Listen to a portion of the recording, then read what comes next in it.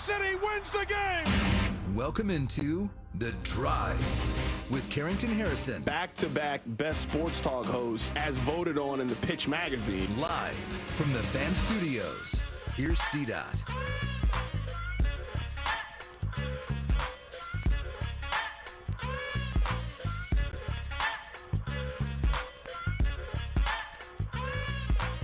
Let's do this. Another day, another dollar, another edition of The Drive. You are listening to The Drive on 96.5 The Fan, 96.5thefan.com, and also the Odyssey app. My name is Carrington Harrison. Excited to be here with you on this wonderful, wonderful Friday. The weather outside is beautiful. Before we move on in today's show, I want everybody to gather around. This is really important. I want you to hear this. We have one more Kansas basketball game left this season. I've been to 4 KU games this year. They are 1-3 in the games that I have attended. And I am telling you that I can see into the future. That's so C-Dot. The Kansas Jayhawks are going to be a 1.5-point favorite in the first round of the NCAA tournament. Their opponent is going to be a plus 120, plus 140 on the money line. I'm telling you right now to hammer that team. If you are a KU fan, you have one more evening of watching Hunter Dickinson play basketball in a Kansas uniform. It is coming to a close. We'll talk more about KU coming up in a bit. I was in attendance last night. Rob was also in attendance last night. I still want to go to the Big 12 tournament. I'm going tonight to the Big 12 tournament. I had an extra pair of tickets and offered them to Rob. Well, we went last night. I don't want to be out late 2 nights in a row. You know the excuse train. I'm telling you, it was it pulled right into the station. Hey, Rob, why don't me and you? Hey, when's the last time me and you hung out, man? Let's go to the game. Oh man, I got to clean the garage today. All right, man, never mind. We got a lot to get into in today's show. My name is Carrington Harrison. Rob is here. I know you haven't heard him yet. I assure you that he is here. He had so much spirit yesterday. He had his little Lawrence, little upside down cap. He had a new hoodie on. I never seen that before. I'm not getting any of that enthusiasm today from Robert Britton. We will talk to him at some point. I didn't tell him he couldn't talk. He just doesn't have anything to say right now. Seems kind of hard given his job title, but you know what? We're going to move forward. I would like you guys to do a couple of favors. Number one, can you listen to The Drive each day at 2 o'clock? And number two, can you tell one friend about the show? I would greatly appreciate it if you do that. Let's talk about Rob's second favorite topic. Topic number one is the Kansas Jayhawks. He's an alum. He's a season ticket holder. He loves his Jayhawks. If you know anything else about Robert Britton, you know he loves his running backs. The Kansas City Chiefs earlier today signed Kareem Hunt to a 1-year contract. Now, I want to be very measured in my commentary related to this subject because I don't think that this is a bad move for the Chiefs. I'm just not really sure if it's a good move. Now, I understand that some of you guys think that Kareem Hunt is Jerome Bettis in 2001, and he is the greatest short line, short yardage back since Marcus Allen played for the Los Angeles Raiders. I'm not entirely sure that that's the case, but last year he gave you 200 carries. He had almost 750 yards. He can catch the ball out of the backfield enough. The team likes him. He had a good attitude, a good spirit, had all of those things. I'm not down on the move, but I do have a couple of questions, and I think these questions are important if we are going to discuss Kareem Hunt. Number one, this goes against what their offensive philosophy is. We were having this conversation about pass rush a couple of days ago. And Rob, you and I came to the conclusion that they don't sign guys who are older than 28 years old. Kareem Hunt is going to be 30 years old when the season starts, and he is clearly no longer in his prime. So I am a little bit surprised that for the Chiefs in free agency to go outside of what they usually do, I'm surprised that they used money on a 30-year-old running back who averaged less than 4 yards a carry. The second question that I have for the Kansas City Chiefs is, what does this mean? Let's dive deeper. They now have 4 running backs on the roster. Kareem Hunt, Isaiah Pacheco, Elijah Mitchell, and Carson Steele. Now, maybe you are thinking that Carson Steele's not a running back for this team. Okay, that's fair. Do we think that the plan is for them to then keep 4 running backs and also keep a fullback? I don't know if from a roster number standpoint that makes a lot of sense. You're not really running a lot of packages with the fullback. So maybe their plan is, Carson Steele, you're just the odd man out when it comes to this. That we're going to go with Kareem Hunt, Isaiah Pacheco, Elijah Mitchell. And what leads me to my biggest point and my biggest question with this, are they still in the business of drafting a running back? Because if they're in the business of drafting a running back, then none of it really matters. I don't care. Sign Elijah Mitchell, sign Kareem Hunt. I'm not going to have too much negative to say if you still draft a running back.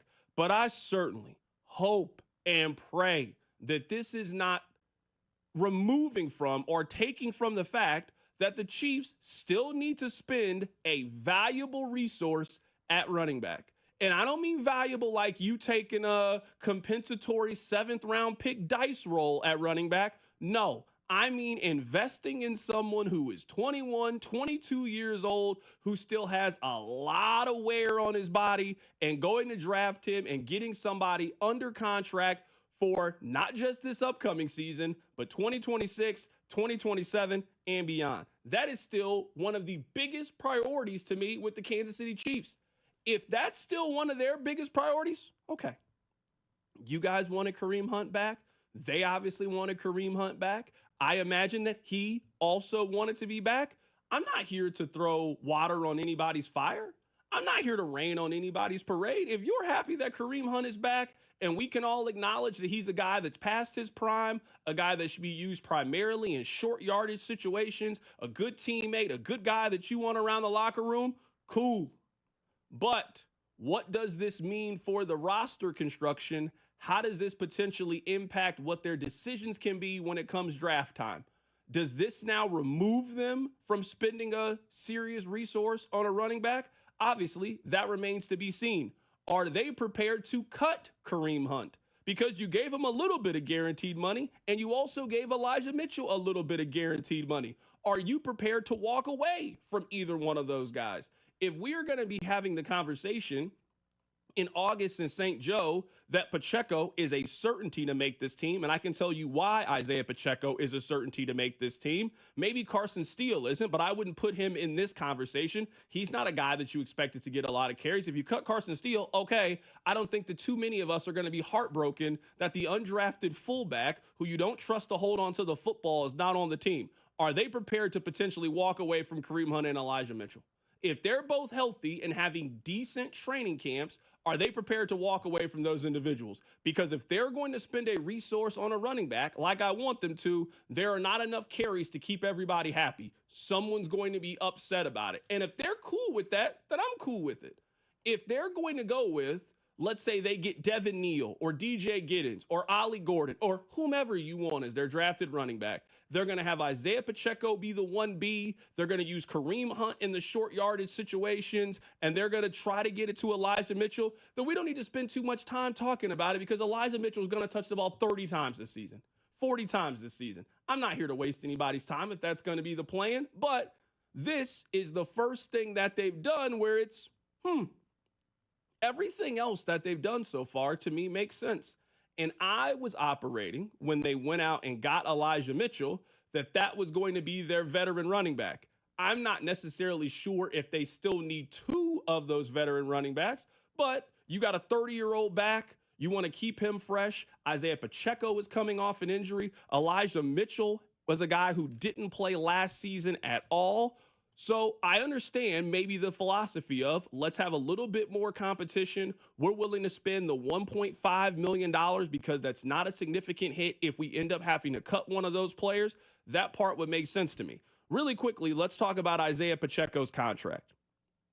I'm not even looking at the text line, but I know when I go over to the text line, this will be a question.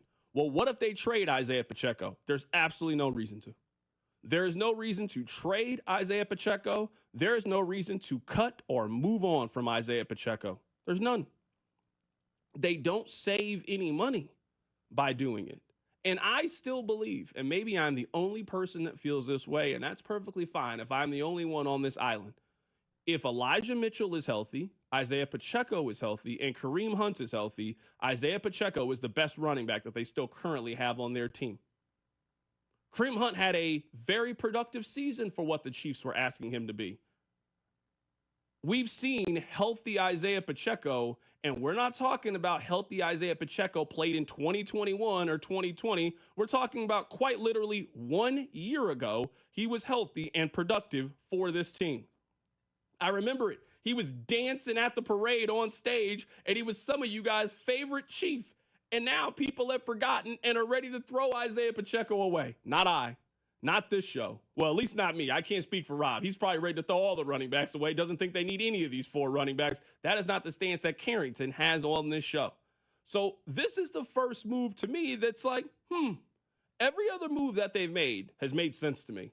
Bringing back Trey Smith, signing Nick Bolton to a deal. They just picked up Jerry Tillery, a rotational defensive tackle. Makes sense given the fact that you just lost Tershawn Wharton. Going out and get Christian Fulton, signing Jalen Moore to a left tackle deal, bringing back Hollywood Brown. Every move that they've made so far, I think makes a lot of sense. This is the first move to me that I'm thinking, I don't know if I would have done that. I would not have brought back Kareem Hunt and Elijah Mitchell. If you were going to bring back Kareem Hunt, great, bring back Kareem Hunt.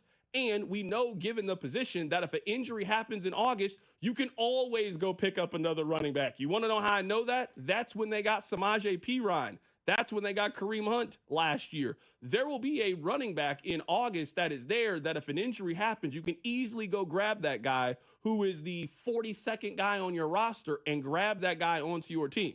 This is the first move that they've made that I wouldn't have done. Coming up on the other side, Rob, I'll look at the text line for the first time. We'll see what they think about this move. I want to be clear here. I'm not saying that the Chiefs made a mistake. They're not paying him enough money for me to think that it's a mistake. He's making, what, $1.5 million guaranteed? That's less than 1% of the salary cap. So from that perspective, I don't really care about the move.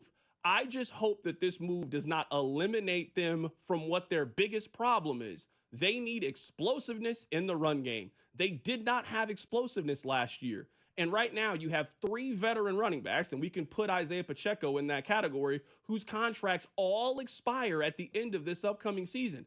They need a plan beyond that. And in this running back draft class, you are not doing yourself a service if you don't draft a running back. So as long as this doesn't affect their spending the 66th overall pick on a running back, I do not care about this move. I care very greatly if the Chiefs think they are done at the running back position because they have not started on running back, in my opinion. Keep it right here. It's The Drive. The Drive with Carrington Harrison This man was a bona fide scrub. on 96.5 The Fan. Brought to you by DM Injury Law. Have you or a loved one been in a car wreck? Contact DM Injury Law today and get the money you deserve. Car wreck? Remember, Mike's got this. Looking for the perfect engagement ring? At Shane Company, we know this is an exciting time. It can also be overwhelming. Customers say this a lot. Where do I start? How do I choose? At Shane Company, this is where the magic happens. Since 1929, we've been experts at helping customers find the perfect engagement ring. We invite you into the design process, help you pick out the perfect diamond or colorful gemstone, and choose a style that speaks to you. Come see us in store and at shaneco.com. Shane Company, your friend and jeweler. It's here, Kansas City Northland, your new Academy Sports and Outdoor store. Now open at 9130 Northwest Skyview Avenue. Don't miss our grand opening celebration, Friday, March 14th through Sunday, March 16th. Plus, shop grand opening deals starting Thursday, March 13th at your new Kansas City Northland store and at your Liberty, Overland Park, Olathe, and Belton stores. The first 150 customers in line when the store opens this Friday, Saturday, and Sunday, 18 and over, get a free mystery gift card with over $15,000 in total weekend prizes. Here's a question. Would you take your storm-damaged car to a body shop that only did bumpers? Of course not. So why call just a roofing company after your entire home or business goes through a storm?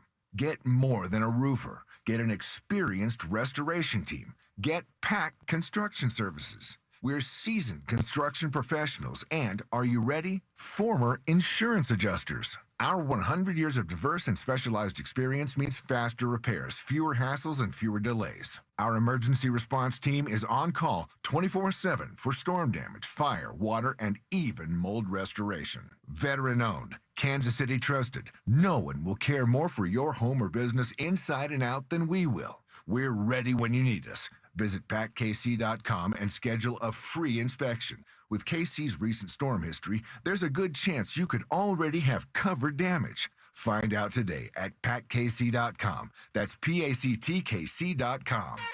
Kansas City, it's time to laugh out loud at Big Slick 2025. Enjoy a night of comedy, music, and shenanigans at the Big Slick Show on May 31st at T-Mobile Center, with all proceeds benefiting Children's Mercy. Will they be shouting? Definitely. Screaming? Yes. Jackhammering? No. But I like the enthusiasm. Tickets are on sale now at bigslickkc.org. Peace and quiet are not invited, but you are. Librarians are also invited, but no shushing, please. Sometimes it feels like the world is moving at hyperspeed and you can't keep up because it's one thing then another. And don't forget the meeting and the yoga class and the dinner reservation. But then you get into the all-new Nissan Murano and you feel the breeze from the panoramic moonroof while the massaging seats melt away the tension of the day. And you realize that sometimes the greatest rush is not rushing at all. Shop the all-new Murano at nissanusa.com. Panoramic moonroof massaging leather appointed seats are available features. As of 9 a.m. this morning, our EV trucking company is officially in operation. Andrew's zero-emission trucks are driving the transportation category forward. We'll make driving safer, easier, and less stressful. Now our technology needs to keep up with demand. He needs to put pedal to the metal on hiring more software engineers. I need Indeed. Indeed you do. When you sponsor a job on Indeed, it's easier for talented candidates to find it, which makes it easier for you to hire them. Visit Indeed.com/credit and get $75 towards your first sponsored job. Terms and conditions apply. This is the story of the one. He's responsible for keeping a leading healthcare facility clean and safe. And he trusts Grainger's high-quality HVAC cleaning and safety products, combined with their world-class supply chain, to consistently deliver, ensuring he's covered inside and out, so he can focus on keeping his facility clean to help protect the health of everyone inside. Call 1-800-GRAINGER, click Grainger.com, or just stop by. Grainger, for the ones who get it done. Mornings can start feeling the same. Wake up, brush teeth, go to work. But with breakfast from Wendy's, it's like, wake up, brush teeth, Baconate with a breakfast Baconator. Roll with the sausage breakfast burrito. Buddy it up with a honey buddy. Or get seasoned with seasoned potatoes.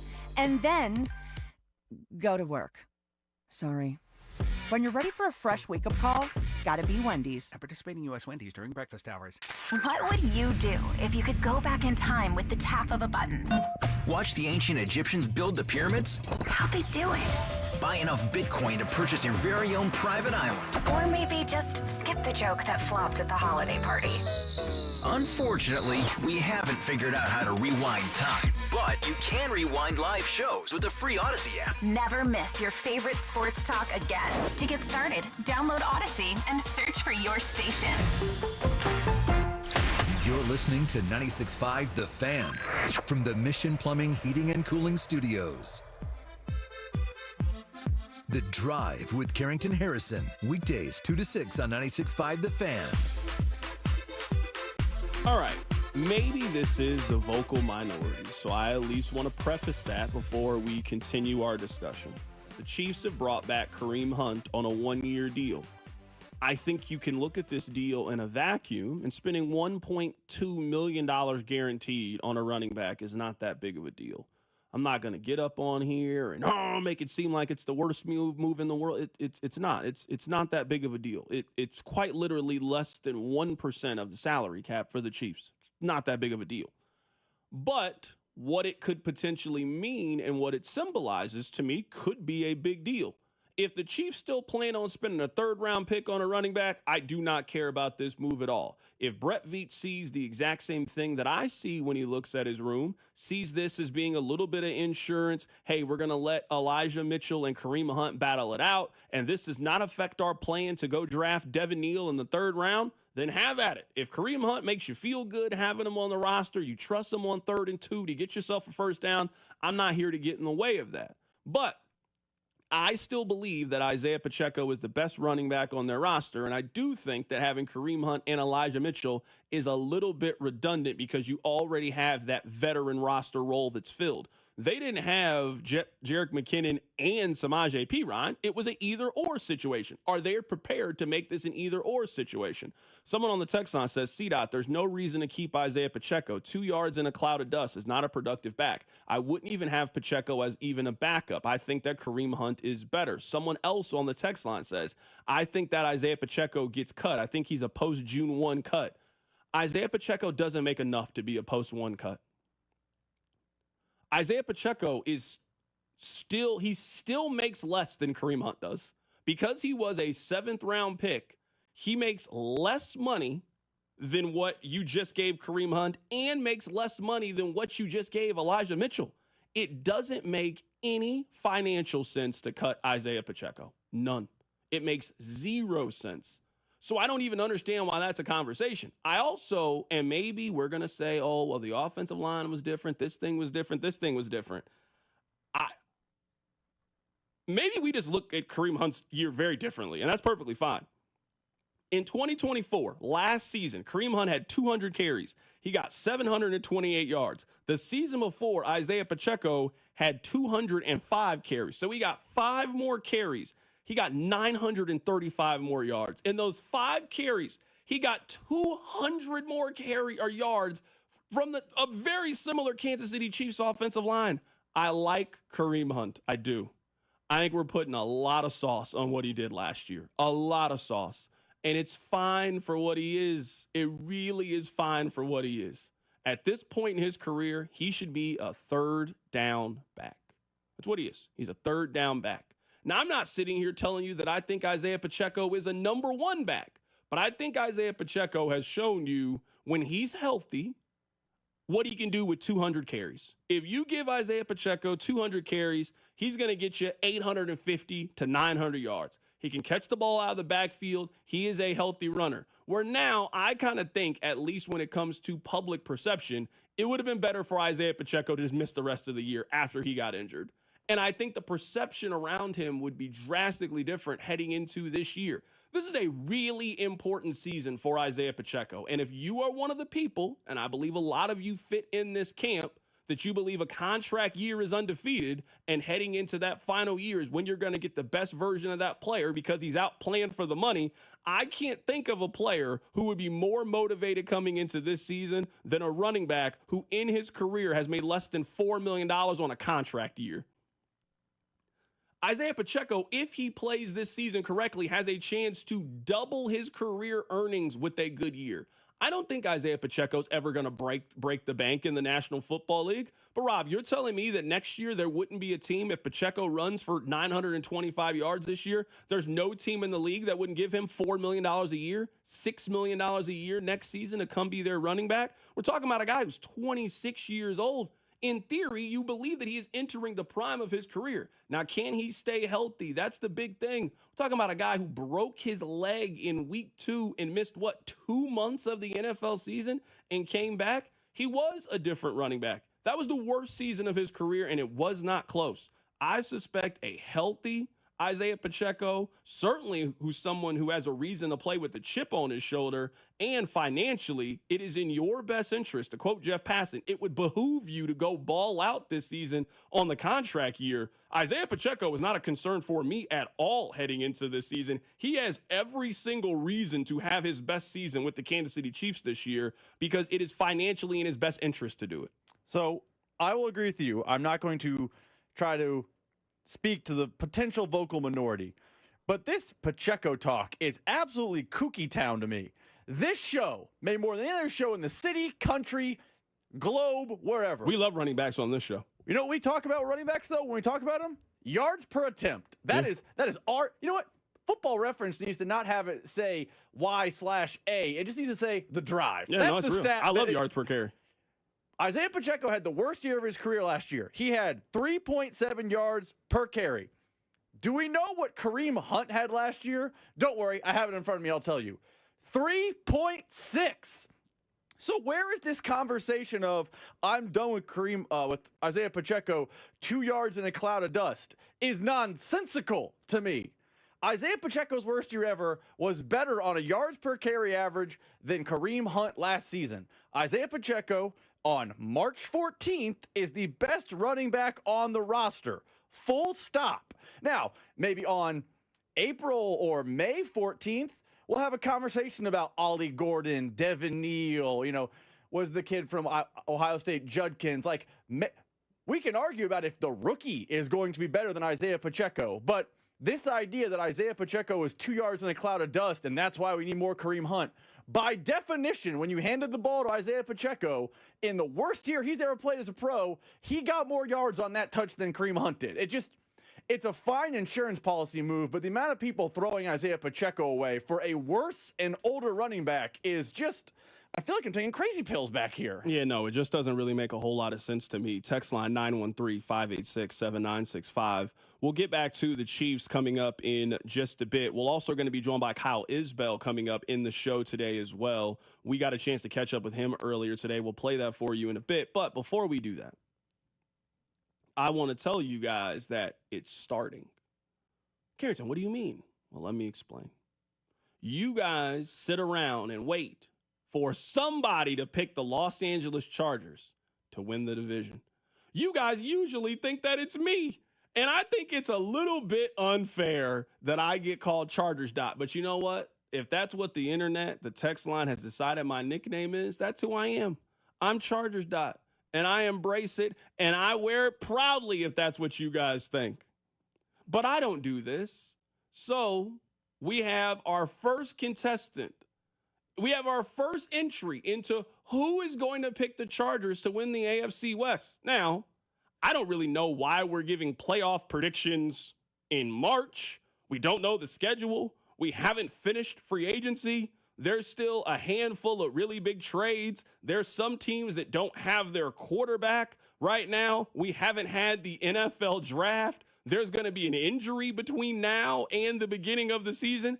I have no clue why we are giving our NFL playoff predictions when March Madness is right around the corner. But I'm not here to program anybody else's show. Do what you do. Colin Cowherd earlier today gave his early NFL playoff predictions. And guess who he's picking to win the AFC West? Hit me, Rob. Finally, the best division in football. I mean, you get literally everybody.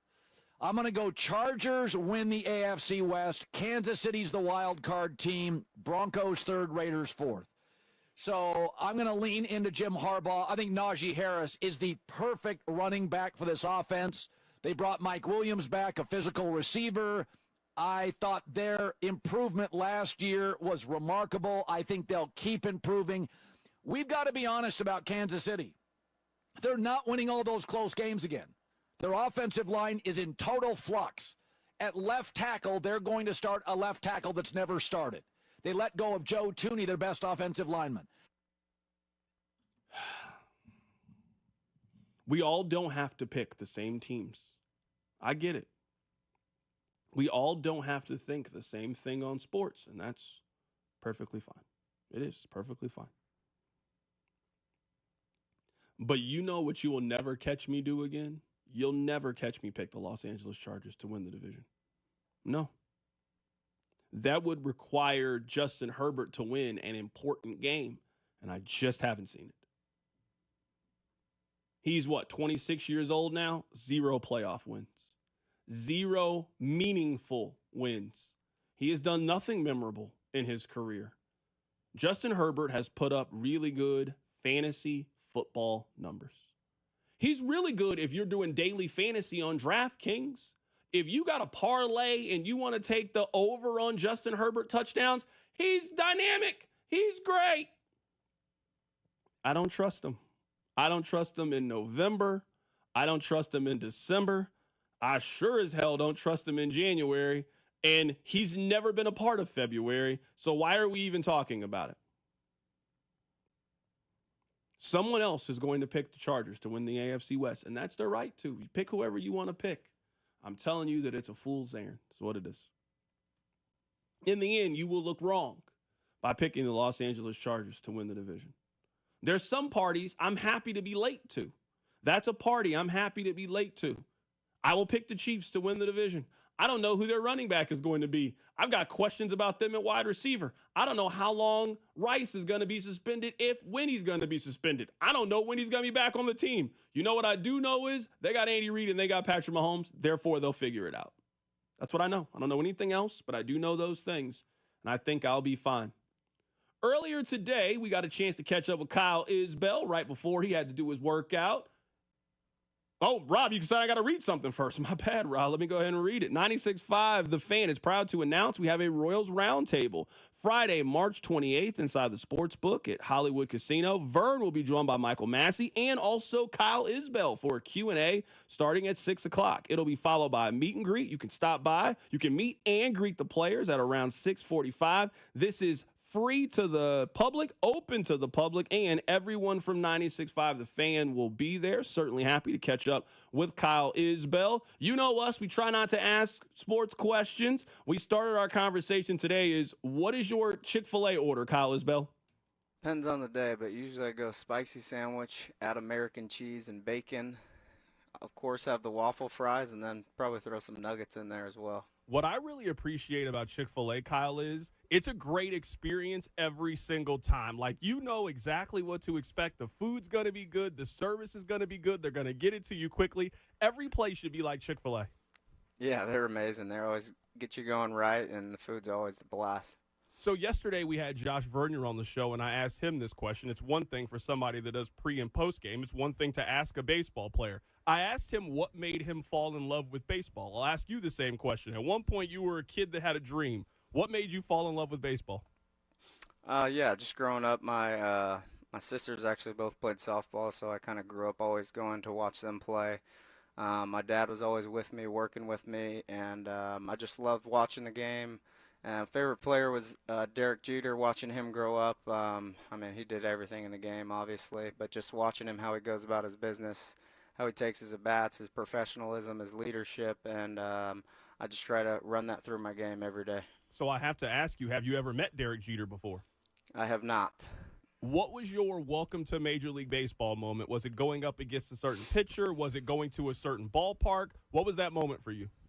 I mean, I think it was just opening day. You have this dream as a little kid to play in the big leagues, and I got the honor to do it opening day in 2021, and just being there with the guys, being in a big league stadium, hearing the fans for the first time, like it was a dream come true. It was a blast. What's it like to hit a home run? Like, I've never hit a home run before in my entire life. I've just hit one on the video game before. But even when you hit one on the Wii, you're still like, oh, my goodness, I did that. What is it like to hit a home run? It's probably the greatest feeling, either that or robbing a home run, one of the two. No, there's nothing else like it. Taking your jog around the bases, giving your little tips to the pitchers out in the bullpen, come back in and celebrate with the guys. It's awesome. Tell us the story of your first home run. I'm sure you remember it like it just happened. Yeah, it was against the Oakland A's.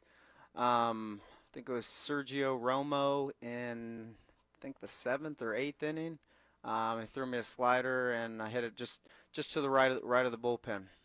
It was a kind of a blackout moment running around the bases. Couldn't tell you too much about it. Right now we're talking to Royals outfielder Kyle Isbell. You mentioned Derek Jeter being your favorite player when you were a kid. Who was your favorite pitcher growing up? There were a lot of great ones. Randy Johnson, Maddox, Glavine. There were a lot of really good ones. Who was your favorite pitcher growing up?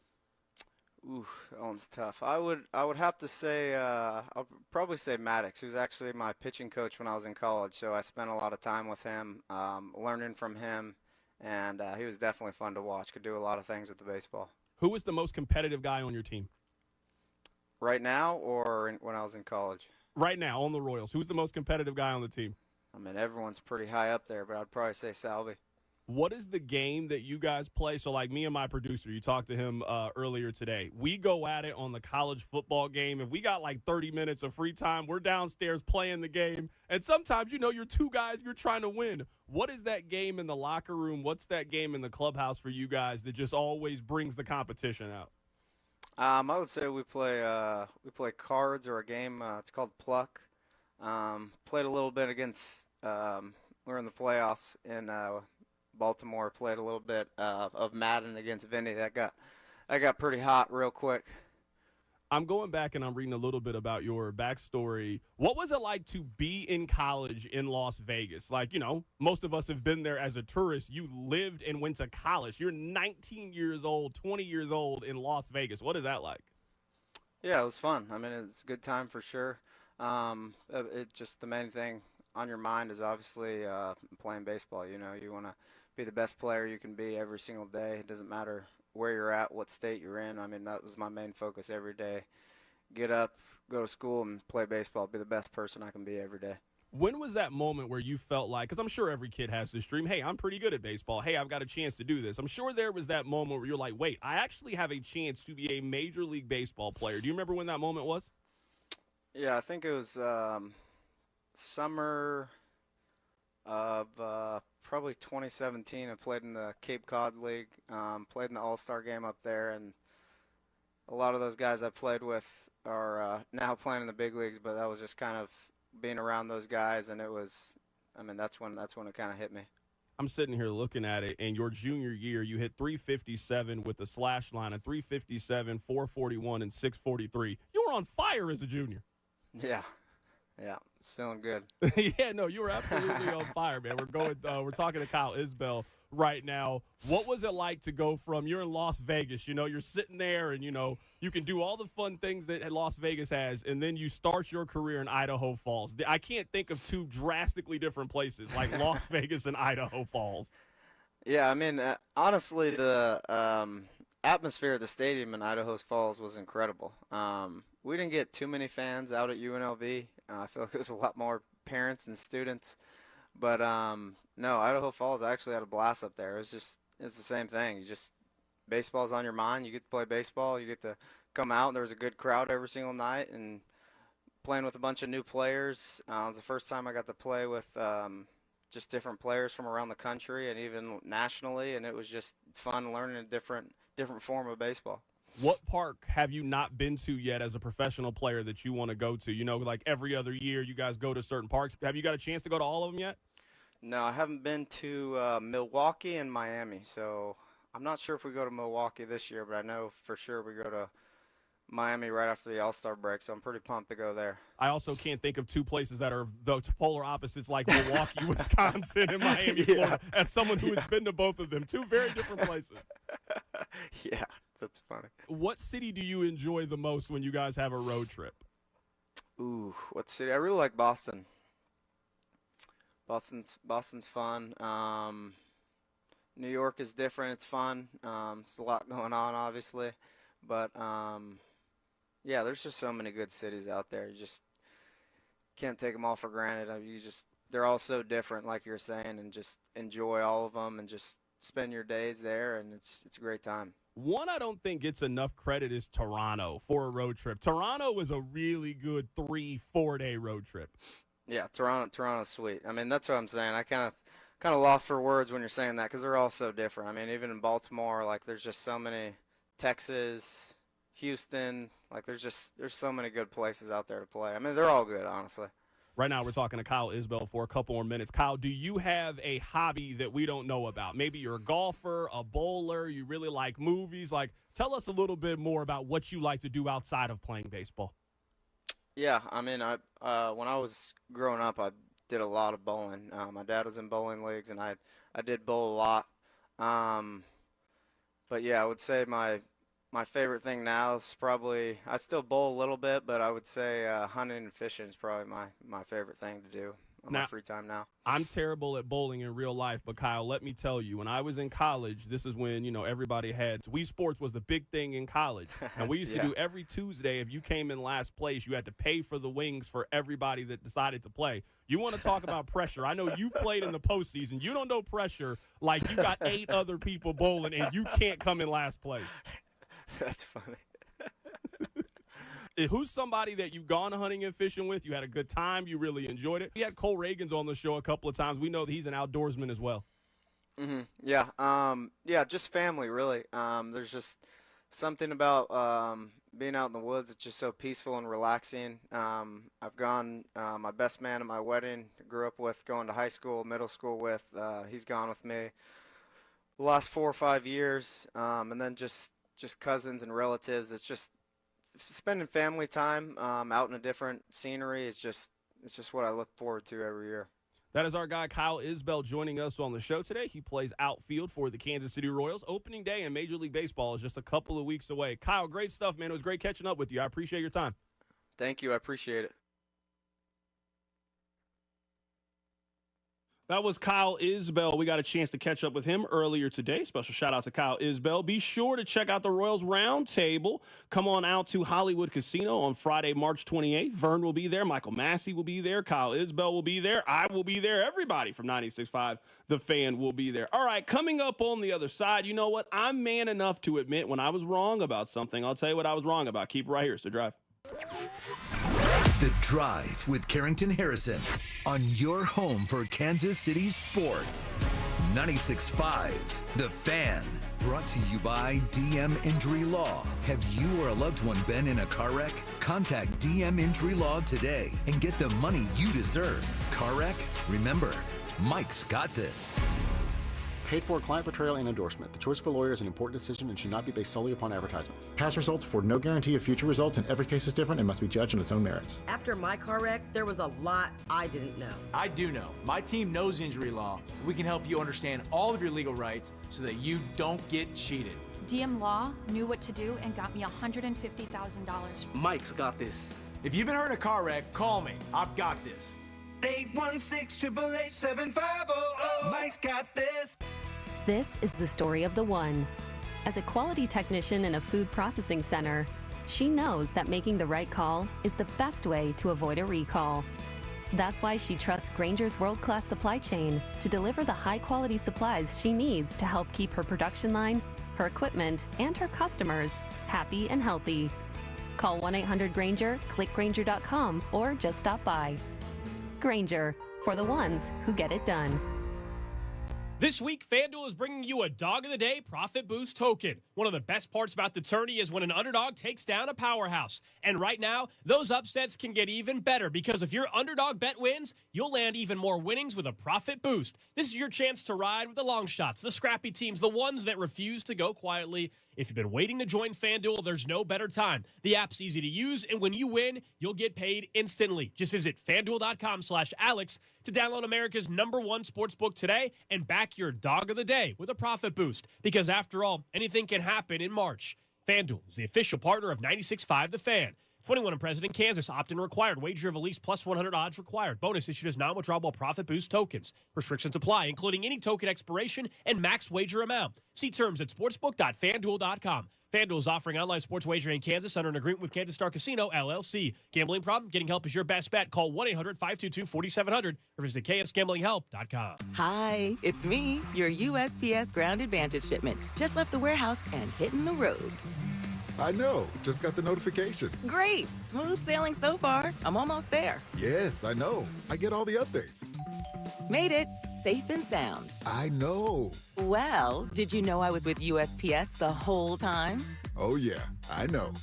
Keep your business in the know with the USPS Ground Advantage service. Visit USPS.com/in-the-know. Regardless of what you may think or hear about the real estate market, you can sell your home right now. It takes a skilled real estate agent to help you maximize the sale of your home quickly and effectively. Dawn Sharp and her team are the first call you should make. With a customized and strategic marketing system, Dawn can help you get your home sold. Contact the only agent I would trust if I needed to sell my home. It's Dawn Sharp and the Sharp Homes team, brokered by Epic Realty. Visit them at homesforsaleandkc.com and start packing. Prescriptions require an online consultation with a healthcare provider who will determine if appropriate. Restrictions apply. See website for details and important safety information. Subscription required. Price varies based on product and subscription plan. Hey guys, millions of men experience ED, but not everyone can access or afford treatments like Viagra. At HIMSS, our own board-certified urologist, Dr. Peter Stahl, knows this better than anyone, and he knows that HIMSS can help. Hi, I'm Dr. Peter Stahl, Senior Vice President of Men's Sexual Health at HIMSS.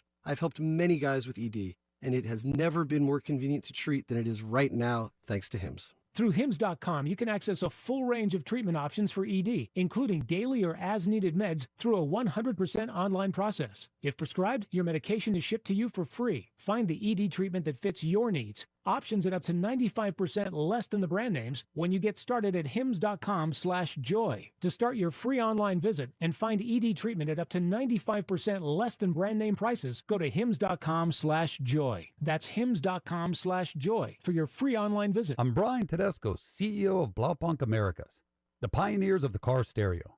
Today, we're not just about sound systems. We are revolutionizing the e-bike scene with Blue Dot Bike. Thanks to AmericanEagle.com, our online presence now features a dynamic e-commerce website that showcases the quality and affordability of our foldable e-bikes. And our collegiate e-bikes, just perfect for the college fanatic. These e-bikes offer a new way to experience freedom on two wheels, no matter your age. When we needed a top-notch website to match our cutting-edge e-bikes, we turned to AmericanEagle.com. They made the impossible seem easy, tackling digital challenges like pros. Check out the Blue Dot Bike website to see AmericanEagle.com's amazing work in action. Need the best in website and digital marketing solutions? AmericanEagle.com is your go-to. They've been a game changer for us, and they can be for you too. Visit AmericanEagle.com or call 877-WEB-NOW-1. That's 877-WEB-NOW-1. This afternoon, mix of sun and clouds, a chance of brief showers, high of 77. Weather brought to you by Staples. Your local Staples store has hot deals and super low prices throughout the store on everything for your business. Save even more with the Easy Rewards program at Staples.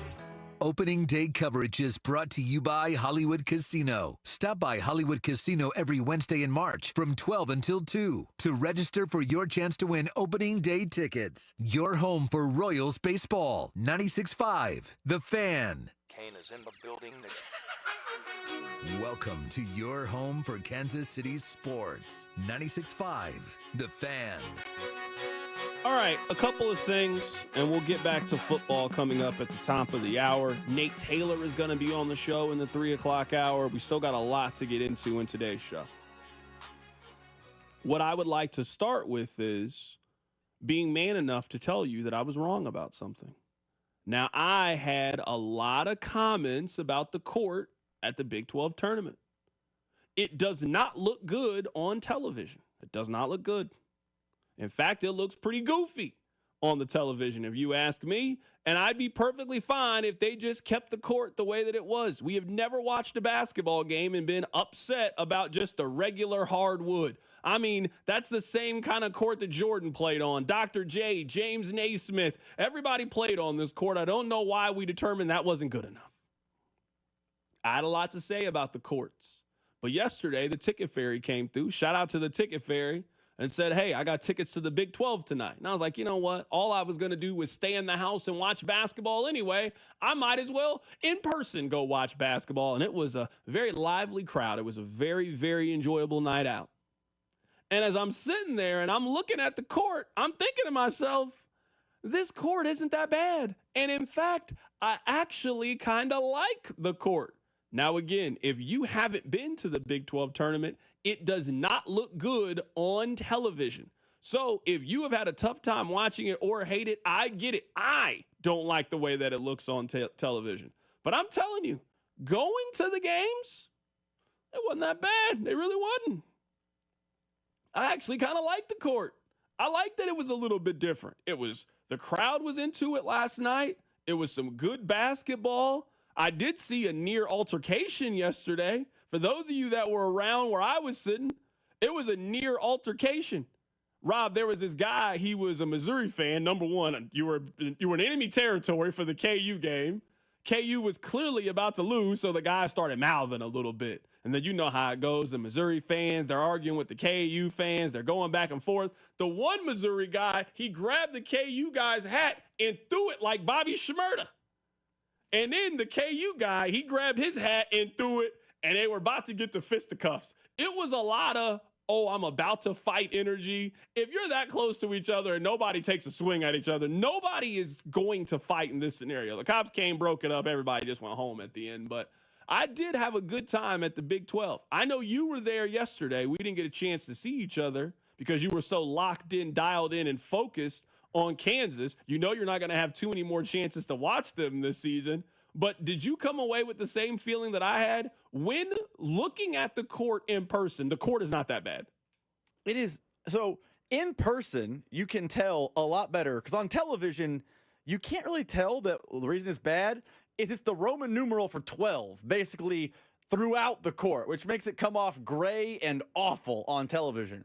In real life, you can kind of tell, hey, it's got some, patterning, it's got 12, and both KU with their blue and Arizona, it did not look bad. I still prefer a normal basketball court. Like right now in the control room, I'm watching the Big Ten tournament. I think that's still better looking as a court, but it's much more palatable in person than it is on television. I wouldn't say good, palatable. All right. I have to run something by you guys because I try to share things with you guys. So yesterday, I went with the young lady to the game. She's a fine young lady, swell young lady. We're starting to get to know each other. She cheers for Kansas. Not really my cup of tea, but I'm not here to judge. If you're a KU fan, you're a KU fan. I accept you for who you are. No one's perfect. That's just your flaw. I can live with that. So before the game, just when we get off work, Rob, it's that kind of weird time where you're hungry, you want to get something to eat, you're not entirely sure. I don't want to eat at the stadium just because it's costly. You know how that goes. So I say, hey, where would you like to go get something to eat? You're a KU fan. You don't really care about this game before. Why don't we stop? We get something to eat. Then we can walk over to the game. She says, sure. Okay. All right, cool. Works for me. Where do you want to go eat? She wanted to go to the sushi restaurant not far from the stadium. So we go and we're having conversations. She picks the sushi out. I pick my sushi. We're having a good time. Things are going well so far, Rob. Then the food gets there. And I see her look very puzzled at the chopsticks. And I'm like, are you not hungry anymore? She then turned to me and said, I don't know how to use chopsticks. And I'm thinking, okay, it's a little odd for an adult to not know how to use chopsticks. Hold on real quick. She suggested sushi and doesn't use chopsticks for her sushi? Rob, you are just as confused as I was at this exchange. So she's looking a little bit confused because I pick up the chopsticks. I'm using the chopsticks and she's like, I don't know how to use them. So I was like, all right, well, what I do is I ball up a napkin and I was like, I just learned how to practice. Like I practiced picking up the napkin until I felt comfortable enough to start using it on food. So I hand her the chopsticks. She tries this for about 20 seconds, gives up and says, I can't do it. Like, all right, cool. At that moment, I don't know why I thought this. I expected her to then eat the sushi with her hand. That is not what she did. She grabbed a fork and she grabbed the fork and picked at the sushi like it was a medium rare steak. It turned me off. I can't lie. I'm not here to judge people. Live your own life. It is your journey, and that's perfectly fine. I accept your journey. When you grabbed at the steak as a full adult woman and you picked at the sushi like it was a tenderloin, I don't know if we can move forward as two people. She was swell to be around outside of that, but that really did it for me, Rob. I don't know if we can move forward as two people. If number one, you suggested to go get sushi, you don't know how to use chopsticks, and just the whole decorum of it, I can't do it.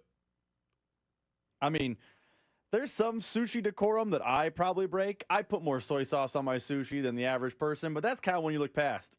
Why would you suggest a place you don't know how to use chopsticks? Why would you quit trying to use chopsticks so quickly? Fork is a problem from the jump. And then you shouldn't be eating sushi like it's a burrito bowl. You should just, that's rough. Then you went to the game with this person? I don't know. I could look at them the same. I would have been like, at that point, I had already committed for the evening. I had already committed to doing all of the activity. She was swell to be around. We had a fun time at the game. It was very enjoyable to me. I got to see another KU loss. She wasn't super happy at the end. But hey, it was cool. I had a good time at the game. Had great seats at the game. It was a good time. I got to see Hunter Dickinson play like Hunter Dickinson.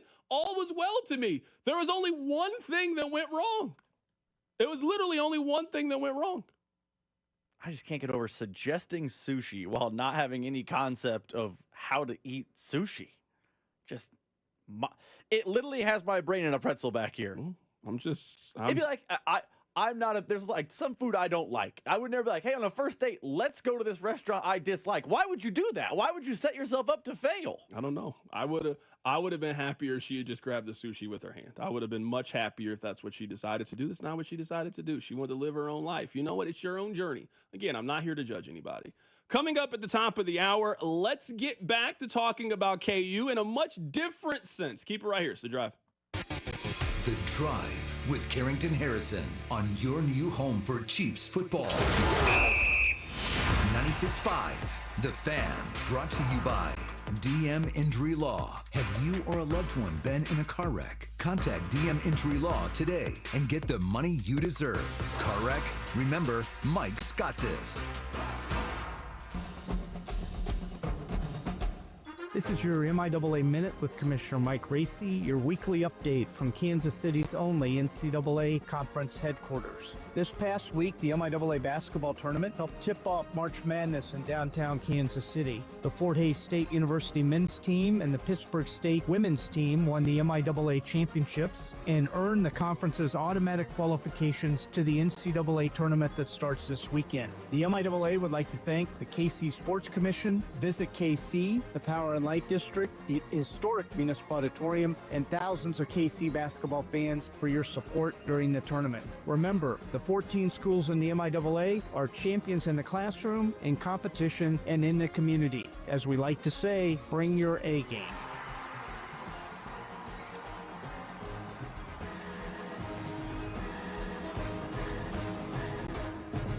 Getting engaged? At Shane Company, we'll help you find the perfect diamond. This is your engagement ring, aka only your life's most important piece of jewelry. No need to worry. As gemstone experts since 1929, we handpick only the most beautiful natural and lab-grown diamonds cut to our high standards in every price range. We have diamonds in all shapes and sizes, ready to compare side by side right here in our store. Come see for yourself at Shanco.com or at your local store. No appointment necessary. Shane Company, your friend and jeweler. Missouri sports fans, Underdog is available in your state. Put on your dancing shoes and pick up your phones. It's time to make picks on March college basketball. With Underdog, you can bring the excitement to wherever you watch.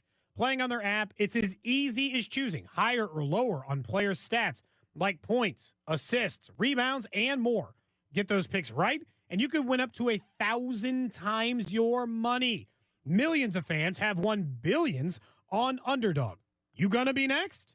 Get out on the game by signing up for Underdog using that promo code TAPP, TAPP, to claim a gimme pick for as part of your first cash entry, plus up to $1,000 in bonus credits when you deposit.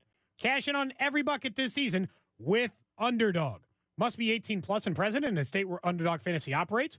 Void where prohibited. Terms apply. Concerned with your play? Call 1-800-GAMBLER or visit www.ncpgambling.org. Spring may not officially be here until March 20th, but at Ryan Lawn & Tree, we've been preparing for spring all winter. This is Larry Ryan. Unlike companies that shut down for the season, our full-time Ryan pros train nonstop, studying the latest science to deliver even better results every year. No one brings more care and expertise to your lawn and landscape than a Ryan Pro in the Clean Red truck. Ryan Pros are full-time employee owners, many with degrees in horticulture and turf management.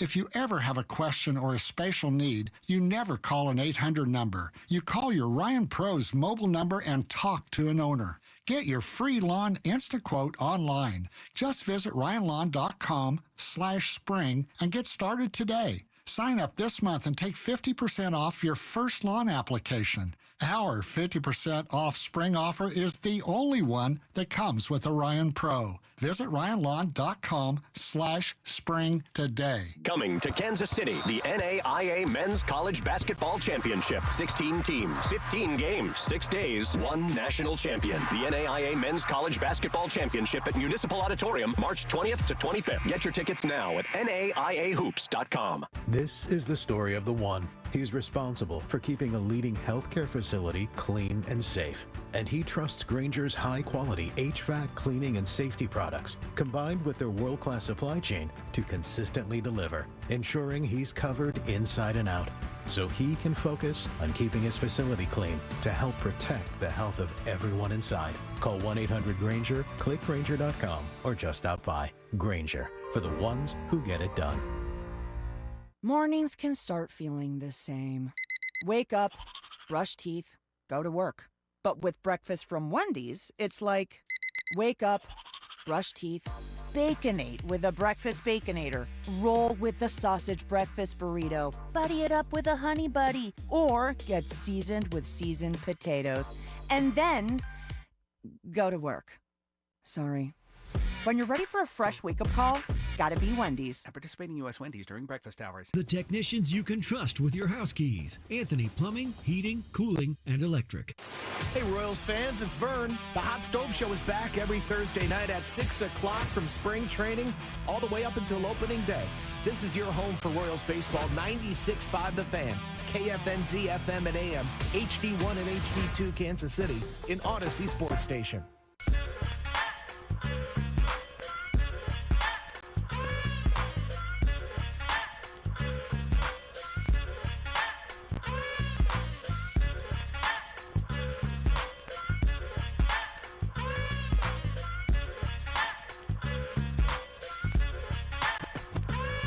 All right, let me update you guys on some breaking news that's currently happening in the National Football League. I'm sure there's a group of you out there that would be happy to hear this. The Cincinnati Bengals have made significant progress on contract extensions with Jamar Chase and also T. Higgins, and it is expected that both deals could be finalized in the coming days, sources tell NFL Network. So it would appear that Joe Burrow is going to get his wish that both of the star receivers in Cincinnati will remain there. So if you missed it, it would appear that Cincinnati is working towards figuring something out with Jamar Chase and T. Higgins. There is a message. There is a message here, and I don't expect Cincinnati to get this. If you guys want to CC this message to the Dallas Cowboys, they also are a team that could use this.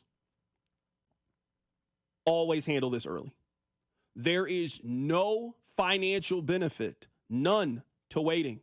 There are no positives in waiting if it is a player you know you want to keep. Now, sometimes you want more information. Maybe it's a situation like Sam Darnold. A guy's a little up and down in his career. He puts together one big time a year, and you're thinking, I don't know. I need to see you do it a couple more times before we commit to it. You got to understand that you're rolling the dice a little bit. Sometimes you roll a 7 and you get paid out. Sometimes you roll snake eyes, you roll craps, and you lose all your money. That is the gamble that you are taking, but you understand that you are taking a gamble. Nothing wrong with that. And you might even be willing to pay a little bit of a tax to have more assurity that this is going to work or not. But we needed this with Jamar Chase. Jamar Chase has been one of the 5 best wide receivers in the NFL since he walked into the league. What more information did you need with Jamar Chase? What more information did you need with T. Higgins? He's one of the best number 2 receivers in the National Football League. I don't think you needed too much more information. The message out there is simple. If you have one of these players, bam! Don't wait on Micah Parsons. Don't wait on Trent McDuffie. Don't wait on Sauce Gardner. If you think you got one of those guys, just pay them. You will never regret paying great, elite, in their prime players. You'll regret paying a guy who's 29 years old, who's on the second half of his career. You'll regret overpaying for a 30-year-old that you think is the missing piece to help you get to the Super Bowl, Von Miller. You'll regret those deals. You'll never regret giving a 26-year-old elite wide receiver his money. Never. So I just want that to be a message out there. We'll see what happens with Cincinnati, but Ian Rappaport is reporting that they are close to getting a deal signed with Jamar Chase and T. Higgins. We'll see how long this takes. We'll see how much money they are about to spend. Cincinnati is built very, very weird. They spent a lot of money on quarterback. It would guess that they're about to spend a lot of money on wide receiver. We're still trying to figure out what they're going to do with their offensive line. Their offensive line has just been bad for 5 seasons. Like, their offensive line has been bad the entire time that Joe Burrow is in there, and I have no reason to think that it's going to be good this upcoming year. And their number one defensive player, their best pass rusher, just doesn't want to play for him anymore. Just, no, I'm okay. Please trade me. I've been asking you guys to trade me for months now, and you guys just don't want to trade me. So the Bengals, they are a very, very confusing organization. They really are. They're a very confusing organization. By the way, that message that you're telling the Cowboys and Bengals, shouldn't Brett Veach be on that list of people that hear that message? You could argue he was late with Bolton, he was late with Jones, he was late with Trey Smith. Like, the last 3 big-ticket re-signings that Brett Veach had, you could argue he didn't get it done early. Last offseason, he got ahead of it with Creed and Butker. Didn't get ahead of it with Trey Smith. Didn't get ahead of it with Nick Bolton. The offseason previous, did not get ahead of it with Chris Jones. That lasted into the season. So, you're right. Dallas and Cincinnati should pay heed. Hey, get deals done early, and you're not fighting a deadline and probably paying a premium tax. Brett Veach isn't immune to that talk. He's 0 for 3 recently. I 100% agree with you. This is not just a Cincinnati or Dallas conversation. The Chiefs have done this as well. It would have been in their best interest to pay Chris Jones. It is in their best interest right now to pay Trent McDuffie. Trent McDuffie has proven himself that he is one of the best young defensive players in the league. The price is the price. The salary cap, it's not going down next season. It's going up as the TV money continues to pour in, as the gambling money continues to pour in, as the international money pours in. The salary cap is going to be $300 million next year. So the players are going to want to continue to get more of that money. So, yeah, I'm with you. This is not just the Cincinnati issue. This is the Kansas City issue. This is the around the league issue. Let's keep it with football here. And I know I said we get to basketball. I promise you we'll get to basketball in a bit. I'm going to be very intrigued to see what Joshua Uche does next season. Now, I understand that the Chiefs traded for Joshua Uche, and for whatever reason, it just didn't work in Kansas City. There was a little bit of hope, a little bit of optimism that they could kind of get him back to where he was a couple of years ago. I mean, in 2022, at 24 years old, he had 11 and a half sacks. Now, that year does not make sense. I mean, he has played 5 seasons in the National Football League, and he had 1 sack, 3 sack, 11 and a half sacks, 3 and 2 sacks. So one of those seasons makes absolutely no sense. It's not even like it's the same person the other 4 years than the year that we're talking about. Does not make sense. But it's not just that he signed with another team. It's the who and also the who they've let go. We could all laugh and say, oh, well, Uche's not going to do anything. I mean, we felt that same way about Zach Bond, their linebacker, who had done very little up to that point in his career and was a special teams player. He joined Philadelphia's team and turned into an all-pro and just got $40 million this offseason. So I'm not saying that Joshua Uche is going to have a phenomenal season. I have no clue. History will tell you that he probably will not have one of those kind of seasons. I'm telling you it's interesting. Because if Uche goes out this season and balls out in Philadelphia and is able to turn things around and figure it out, man, the Chiefs could have desperately used that guy last year on their defense. They could desperately use a guy who can play off the end, who can get to the other team's quarterback, who's making no money. Not like Joshua Uche got paid. He signed for what? $2.5 million, 1.2 of it's guaranteed. You just paid that for what we think could be your third running back this year. They got that for a guy that they think can help them in the pass rush. So maybe it's something, maybe it's nothing, but it's definitely something to track that Philadelphia, who just lost Joshua Sweat, who just lost a couple of these players, you know their defense, you know the pass rush that they have. It is one of the best defensive teams in the league. They think that Joshua Uche has a little bit of something left in the tank, and they are willing to roll the dice and give him a chance and see what he can do in their defense. It is definitely something I'm going to track. I mean, it's definitely something to monitor. And you mentioned Joshua Sweat. The Eagles have done this before. Joshua Sweat was not some can't-miss Von Miller prospect. He took some time, took some seasoning, as you like to say, before he became a problem in the NFL. Joshua Uche was a healthy DMP a lot for the Kansas City Chiefs. If he becomes a productive pass rusher, I don't know if it's just system, scheme, fit, I don't know, but it is worth monitoring that Steve Spagnuolo potentially couldn't make it work with that guy, but potentially Vic Fangio could. Doesn't mean the Chiefs are a bad organization, but it is noteworthy, especially considering right now the Chiefs pass rush is lacking, and they couldn't get anything out of that guy and had no interest in re-signing that guy. We got Nate Taylor coming up in just a little bit. Before we do that, I want to tell you guys that I see what you guys see. I see it. This is the analogy I'll make. I believe that everyone thinks that everybody else's job is easy. I really think that.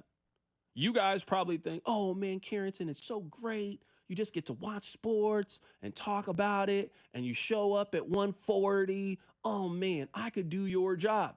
Maybe you could. I'm not saying you could or you couldn't. I'm saying that if on Monday they just said, hey, why don't you host the drive? I'm guessing at the end of you like, man, that's a lot harder than I thought it was, man. How do you do that every day? I don't know. I just do it. I imagine the same thing if I did your job. You're thinking, oh man, you can't just do that. I would do it and be like, man, you know, that's kind of hard, a lot harder than I thought it was. How do you do that every single day?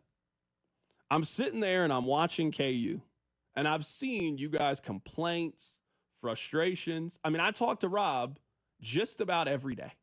Even on the weekends, I talk to Rob. We communicate in some capacity every single day. There's not many people in my life that I talk to more than Rob, just given our job. I've seen KU in person 4 times this year, and I saw the most Hunter Dickinson sequence of all time. I've seen him for 2 years in person. I saw the most Hunter Dickinson play of all time. He gets a rebound. He then decides, I'm a point guard, and then dribbles it up the court. Then quickly realizes, maybe I should pass it. And then awkwardly passes it behind him where it's almost a backcourt. Then he runs toward the rim. Okay, all right, this play is going to end up working out. Wide open. If he makes this dunk, the whole place goes crazy. The other team calls timeout. This is a really good play. It was like when you miss a dunk on NBA Jam and the ball just goes high up in the air. And I'm telling you, I'm sitting there and I'm dying laughing. And I'm thinking to myself, oh, I get it. I get how this team is so frustrating. Now, it's all relative. There are certainly teams that are way worse than Kansas. But if you've been watching him and you've been watching that team for the last 2 years, I understand why you can just be at your wits' end. I can see the emotional toll that this team has taken on Rob as the season's progressed. Rob used to come here with so much, hey, me and my wife are going to the game afterwards. Hey, can I? Hey, go ahead, Rob, do what you need to do. Hey, if you need to take off a little bit early so you can go to the game, go ahead, Rob. I want you to enjoy. I want you to enjoy it. He doesn't have that same twinkle in his eye anymore. He just looks tired. He looks like he's ready for this era of Kansas basketball to end. He's not wearing his KU jersey anymore. Rob used to wear the little jersey with the hoodie underneath. He used to have a little bop in his step when I knew he was going to a KU game. That bop is gone. Rob knows what I know. He has one more game of this season coming up. They got one more game. They have won 5 games away from Allen Fieldhouse since beating Duke. It is UCF twice, Colorado, TCU, and Cincinnati. The team they're about to play next Thursday or Friday, way better than that team. Way better than any of those teams. This KU team's not good. I'm not telling you something you don't know. I'm just simply telling you yesterday as I watched them and I could hear the frustration from KU fans, and I'm snickering outwardly and inwardly. I finally understood. I get it. I get why this team has been so frustrating to you guys. If I got to watch KJ Adams just try to go one-on-one on the baseline and frantically throw up a missed layup, I would be mad at myself too. I'm tired of seeing DeJuan do that little cross the lane sky hook off the glass and it misses on the other end that leads to a fast break for the other team. I'm tired of seeing it. I know you guys got to be tired of seeing it. You've been seeing DeJuan do that for 6 years now.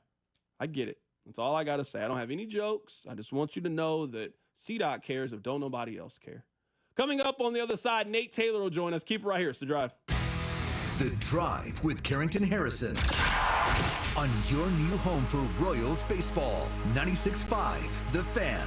Brought to you by DM Injury Law. Have you or a loved one been in a car wreck? Contact DM Injury Law today and get the money you deserve. Car wreck? Remember, Mike's got this. It's here, Kansas City Northland, your new Academy Sports and Outdoor store. Now open at 9130 Northwest Skyview Avenue. Don't miss our grand opening celebration, Friday, March 14th through Sunday, March 16th. Plus, shop grand opening deals starting Thursday, March 13th at your new Kansas City Northland store and at your Liberty, Overland Park, Olathe, and Belton stores. The first 150 customers in line when the store opens this Friday, Saturday, and Sunday, 18 and over, get a free mystery gift card with over $15,000 in total weekend prizes.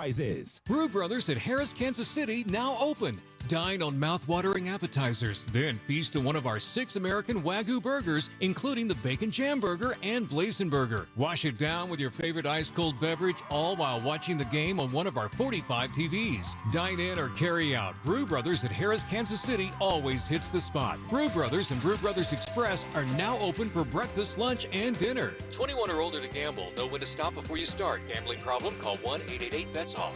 Guys, I've got big news. I finally decided to lose some weight and improve my health. So I kicked off things with Awaken 180 weight loss. Look, before I dive into the details, I'll tell you what you really want to know. After just 1 week, I'm already down 8 pounds. I mean, I knew the results were going to be quick, but 8 pounds? I'd heard about the Awaken 180 at-home program, and the premise sold me immediately. This is the layout. Eat to lose weight, no meds, no gym, no calorie counting. Plus, once I reach my goal, I'll get free support for life, which was really important to me. And in the past 10 years, Awaken 180 has helped over 800,000 clients achieve exactly what they're doing for me right now. Look, I researched other programs, thought about the meds, but Awaken 180 stood out to me as the clear winner. I chose right. I'm down 8 pounds in just 1 week. There's just no way I can argue with the results, and I don't think you would either. 8 pounds is a lot. Look, my coach is amazing. I'm sleeping better. My energy is through the roof, which I'm warning you about now. If you want results like mine, schedule your Awaken 180 at-home consultation today. Go to awaken180weightloss.com.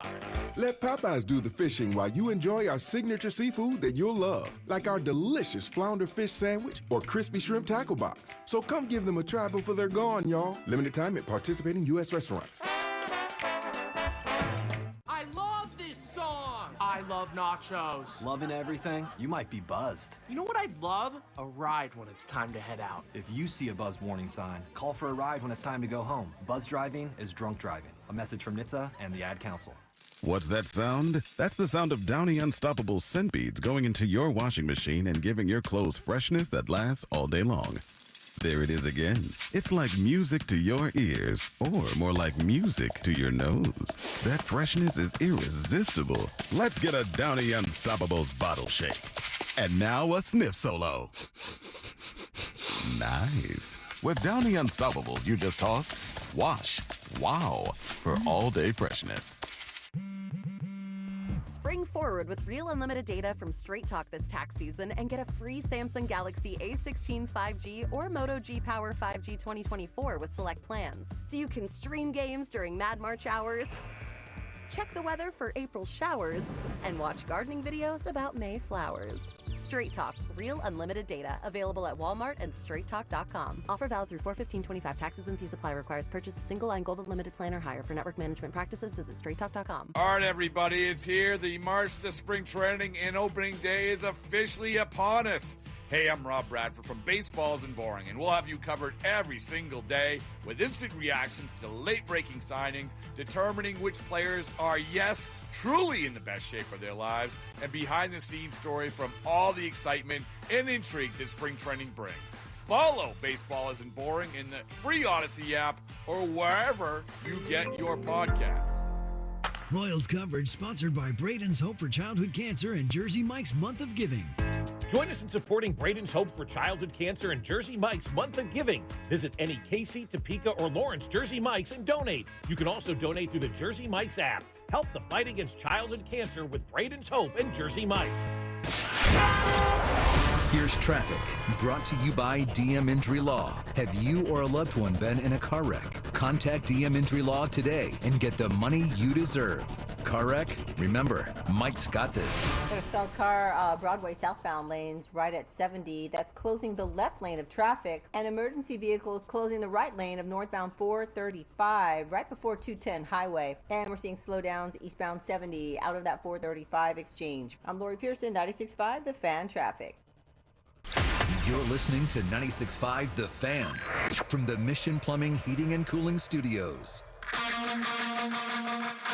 Chiefs fans, it's George Karlaftis. Welcome to The Drive with Carrington Harrison on your home for Chiefs football. 96.5 The Fan. Let's head to the phone lines right now to be joined by Nate Taylor. He covers the Kansas City Chiefs. They have been active in free agency. Nate, let's start with this. I don't think the Chiefs have hit a home run per se in free agency. I'm not really sure if there were a lot of home runs that were out there in this free agency period. But I do look at the Chiefs as they pretty clearly had a plan of what they wanted to do. And I think for the most part, they've executed their plan. And all of their moves make a lot of sense about what they need and how they address those needs. Yeah. Thanks for having me on. And I totally understand what you're saying. I guess the biggest home run in free agency would have been, had Ronnie Stanley really got to free agency and the Chiefs could have, potentially signed him on Monday.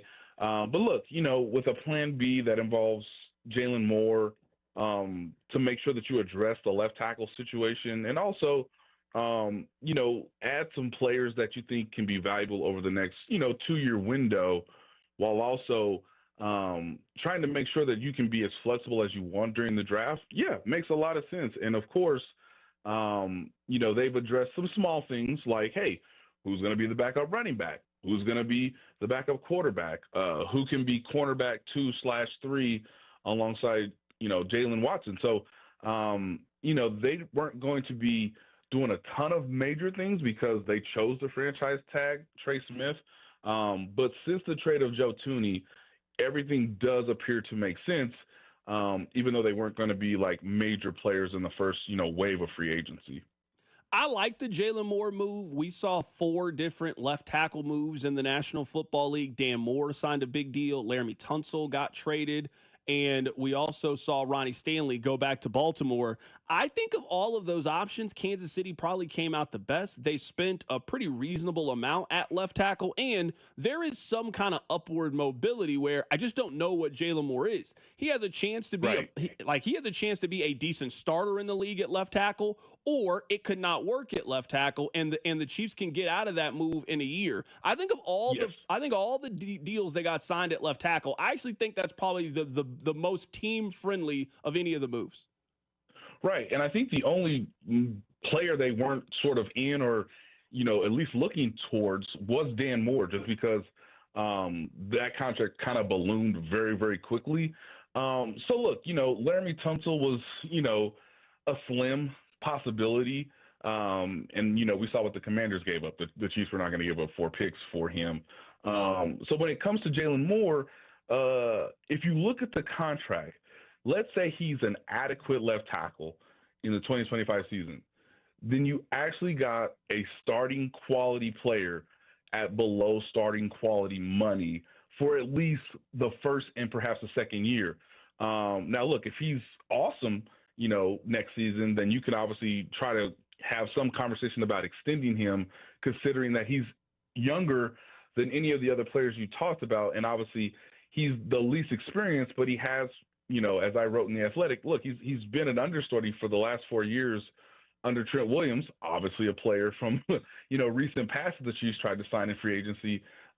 This is what they felt was the best way to, sort of hedge their bet in terms of not having to commit themselves towards the draft, not, mortgaging, more draft picks in the future to sort of, try to solve an issue right now, but also see if they have a player that can grow into the role, especially knowing that once you trade Joe Thuney, you were going to put Kingsley Suamataia in at left guard. So this is the big question now, knowing that, yes, this might be Jawan Taylor's last year based on his contract. And, of course, you still have Wanya Morris as the swing tackle if there's an injury on either side of the offensive line.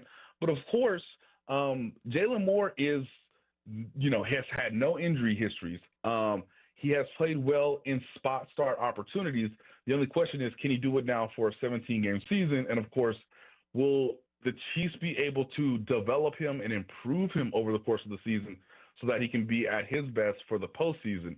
I don't know if there were any other team that was going to give Jalen this kind of opportunity, this amount of spotlight in terms of being on the stage, obviously protecting Patrick Mahomes. So I'm excited to see what it looks like because to your point, this is as good of a plan B as you could have, knowing that you did not want to move up in the draft to take a tackle to see if that rookie could obviously be available to start on day one, when that's a bigger gamble than what the Chiefs just did in free agency. Nate, I understand that we are a long way from the start of the season and we are playing this on paper. But now that we know what the five should look like for the offensive line, I'm curious if you think that the O-line is better. It is certainly different than it was last year. Do you see the offensive line as better? It really comes down to Jalen Moore, because I'm going to say it's a wash at best at left guard, right? Kingsley Suamataia is athletic, and they need to find out if he's worth, obviously a second-round pick investment, and if he can be a dependable starter, not at a premier position like left tackle. Obviously, I think Kareem Hunt and Trey Smith, they will continue to get better. They are basically entering their primes. They obviously need to perform at a high level because they're both the highest-paid player at their position. Jawan Taylor's kind of the swing along with Jalen Moore. If Jawan Taylor can just not have as many penalties, right? And I know that's a big ask based on the last 2 years, then it might be better, because all that matters is look at that stat from last year, kids. Patrick Mahomes got hit more often than at any point in any other season in his career. And I'm sorry, ladies and gentlemen, he will be 30 in September, which means you need to protect him as much as possible to extend as much peak athleticism he has left in his career. Patrick cannot be scrambling around trying to figure things out, 3 and 4 seconds into a play when he's 35, 36, and we all understand what that means. So if you tell me right now that the Chiefs will have a full season where Patrick Mahomes, we assume, plays 16 or 17 games, and he doesn't have as many hits on paper that he had last year, then it's a massive success. And a lot of that was because the left tackle position was not sustainable, and he was getting hit in less than 3 seconds more times than he had ever been hit before, and they obviously had to force Joe Tooney to play out of position. So the only way this can be successful is if the parts all come together in a way, and you could also add, too, maybe the coaching staff changes the scheme a little bit to where Patrick's not getting hit more than 100 times in a 16-game season. I think that's all that matters in this is just, hey, can Jalen Moore and Kingsley Suamataia be dependable for, again, 16 to 17 games?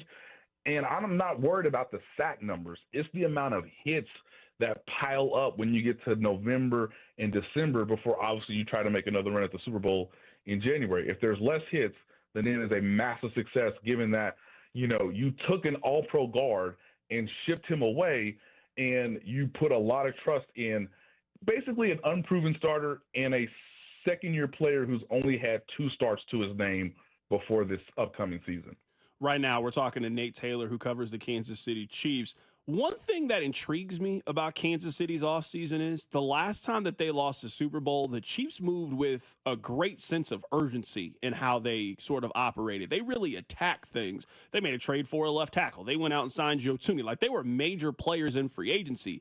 This year's free agency seems a lot more about sort of keeping what they did last year. They brought back Kareem Hunt. They brought back Hollywood Brown. They brought back Trey Smith. They brought back Nick Bolton. This kind of feels like heading into that year in 2020 where the theme was run it back. This team, to me, is not operating like a team that got embarrassed in the Super Bowl and now they're desperately trying to fill holes to kind of catch up to where they were. It feels like a team that feels like they were in a really good place. They just had a bad game, a bad night, and they're trying to keep, status quo. Yeah.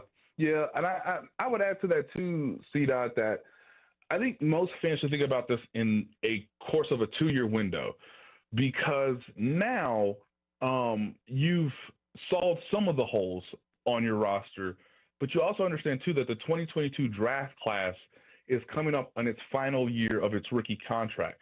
And so I think what the Chiefs are understandably trying to do right now is, again, make small incremental improvements for this upcoming season, but still have as much flexibility as you would like, a la a Trey Smith extension happening sometime soon, so that you know that you can retain Trent McDuffie and George Karlaftis. We'll see what happens with, guys like Leo Chenal and Brian Cook and obviously, Isaiah Pacheco. But I think the Chiefs understand now that, okay, they went for a three-peat. They spent more money in last year's roster than they had at any point in the Mahomes era. And so they're not necessarily taking a step back. They're just trying to be reasonable about understanding that this is not the best free agency class. There's a reason why they, obviously placed the franchise tag on Trey Smith, because he was going to be the most coveted offensive lineman, and you had to sort of fix the left tackle situation. So I think next year's free agency might be a little bit bigger, but also they understand too that they want to retain some of their better players. And I would tell the Chiefs, the moment that they get an extension done with Trey Smith, they need to pivot essentially based on the way the market is gone. They need to pivot to try to find a way to get Trent McDuffie under contract for an extension before the actual season starts, similar to what they did this past year with Kareem Hunt, right? You understand where the markets are going to go, but this is not a great free agency class, which means you obviously need to put a lot of emphasis on this year's draft and not put yourself totally to a place where you have too much dead money and you don't have enough viable cap space, with understanding that, hey, that 2022 draft class, this is the last time you can sort of maximize them in terms of controlled costs. Plus, I think another thing that we also need to circle is a lot of this free agency and what the moves all became this year, CDOT, essentially begin with, is Travis Kelce going to be on the team? And it will be the same way next offseason if he decides to retire or if he decides to do an additional year. Again, me personally, it's setting up to be his last year of his career, but the Chiefs had to know that before free agency started. They basically knew that at the time of the combine. So if you know that as well, that gives you some relief knowing that, okay, we can still try to do some things this offseason, but we actually might have more space and more urgency next offseason because there might not be Travis Kelce because he'll be going into 35, 36.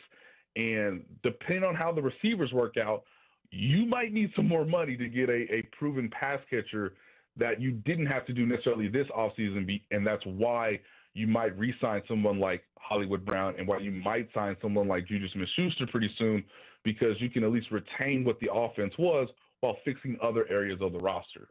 Right now, we're talking to Nate Taylor going through some of the offseason moves for the Chiefs. I think of all the moves that they've made, the Christian Fulton one is a really, really good deal. You know that I have been banging the drum to make investments at corner and what this means for that secondary. You got McDuffie as the one, Fulton is your two, a 26, 27-year-old, very productive corner. You now got Jalen Watson as the three. You move everybody down, and that's where you get your depth from. I really like what they've decided to go with their secondary. I don't think they have a guy in their secondary over the age of 28 years old when you factor in the safeties. This is a very young, very talented, very strong secondary that Kansas City has built. Yep. And that's one of the reasons why, in essence, the Chiefs chose to bolster their cornerback position and let Justin Reed walk in free agency.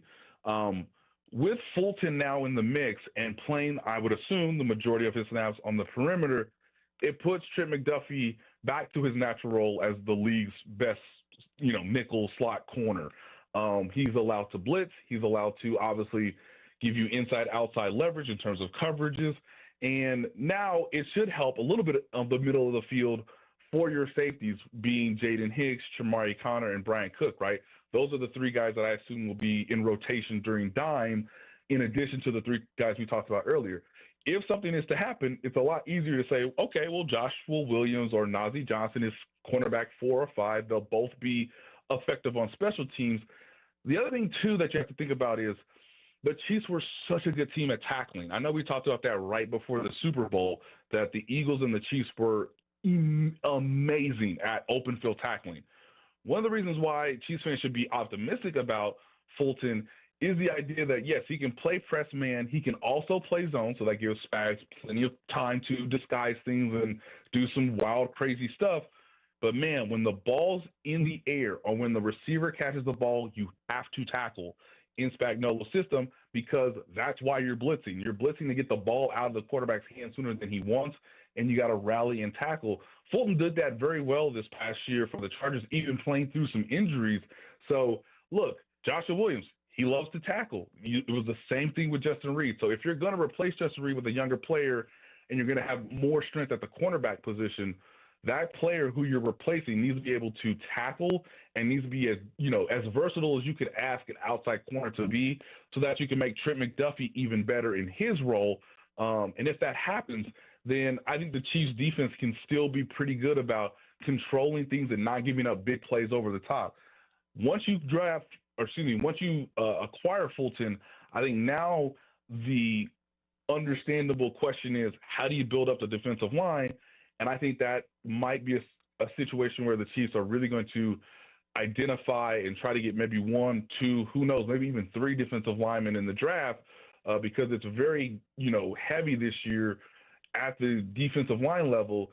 And if you have experienced cornerbacks behind it, that makes for a decent strategy as to stabilizing the defense. Again, another reason why you chose to re-sign Nick Bolton over an older player in Justin Reed, even though Justin Reed was very effective last year. Last thing here, Nate, and we appreciate your time. The Chiefs have re-signed Kareem Hunt. That, in a vacuum, not that big of a deal. They also went out and they got Elijah Mitchell, which I thought that he was going to be their veteran backup. What do you think this move means? Because my take is, let's say that you are willing to cut Kareem Hunt or Elijah Mitchell. Perfectly fine. That would make sense to me. Maybe you're going to let Carson Steele go and you're going to run with 4 running backs. I can live with that as well. But what this move cannot mean is that they are not going to draft a running back this offseason. They have to draft a running back. You now have 3 guys on essentially 1-year contracts, and you don't really have any youth or explosiveness at the position. You have to find that in this very deep running back class. So I want them to draft a running back. So I don't really care what they do with Elijah Mitchell or Kareem Hunt, as long as they still maintain the focus that they need to take one here coming up in 7-8 weeks or so. Yes. Look, everybody, start grinding the tape now, and don't worry where they take this running back in the draft. I know some people were like, hey, revisionist history with Clyde Edwards-Helaire, we all get it. But once the second round starts, anything goes. If you love a running back, go get him, because there's a statistic that, to this day, kind of still blows my mind. Now, yes, some of that was because of Pacheco getting hurt and you having to add Kareem Hunt midway through the season or early in the season. Patrick Mahomes accounted for almost 73% of the offense's yardage. That cannot happen, okay? By the way, that's the most yards a quarterback accounted for all last season. Patrick Mahomes had a burden on his shoulders while trying to get to a three-peat that is kind of unprecedented. So, yes, Carrington, I completely agree. And I think the Chiefs have learned 2 lessons, right?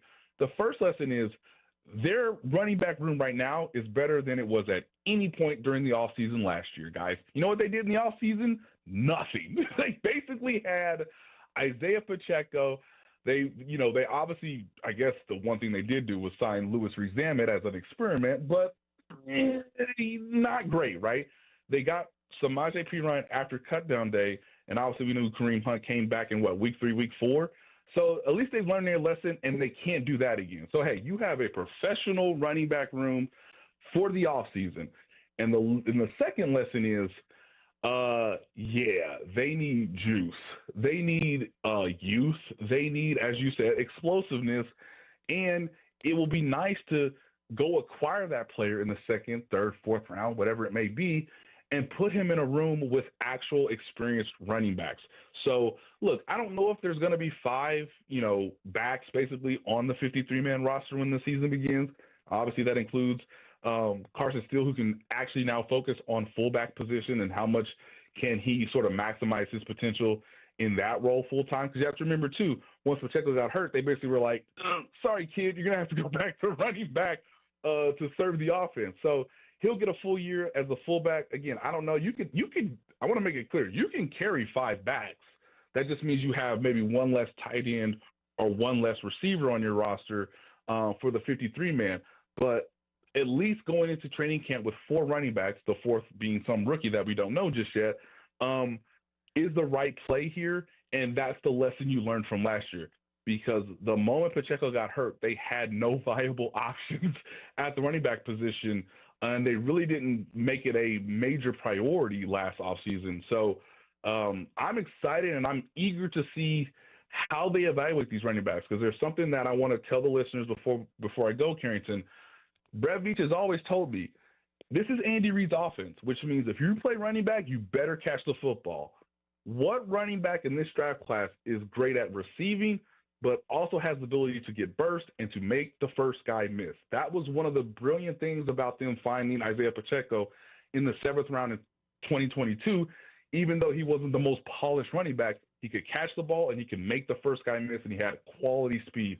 Whoever that player is, if the Chiefs are able to identify and find him, boy, will that be a godsend to Patrick Mahomes, because he can't live like he did a year ago. And one of the reasons to help him not live like that is actually handing the ball off to serviceable running backs in Pacheco and Kareem Hunt, and letting a young rookie grow throughout the course of the season. That is our guy, Nate Taylor of The Athletic, joining us today to recap what the Chiefs have done in free agency. Nate, enjoy March. Enjoy the weather. It's beautiful outside today. Oh, it's gorgeous, man. I appreciate it. And by the way, I heard you yesterday.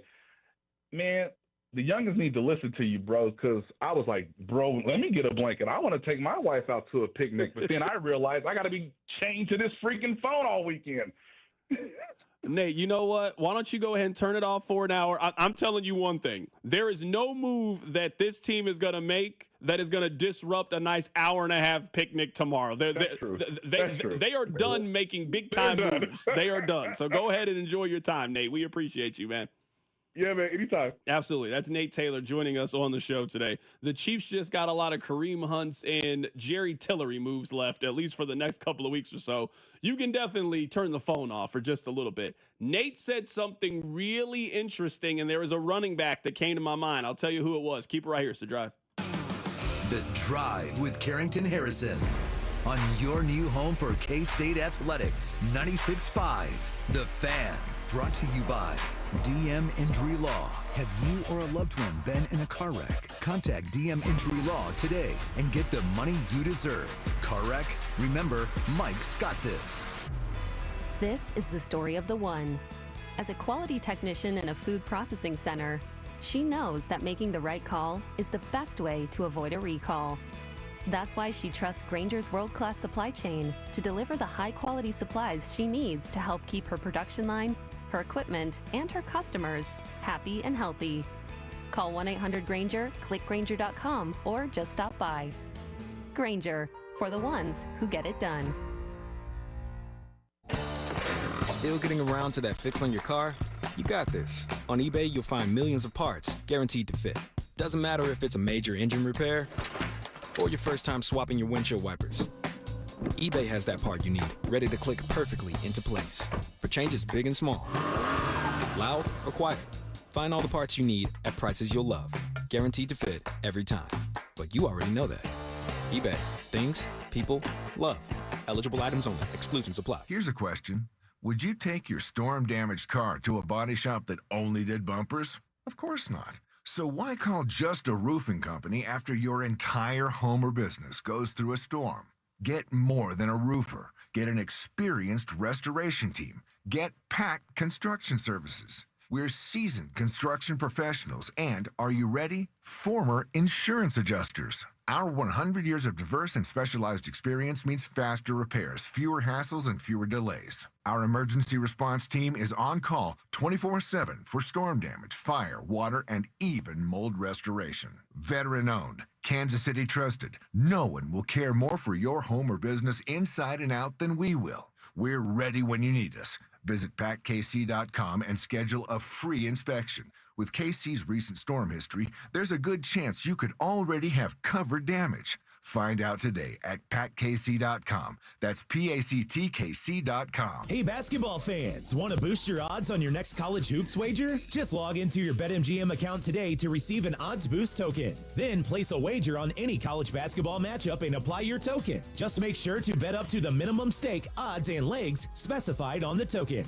If your boosted wager hits, you'll score a bigger payout, no matter the showdown. BetMGM is your home for betting college basketball. Think you can hit that winning shot? Step onto our court for your chance to score. Claim your college basketball odds boost token today. The players are ready for tip-off, so turn up the heat and take your shot with BetMGM, the sportsbook born in Vegas. BetMGM and GameSense remind you to play responsibly. See BetMGM.com for terms. 21 plus only. Kansas only. Existing customer offer. Subject to eligibility requirements. Please gamble responsibly. Rewards expire in 7 days. Gambling problem? Call 1-800-GAMBLER in partnership with Kansas Crossing Casino and Hotel. At Shane Company, we know getting engaged is a big decision. But once you know, you know. That's the way our customers feel when they choose a Shane Company engagement ring. They walk into a warm welcome and walk out with their dream ring, knowing they got it right. For almost 100 years, we've been offering personalized shopping experiences. And we're in it way past the honeymoon, with a free lifetime warranty that includes the center stone, cleanings, repairs, and resizing for life.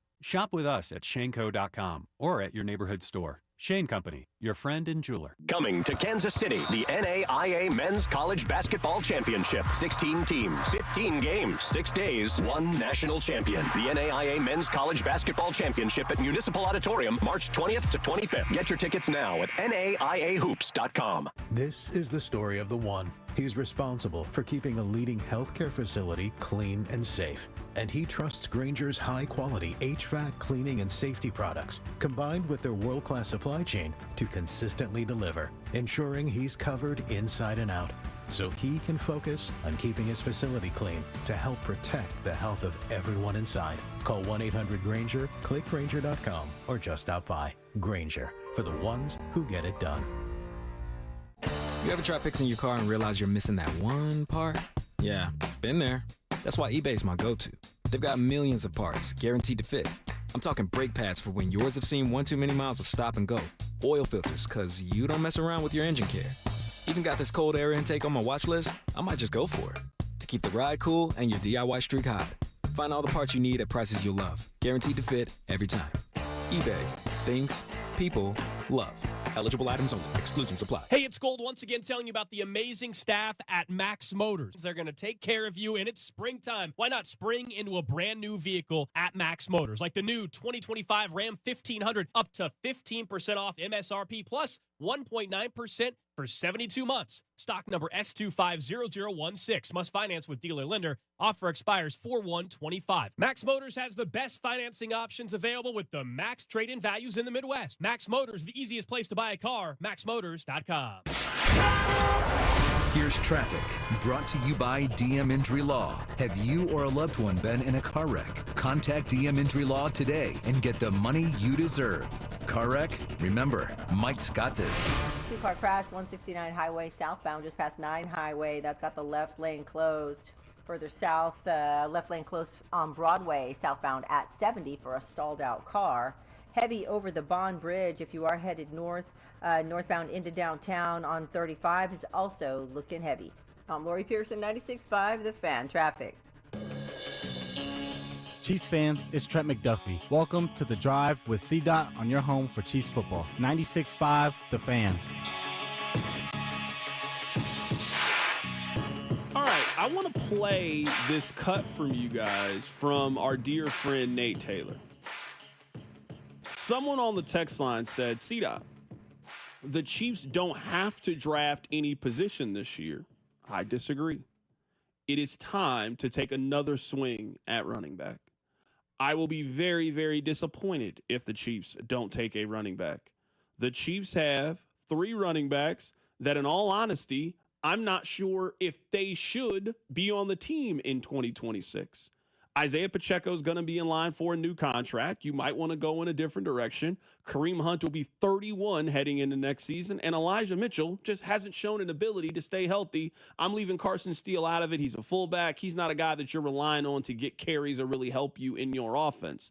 I think this running back class is really strong. I think it's one of the better running back classes that we've had in the last handful of years, especially with where the Chiefs would like to draft one. I don't think the Chiefs are getting Ashton Genty. I don't think they're getting Amarion Hampton, who went to North Carolina. I think those guys are going to go in round 1. I think you were going to see 2 separate runs on running back in the 3rd and 4th round because I think there's a bunch of good ones in this draft class. And with there not being a great free agency period and teams still needing to address the position, there's going to be teams that make moves to go get running backs. Kansas City needs to be one of those teams. So I asked Nate about running back. This is the kind of running back he thinks the Chiefs are looking for. I think I have the answer. Listen to this. How they evaluate these running backs, because there's something that I want to tell the listeners before I go, Carrington. Brett Veach has always told me, this is Andy Reid's offense, which means if you play running back, you better catch the football. What running back in this draft class is great at receiving, but also has the ability to get burst and to make the first guy miss? That was one of the brilliant things about them finding Isaiah Pacheco in the 7th round in 2022.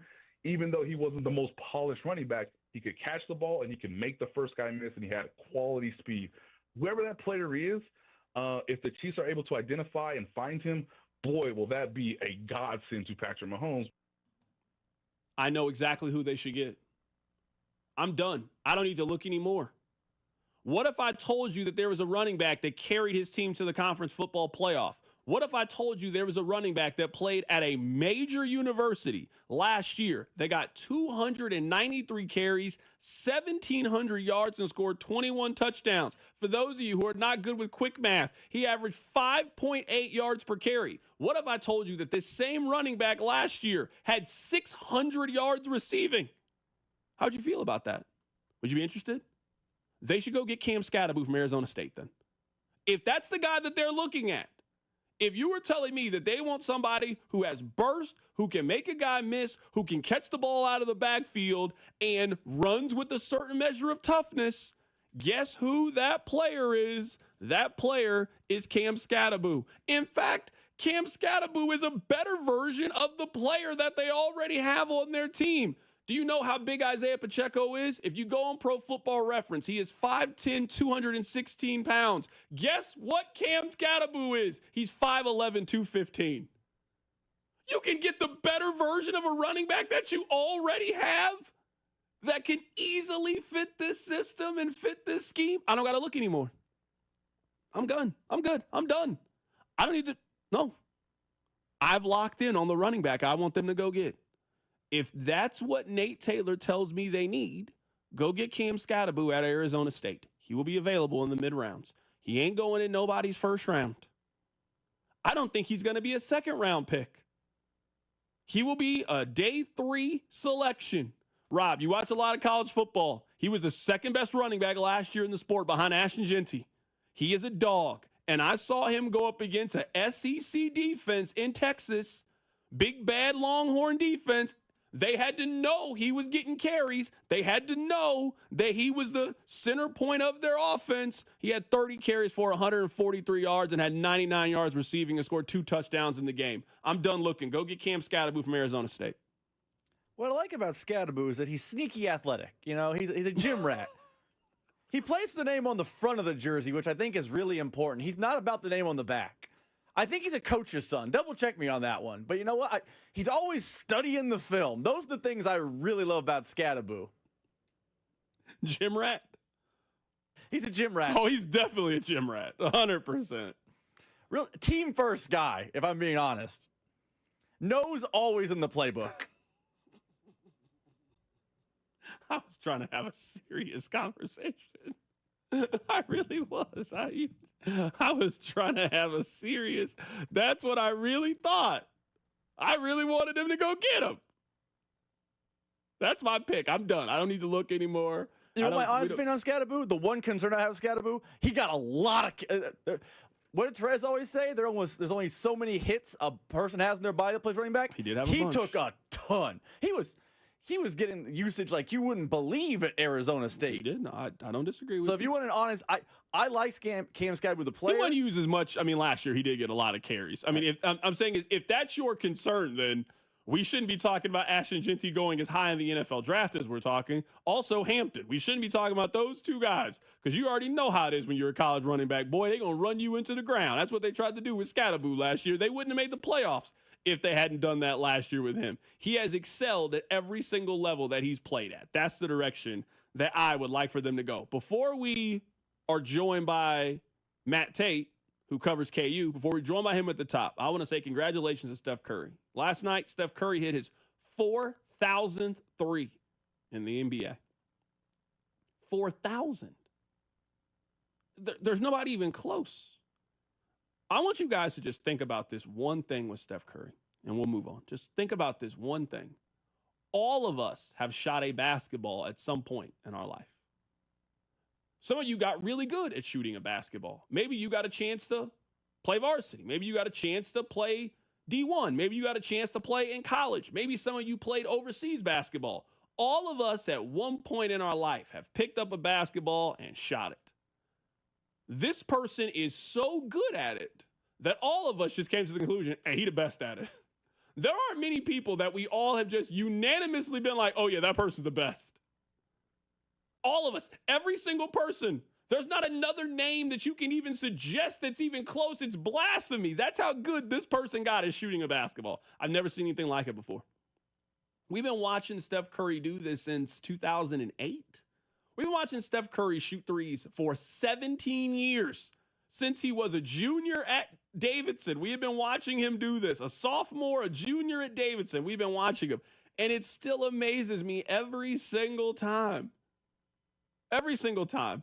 Whether it was the three he hit against Oklahoma City, whether it was what he just went on, that flurry in the Olympics against France, the flurry that he went on against Serbia, where the United States had their back up against the wall. He is one of the most incredible athletes that we have ever seen in our entire lives. He has hit 4,000 threes. Today is his birthday. Happy birthday to Steph Curry. All right, coming up at the top of the hour, let's talk some Kansas basketball with Matt Tate. Their season, it is almost over. Keep it right here. It's The Drive. The Drive with Carrington Harrison. This man was a bona fide scrub. On 96.5 The Fan, brought to you by DM Injury Law. Have you or a loved one been in a car wreck? Contact DM Injury Law today and get the money you deserve. Car wreck? Remember, Mike's got this. Here's traffic, brought to you by DM Injury Law. Have you or a loved one been in a car wreck? Contact DM Injury Law today and get the money you deserve. Car wreck? Remember, Mike's got this. Two-car crash, 169 highway southbound, just past 9 highway. That's got the left lane closed. Further south, left lane closed on Broadway southbound at 70 for a stalled out car. Heavy over the Bond Bridge if you are headed north. Northbound into downtown on 35 is also looking heavy. I'm Lori Pearson, 96.5 The Fan. Traffic. This is the story of the one.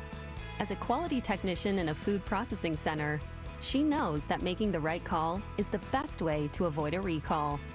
That's why she trusts Grainger's world-class supply chain to deliver the high-quality supplies she needs to help keep her production line, her equipment, and her customers happy and healthy. Call 1-800-GRAINGER, click Grainger.com, or just stop by. Grainger, for the ones who get it done. Still getting around to that fix on your car?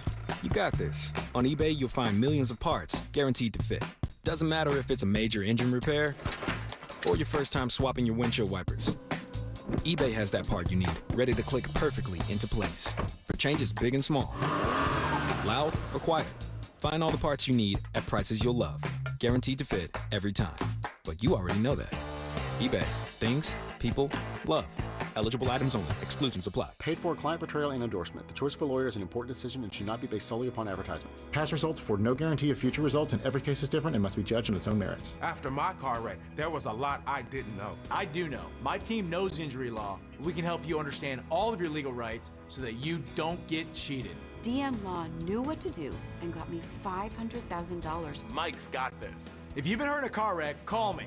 I've got this. 816-888-7500. Mike's got this. Dawn Sharp and the Sharp Homes team take a unique approach that transforms the typical home selling experience from a mundane process of list and hope into a seamless transaction. Dawn is so confident in her ability to sell your home that she guarantees it will be sold. If your home does not sell by the agreed-upon date, she'll personally buy it. Contact the only agent I would trust if I needed to sell my home. It's Dawn Sharp and the Sharp Homes team, brokered by Epic Realty. Visit them at homesforsaleandkc.com and start packing. Hi, this is Toby along with Jason Goodcall from Lewisburg Ford in Lewisburg, Kansas. Hi, Jason. Hello, Toby. Man, with all this bad weather, I need some good news. Well, the good news here, we've got Truck Month at Lewisburg Ford, Toby. So until the end of March, we've got the best time of the year to buy new trucks at Lewisburg Ford. What kind of money am I going to save? You can save a ton of money, Toby. Our $50 over invoice pricing saves Kansas City thousands of dollars, up to $16,000 off a brand new 2024 F-150 Super Crew. It's no wonder you have sold more F-150 Ford pickups in the greater Kansas City area for 8 years in a row. Yeah, that's right. Number one in the state of Kansas, 4 years in a row, Toby. So we sell a lot of pickup trucks, and it's because of our price and our selection. You sell a lot of vehicles, period. Absolutely. Yes. It is no games, no gimmicks, the absolute best place to buy a Ford car or truck. Now, how much off? $16,000 off a top MSRP. How long? All the way till the end of March. All right. 816-444-2300. Or LewisburgFord.com. I'm McCall with Lee Summit Subaru, and it's time to make a big deal out of nothing. Announcing Lee Summit Subaru's 0% event. Zero, like in 0% financing. Zero is back. Up to 0% financing on select 2024 and 2025 Subaru models for 72 months. And we're 2024 Google's highest review rated and only locally owned Subaru retailer in Kansas City. 0% event. The Subaru A Lot to Love event at Lee Summit Subaru. Google highest review rated Subaru retailer in Kansas City based on Google Analytics. Hey, it's Dick Ray. Why do they call us the heating, AC, and plumbing magician? We show up on time, diagnose and fix the problem quickly without breaking the bank. And now we have our own madness going on in March with our Dick Ray BOGO deal. Schedule a $99 AC tune-up by March 31st and receive your furnace tune-up next fall for free. Come on, sing it with me. Call Dick Ray, he's your cooling magician. Dick Ray is a man on a mission. Spring may not officially be here until March 20th, but at Ryan Lawn & Tree, we've been preparing for spring all winter. This is Larry Ryan. Unlike companies that shut down for the season, our full-time Ryan pros train nonstop, studying the latest science to deliver even better results every year.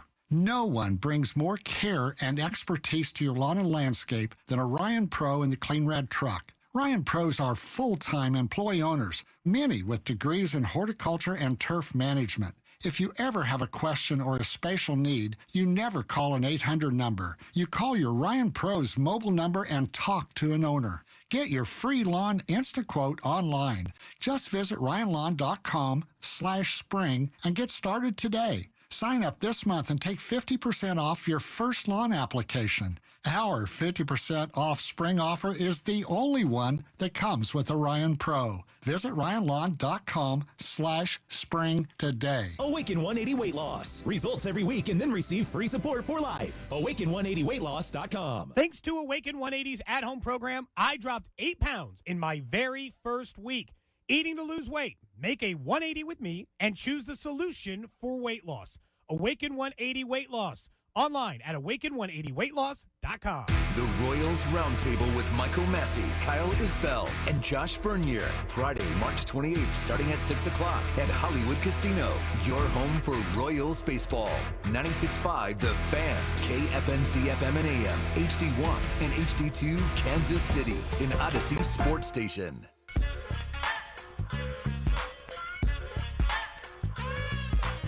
Let's head to the phone lines right now to be joined by Matt Tate, who covers KU for R1S1Sports.com. Something tells me that we're not going to have too many more conversations, at least about this KU basketball team with Matt Tate, not with the team that I've been watching. Matt, how are you doing today, my man?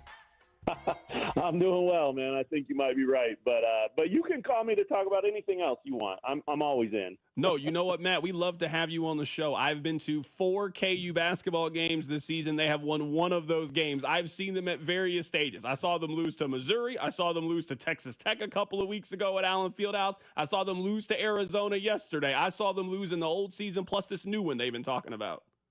You picked some good games, though. I mean, at least you don't go watch them play UNC Wilmington or anything like that, which makes sense. I'd expect you to be at the big events, man. So, yeah, this is an interesting time, right, for this team. I think CDOT, what's most interesting to me is even 3 days ago, before they played UCF in their opening Big 12 tournament game, I was talking to people inside the program, around the media, families, whatever, right? All kinds of different people that are kind of associated with this. And almost everybody I talked to had the same sense that they were turning a corner and there was something brewing, and it was starting to feel like there might be a little something special on the horizon. That vibe, I think, is largely gone now, because not only did they lose yesterday, but they didn't play great against UCF, and obviously barely got by that one. So now it's the old standard for this season. They're sitting there and they're doing it again. Regroup and let's see if we can get it going moving forward. The problem for Kansas is the moving forward is one and done now. I mean, if you don't figure it out now, there is no more time. There is no next time to regroup. So, we were in the locker room yesterday after the game talking to these guys. They say the right things. They're spinning into the rest is going to be a good thing for them. They'll get their minds right. They'll get their bodies right. And I do think that, crazier things have happened. I mean, it's certainly possible that they could figure out a way to win a game or two or three even. But if you look at this team on the whole and the season on the whole and you're expecting that to happen, then I think you're a little bit delusional, because they haven't shown that to us all year, and at least since the 8-0 start or whatever they started. So, you almost feel for them, because I don't know what these guys can do. They have to sit in that locker room and say, this is the time that matters. We believe in ourselves. We can make a run. They have to say all that stuff. But, talk is cheap. That's the old adage. And they've got to show up and figure out a way to do it, and do it back to back to back, and do it consistently. And right now it's just so hard to picture them doing that. Yeah, and I guess at least for me, Matt, I'm curious to get your thoughts on, where do you think there has been the biggest disconnect? Because obviously this has not been the traditional KU year at home where they go undefeated. They lost 3 times. But since this team beat Duke on a neutral site, their wins away from Allen Fieldhouse are UCF twice, Colorado, TCU, and Cincinnati. They're about to play a team here, whether it's on Thursday or Friday, that is far better than any of those teams. Where do you think there has been that disconnect when this team is away from Allen Fieldhouse, that they just haven't been able to hit their ceiling? Yeah, I think it still comes down to the thing that's been a problem all year. Hunter Dickinson's a nice player, especially when he has it going. I mean, he has limitations. Nobody will deny that, but he can get numbers. And KJ Adams can play his role very well. DeJuan Harris can do what a point guard does. What do you have against Arizona at home? 9 assists, 1 turnover. I mean, and maybe 15 points or something. I mean, he can play his role very well, but they don't have that dude. They don't have Jalen Wilson. They don't have Ochai. They don't have Devontae Graham, Frank Mason, Sharon Collins. They don't have the one guy that they can just give the ball to and say, go get it for us, whatever it is. Sometimes it's a bucket to win a game. Sometimes it's an attitude. Sometimes it's a stop. Sometimes it's, a million different things, but it's always a mindset, and they're missing that. And that's not a knock on any of these guys, because, so much of that is Sharon was born with that. Jalen Wilson was born with that. They did develop it a little bit more as they played through their careers and matured and went through the battles in the Big 12 and the wins and the losses and all the wisdom you gain from both of those. So it did improve and progress, and they matured into it a little bit. But a lot of that is something you're born with, and it's the old, you either have it or you don't. And I just don't think they have a guy on this roster that has that. And so, the hope obviously was that maybe that would be AJ Storr when they brought him in. It hasn't been. And with that said, he scored 19 on Wednesday night. And if he didn't have 10 or 19, then they would have lost that game. So just a weird, season of pieces not quite fitting. And when you do a puzzle and you're looking for that last piece and you can't find it, that's what this team feels like to me. It's like, I know it's here. Last time I did this puzzle with my kids, we had all the pieces. Where is that one? And it's just missing. And you find it 2 weeks later under the rug or something. And then the next thing you know, oh, okay, well, we don't need it now, right? Like it's just been that kind of year where I don't think it's been an effort thing. I don't think it's been that they don't care. I know the fans are killing them for all of that stuff. I do think they care, and I do think they've tried hard. I just don't think, that the team has all the pieces you need, and they've been trying to mask that, and it just isn't possible. When you play good teams, they find a way to expose that. Right now, we're talking to Matt Tate with R1S1Sports.com covering the Kansas Jayhawks. Now that this portion of the season is over, we all are waiting for Selection Sunday to see where their seed's going to be, where they're going to be headed. What seed do you think KU is going to be announced as on Sunday?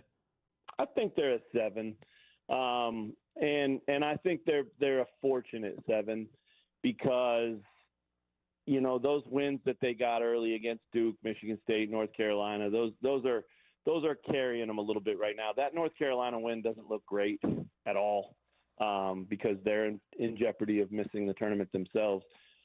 But what's funny is that's the pretty good case study right there when you look at those two programs, because they have, if not the exact same record, then within a game of the same record. And I think, doesn't Carolina play Duke tonight? Is that right? Yep, they do. Yeah, so I think the vibe around, bracketologists and the whole prognostication of this thing is, I think a lot of people think Carolina has to win that game to get into the tournament. And that shows you how valuable that KU's wins are, because they have darn near the same record. And if KU didn't have those early wins, they'd be sitting there with that record. And maybe that would have been what yesterday was about for Kansas. So they're on that razor's edge of being very comfortably in and then being what Carolina is. And luckily for Kansas, they did get those wins. And so they've been considered for the last couple months a lock. It's never really been questioned.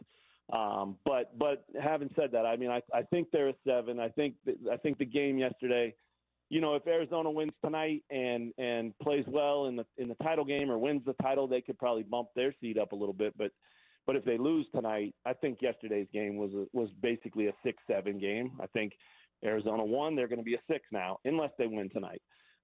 If KU had won yesterday and lost tonight, I think KU would be a 6. So that's what that game felt like going into it. And so I think they're a 7. And I think that's probably about right. But that also means they're going to be playing a 10, and a 10 is a top 40 basketball team. And if you look at the AP poll, I don't remember exactly how many spots you had to go down from 25 to get to KU receiving votes, but it was pretty far down there. I think they only got 3 votes.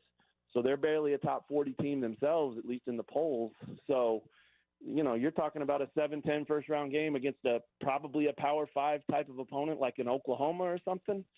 I mean, that's probably pretty close to a coin flip game. So it's going to be uncharted territory for KU fans especially, and it's going to be interesting. But, you just never know what March is going to bring, and maybe these guys will be more up for an Oklahoma or an Indiana or an Arkansas if that's who they draw than they would be for a mid-major or a Samford like last year. You just don't know. So it's going to be really interesting. I think people will still be paying attention, but I think most of the KU fans on Sunday will probably be watching the selection show sort of with one eye. They'll have the volume way down and they'll have that other eye closed, but they'll still be looking just enough to kind of, you can't quit this team. You can't quit this program. It's so many people's lives at this time of year, the KU fan base. So they'll pay attention, but they're not going to get too excited, I don't think. Matt, last thing here, and we appreciate your time. I just want to point out how crazy it is that they have been having Big 12 tournaments since 1997. Not the Big 8. They've been having Big 12 tournaments since 97. This is the first time that KU, K-State, or Iowa State, that neither one of those 3 teams have at least made it to the semifinal. So it is going to be a very different look downtown tonight without having those 3 local schools still alive. It is, man. And I think I heard a stat last night that this is the first time in the Big 12 tournament history that KU went back-to-back years without making a semifinal. So, it's a different time right now, and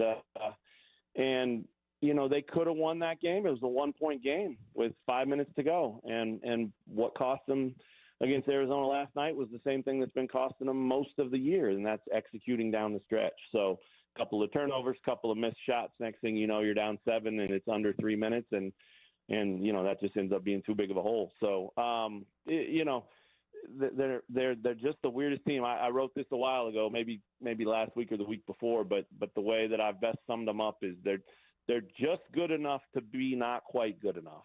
And I think that's perfectly said if you can get your head around it. I think it's who they are. Like they have moments where they look good and they have good pieces, but they just aren't quite good enough to get past that list of teams that you talked about as their only road wins. Like, they didn't go to Iowa State and win. They didn't go to Baylor and win. They didn't go to Houston and win. They lost to a lot of those teams at home too. They're just all season long. It's execution. It's little things. It's little mistakes here and mistakes there that have kept them from getting over that hump.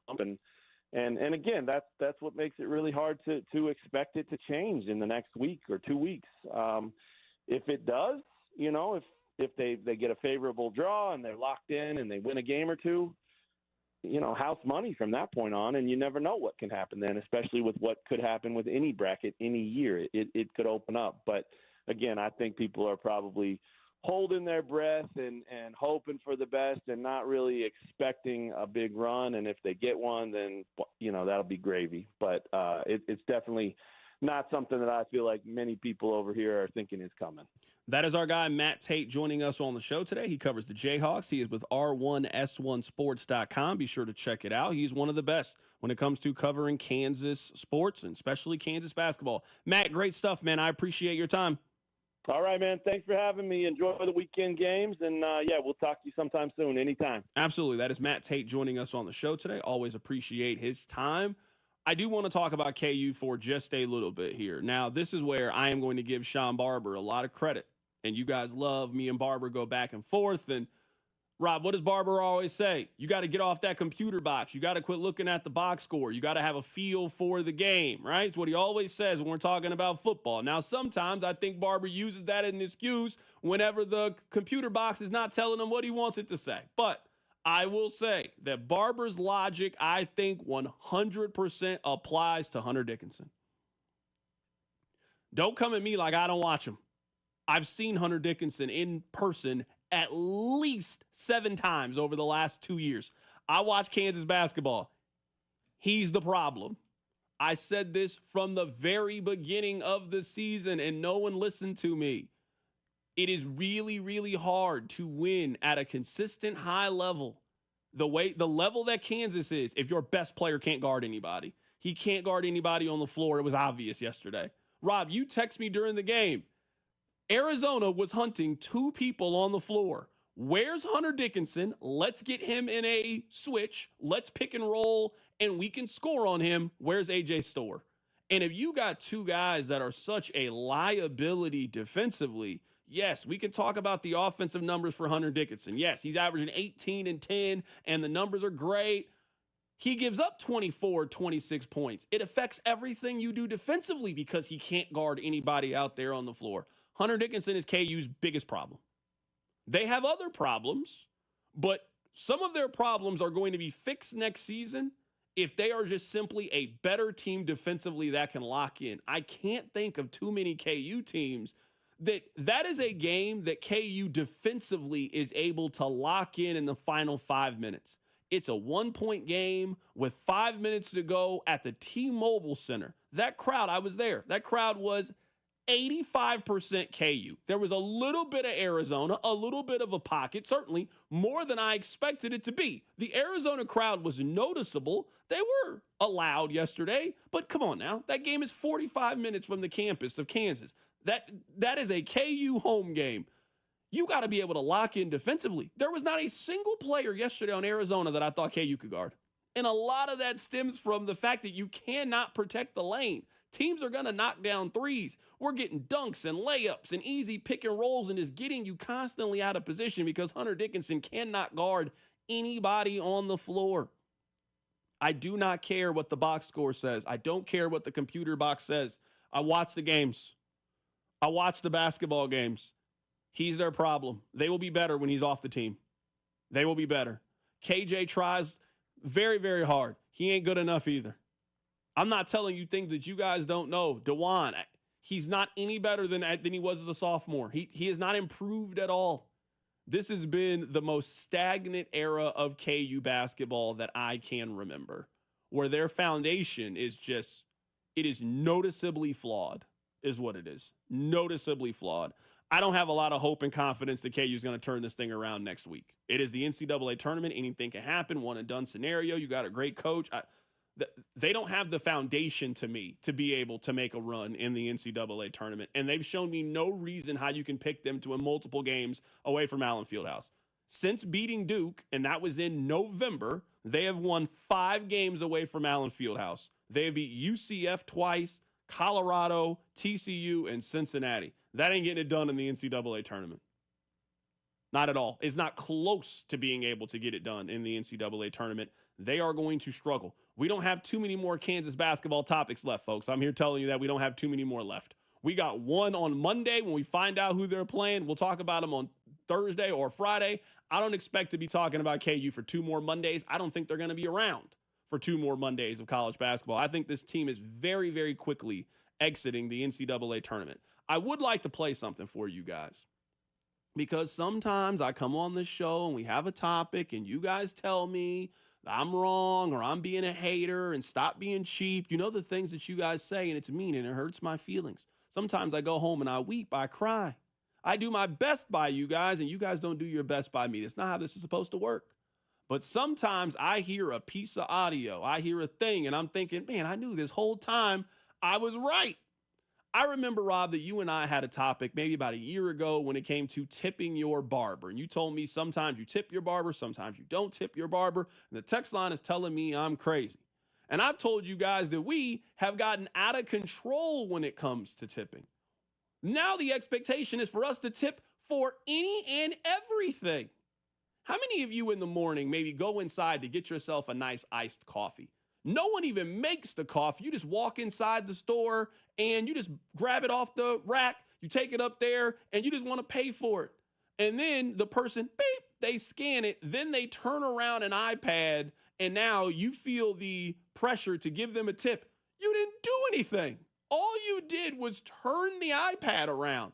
I've done all the work here. I got to give you a tip. There's an expectation for me to tip you at the end of it. It's wrong. It's nonsense. Why am I complaining about this? You guys feel the same way. Listen to this. 90% of Americans now believe tipping culture is out of control. That's what a new Wallet Hub survey found. Many believe businesses are shifting the responsibility of employee compensation onto customers through tips instead of paying employees a living wage. Now, consumers have reported feeling pressure to tip workers, including at counter service restaurants, self-service kiosks, and even medical offices. So what do you think? Is tipping culture out of control? 90% of Americans agree with me on this topic. It's too much. I don't mind tipping. I understand that tipping is a part of certain industries. When you sit down in a restaurant, you get really good service, you tip. I don't mind doing that. I don't mind tipping when you get a carry-out order. Rob, you know, I love to get Chinese food. I probably get it once, twice a week for lunch. A little shrimp and broccoli, a little chicken and broccoli. I don't mind going in there and tipping. I don't mind it. They ask us to tip on everything. I can't think of too many other business models where the expectations to pay the employees comes from the customers and not the employer. That's what they've done. And they have phrased it like we're wrong for not wanting to participate in it. Like we're the problem. No, you're the problem as the company. You don't want to pay your employees, so now you're trying to shame me into doing it. Well, I mean, you're a bad guy if you don't tip. Oh, stop being cheap. Wait, hold on. What? I didn't sign up for this. What? Why do I have to do this? Oh, well, you got to tip 25, 30%. Why? You didn't do anything. You did nothing. I ordered a bottle of beer. I went up there. All you did was reach down in the ice and hand it to me. I got to give you extra money for that? You guys didn't allow me. I would have reached down in the ice to go get it. I would have walked over to the cooler. You didn't give me that option. You didn't make a drink and shake it up and you didn't do anything. All you did was grab a can and opened it and hand it to me. I got to give you $2 to do that, and everybody here is supposed to do that? It ain't right. This show will continue to fight the good fight. Maybe you're not with me. Maybe you're part of the 10%, but for the 90% of you driving around right now, I know you feel me. It's out of control. It's not our responsibility to pay your workers. That's your responsibility. That's what you signed up for as the company. You pay your people, but we got to pay them. And we got to pay the increase. You can't even get an omelet now. They charge you extra 75 cents per egg for the 3-egg omelet. And I got to pay your employees. It's too much. I will not stand around and let this happen. I'm going to fight the power. I'm going to keep tipping.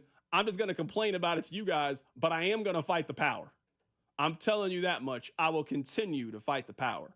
Coming up on the other side, I wrote down what I believe are the Mount Rushmore plays for Alex Gordon. Alex Gordon is being inducted into the Royals Hall of Fame, certainly deserving. One of the most important Royals in franchise history. I think I have his definitive Mount Rushmore. I'll tell you what it is next. Keep it right here, so drive. The Drive with Carrington Harrison on your home for Kansas City sports. 96.5, The Fan. Brought to you by DM Injury Law. Have you or a loved one been in a car wreck? Contact DM Injury Law today and get the money you deserve. Car wreck? Remember, Mike's got this. This week, FanDuel is bringing you a Dog of the Day Profit Boost token. One of the best parts about the tourney is when an underdog takes down the powerhouse. And right now, those upsets can get even better. Because if your underdog bet wins, you'll land even more winnings with the profit boost. This is your chance to ride with the long shots, the scrappy teams, the ones that refuse to go quietly. So if you've been waiting to join FanDuel, then March is the perfect time to do so. The app is easy to use, and when you win, you'll get paid instantly. All you need to do is visit FanDuel, use my promo code KFNZ to download America's #1 sportsbook today and back your dog of the day with the profit boost. Because after all, anything can happen in March. FanDuel, an official partner of 96.5 The Fan. 21 and present in Kansas. Opt-in required. Wager of at least plus 100 odds required. Bonus issue is non-withdrawable profit boost tokens. Restrictions apply, including any token expiration and max wager amount. See terms at sportsbook.fanduel.com. FanDuel is offering online sports wagering in Kansas under agreement. Kansas Star Casino, LLC. Gambling problem? Get out with your best bet. Call 1-800-522-4700. Visit kansasgamblinghelp.com. Hello, Kansas. Looks like we're in for another heat wave this season with a forecasted high of up to $300,000. That's right. The Kansas Lottery is bringing the heat with the Hot Sevens family of tickets rolling across our state. You could instantly win up to $300 grand. Plus, there's even a chance at up to $20,000 in the second chance drawing through Play On. Talk about a scorcher. Don't forget your oven mitts when you head out today. See kslottery.com for details. It's here, Kansas City Northland, your new Academy Sports and Outdoor store. Now open at 9130 Northwest Skyview Avenue. Don't miss our grand opening celebration, Friday, March 14th through Sunday, March 16th. Plus, shop grand opening deals starting Thursday, March 13th at your new Kansas City Northland store and at your Liberty, Overland Park, Olathe, and Belton stores. The first 150 customers in line when the store opens this Friday, Saturday, and Sunday, 18 and over, get a free mystery gift card with over $15,000 in total weekend prizes. I love saving money, and Hy-Vee is always helping my family fight inflation. Not only has Hy-Vee lowered prices all over the store, they also help me save a ton of money on gas. In fact, multiple times in the last few months, I've saved over $1 per gallon with Hy-Vee fuel savers. I love seeing the price on the pump drop dramatically each time I fill up. This Saturday and Sunday, save 30 cents per gallon on gas with every $60 you spend on groceries. Stack up the savings. The more you spend, the more you'll save on your next fill-up, only at Hy-Vee. Hy-Vee's new fresh fried donuts are pure melt-in-your-mouth happiness with icing on top. Fresh out of the fryer every morning, you'll fall in love at first bite. Mix and match your favorite glazed donuts, donut holes, fritters, twists, cream-filled Long John, sprinkles, and gourmet delights. Pick up a dozen today. You'll be the hero of the morning meeting, queen of the book club, classroom parent of the year. Sweeten someone's day with decadent fresh fried donuts only from Hy-Vee. This is the story of the one. As a quality technician in a food processing center, she knows that making the right call is the best way to avoid a recall. That's why she trusts Grainger's world-class supply chain to deliver the high-quality supplies she needs to help keep her production line, her equipment, and her customers happy and healthy. Call 1-800-GRANGER, click Grainger.com, or just stop by. Grainger, for the ones who get it done. Hey, fellow Gen Xers, it's Elizabeth Banks. Big news! The recommended age for pneumococcal pneumonia vaccination has been lowered to 50 and older, even if you're healthy. It's up to us to lead the charge. After all, we gave the world the internet. We're trailblazers. Let's lead the way again because we are at over 6 times greater risk for pneumococcal pneumonia. Gen X, this is our shot. Head to vaxassist.com and schedule today. That's vaxassist.com.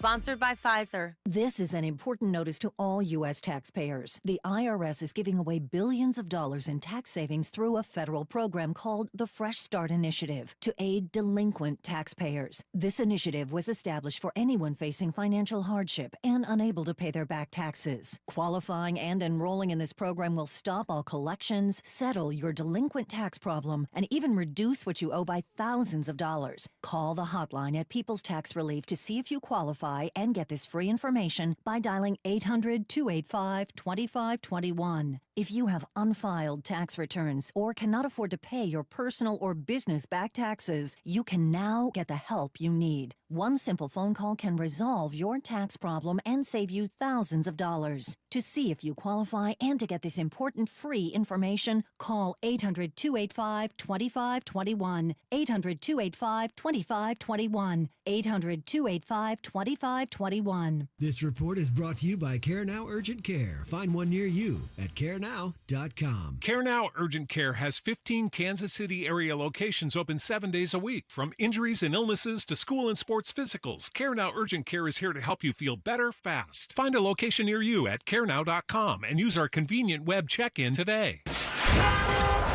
Here's traffic, brought to you by DM Injury Law. Have you or a loved one been in a car wreck? Contact DM Injury Law today and get the money you deserve. Car wreck? Remember, Mike's got this. Delays around the stalled car on the Metro's east side, 291 highway. The northbound lanes just past 39th Street. And a crash on the Kansas side, closing the left lane of westbound 70 just past 78th. 2-car crash, westbound 70, also right at 18th Street Expressway, though that is off to the shoulder. I'm Lori Pearson, 96.5, The Fan Traffic. You're listening to 96.5 The Fan from the Mission Plumbing, Heating, and Cooling Studios. Make sure to follow the Drive on the Odyssey app or wherever you get your podcasts.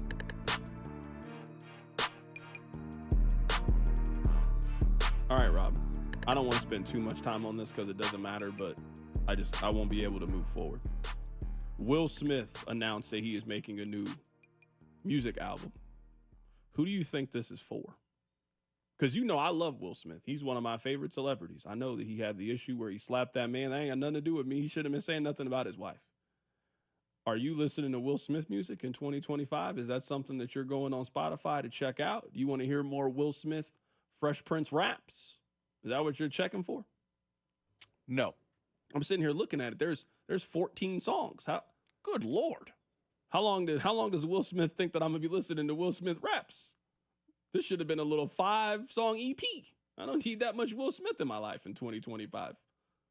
Is he doing a movie? Is he doing the soundtrack? I'll take a little Men in Black, a little Wild Wild West. I don't want raps about what's going on in your personal life. Well, I'm okay. Why don't you make Focus 2? That's what I'm here for. Did you like Focus? It was okay. It was fine. I didn't love Focus, but it was fine. I mean, it had some star power. Yeah, no, it did. Margot Robbie, she's incredible. Will Smith's incredible. It was a good movie. It was mediocre. It was fine.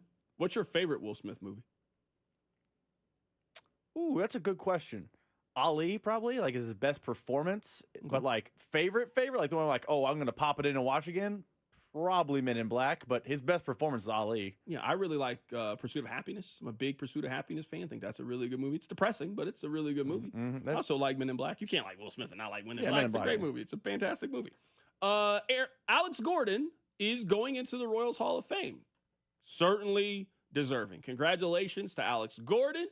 He should most definitely be in the Royals Hall of Fame. I will say I'm a little surprised it's happened this quickly for Alex Gordon. I just didn't know the process. It's not like How long has he been retired? It hasn't been that long, has it? I feel like he was just playing for the Royals a week ago, and now he's retired, and now he's already going into the Hall of Fame. He retired in 2020. Goodness gracious. Remember his send-off game, there was no one in the stands. Okay, goodness.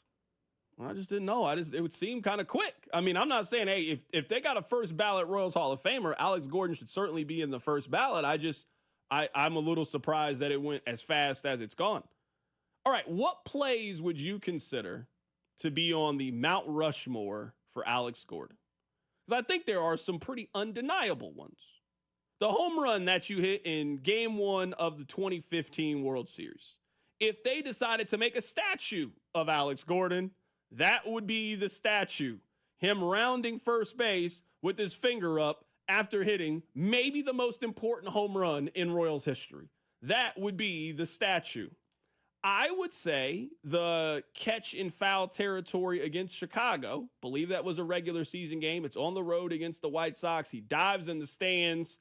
It is one of the best defensive plays in Royals history. And for a team that was defined by defense for a 18-month period or so, that is one of the best defensive plays that was made during that time. Do you remember, and I can't remember the team, the details of this might be a little bit fuzzy.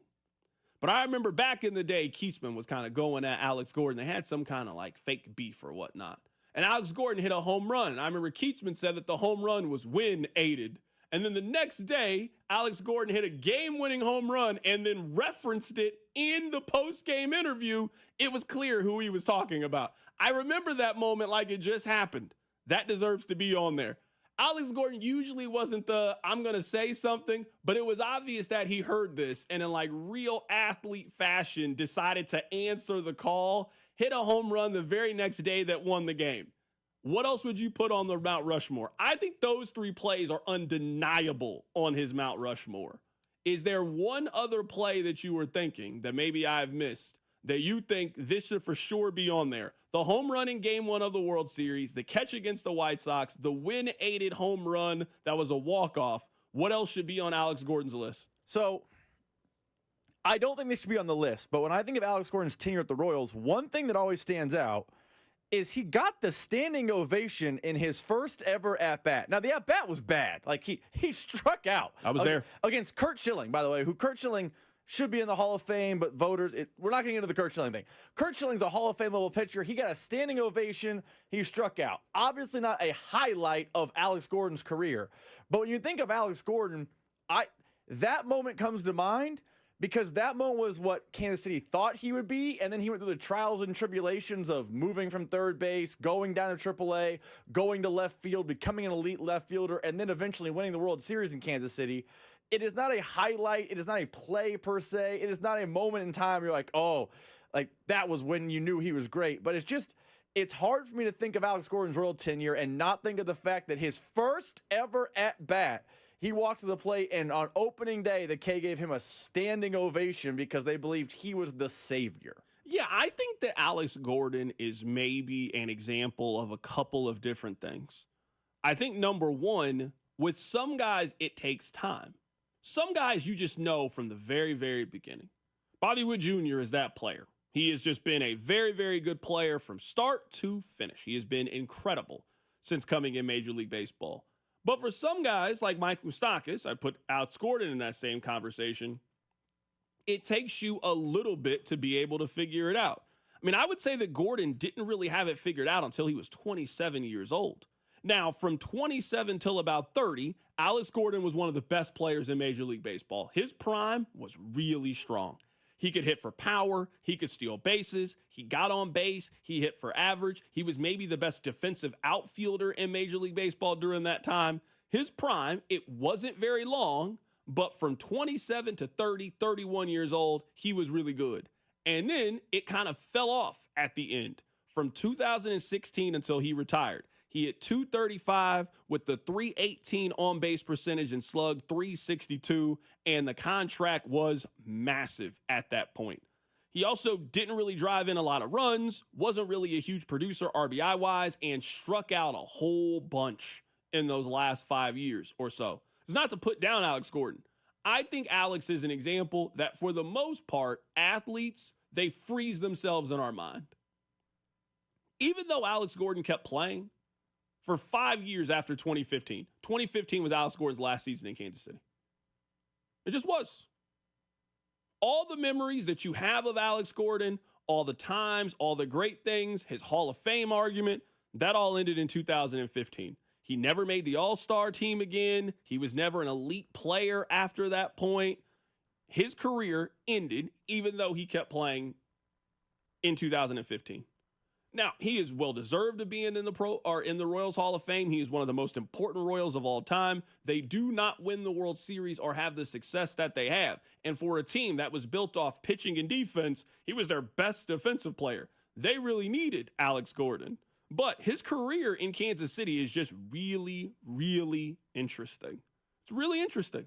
It also just goes to show you how hard it is. I mean, Alex Gordon, you remember, he was one of those prospects that was kind of can't miss when he came out. He was the second overall pick. He went to college. He had great success in college. He was a guy that was supposed to hit the ground running when he got called up. It took him 4 years to be able to figure it out. But when he figured it out, he was an exceptional player. So congratulations to Alex Gordon for being named to the Royals Hall of Fame. I think this is going to be a really fun year out at the ballpark. And not just because of what I feel about the team and how I think they can do. They're having Mike Moustakas Day out at the K this year. They are having Alex Gordon Day out at the K. It is a 10-year anniversary of them winning the World Series. I think they're going to have a lot of these things planned, pop up, announced. I think the Royals are going to do an exceptional job when it comes to promotions and reasons to get you to go out to the ballpark this season. And we just saw, we've talked about it on the show ad nauseum.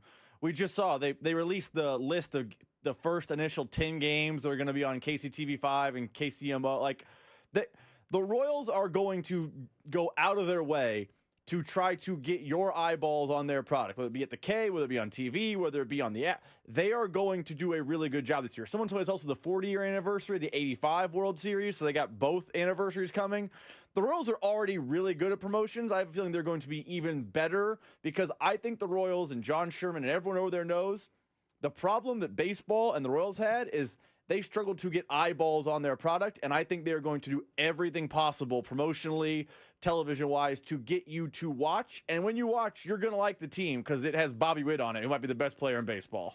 You're listening to The Drive on 96.5 The Fan. We appreciate you listening. Coming up at the top of the hour, we'll get back to the top stories locally in Kansas City. But coming up, there's some drama that's happening in the National Football League. Let's get to it. Keep it right here. It's The Drive.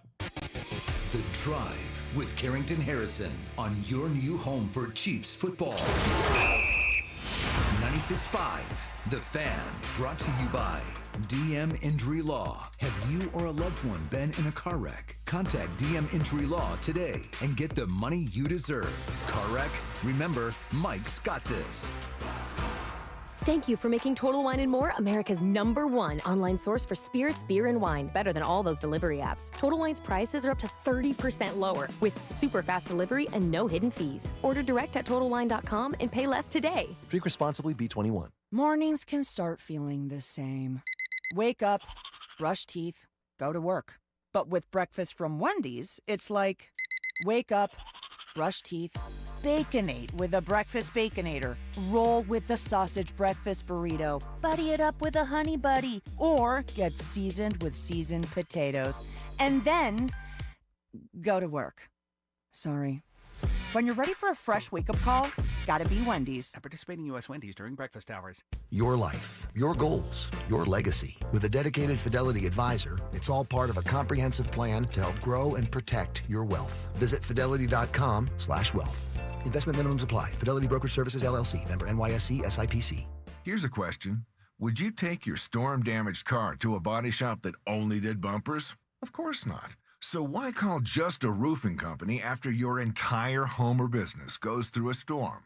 Get more than a roofer. Get an experienced restoration team. Get Pack Construction Services. We're seasoned construction professionals and, are you ready? Former insurance adjusters. Our 100 years of diverse and specialized experience means faster repairs, fewer hassles, and fewer delays. Our emergency response team is on call 24/7 for storm damage, fire, water, and even mold restoration. Veteran-owned, Kansas City trusted. No one will care more for your home or business inside and out than we will. We're ready when you need us. Visit PackKC.com and schedule a free inspection. With KC's recent storm history, there's a good chance you could already have covered damage. Find out today at PackKC.com. That's PACTKC.com. I'm McCall with Lee Summit Subaru, and it's time to make a big deal out of nothing. Announcing Lee Summit Subaru's 0% event. Zero, like in 0% financing. Zero is back. Up to 0% financing on select 2024 and 2025 Subaru models for 72 months. And we're 2024 Google's highest review rated and only locally owned Subaru retailer in Kansas City. 0% event. The Subaru A Lot to Love event at Lee Summit Subaru. Google highest review rated Subaru retailer in Kansas City based on Google Analytics.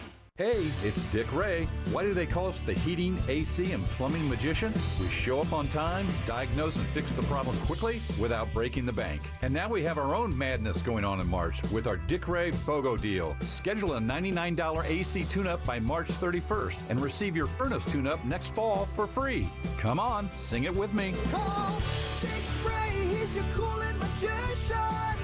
Dick Ray, he's a man on a mission.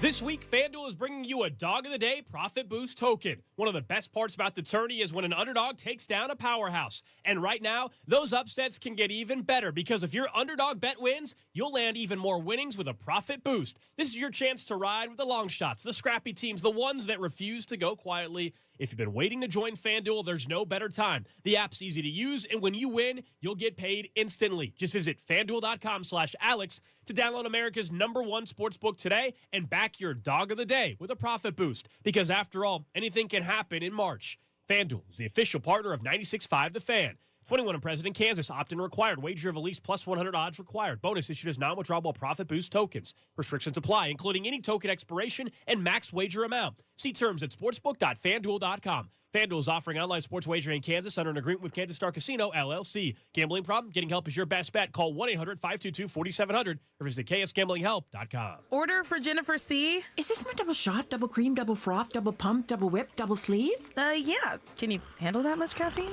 Did you know Discover automatically doubles all the cash back you've earned at the end of your first year? Oh, really? That's great. Seriously, did you know Discover automatically doubles all the cash back you've earned at the end of your first year?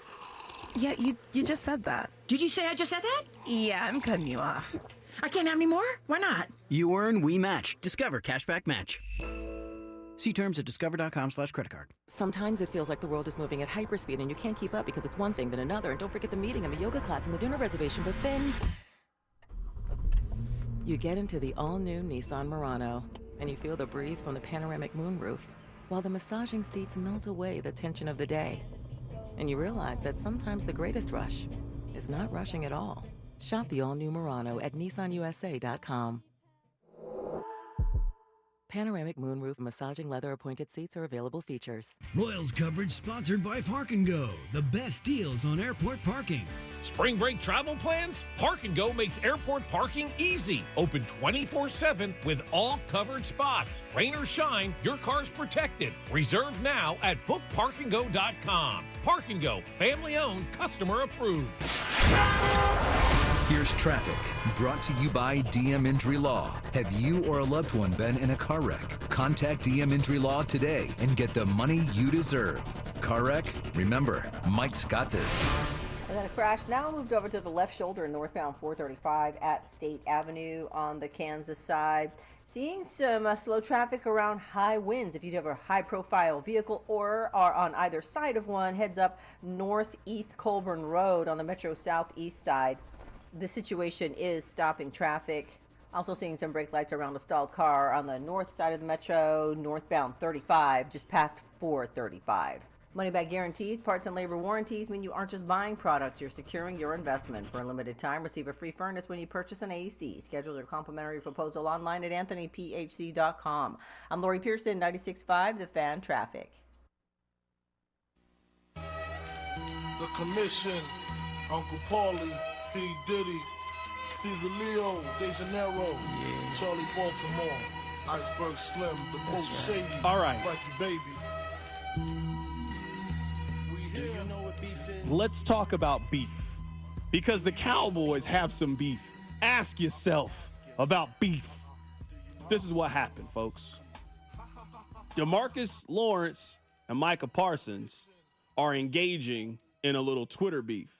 DeMarcus Lawrence, he has changed teams. He plays for a new team now. He went to go play for the Seattle Seahawks.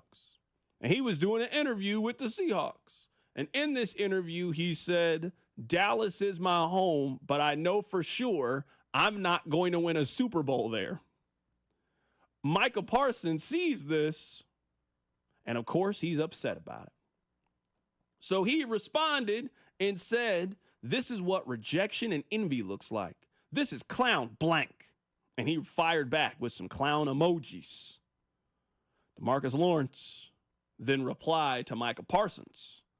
And he said, quote, calling me a clown won't change the fact that I told you the truth. Maybe if you spent less time tweeting and more time winning, I wouldn't have left. Everybody be getting on Micah Parsons about having a podcast. If Micah Parsons wants the podcast, let him. He's one of the best players in the league. I don't really know what you can say if you're Micah Parsons if that happens. I think we have to award this win to DeMarcus Lawrence, right? I don't really know how you even come back. That seems like the trump card. Hey, you don't win enough. I told you this in person. You're a loser. That's why I had to get away from you. I think DeMarcus Lawrence won this beef. Rob, how are we ruling here in the Twitter feud between Micah Parsons and DeMarcus Lawrence, where both of them were very direct towards the other person? One of them called you a clown and said, this is what rejection and envy looks like. The other guy said, why don't you put down the podcast, Mike, quit tweeting, and why don't you focus on football? I think I have to award this to DeMarcus Lawrence. This is a 27-13, very convincing win. Can they both lose? Because maybe DeMarcus Lawrence is right. He cares too much. Micah Parsons cares too much about his podcast, and they're not going to win any winning in Dallas. But it's not like DeMarcus Lawrence is going to do any winning in Seattle. That's fair. Like, if he had signed with the Bills, I know they were looking for a pass rusher. No, that's fair. And he's like, I'm looking to be with a winner, not those loser blanks. Like, hey, then maybe you have a leg to stand on. But you're going to go after Micah Parsons, who's better than you, by the way. He is better. Makes a lot more money than you, and call him a loser because you signed in Seattle? You guys are both chasing the same 7-10 season. Why is this a thing? So you think that this is a draw? I think two losers yelling at each other is not. No one gets to win. Okay, I just wanted to know. If you were down on Tuesday night, the Big 12 title, Big 12 championship game, and you saw, Utah and UCF fans yapping, I would say go home, both of you. You're losers. Okay. So we're not scoring this for anybody. This is a 3-3 tie. No contest. This is a no contest. All right, that's fair. This is like one of Jake Paul's fights, fixed, and no one cares. Yeah, no, okay. I just wanted to know what you think. I'm happy to know. Speaking of the Cowboys, they find themselves. They are in what would appear to be a bidding war for Cooper Kupp. That's what it sounds like to me. It sounds like there's a handful of teams that want Cooper Kupp. Are the Cowboys in it? Are they not in it? Are they interested? Are they not? No one knows whether or not. There's conflicting reports. Adam Schefter is telling you that they are interested. Some Cowboys people are telling you they're not interested. Who knows?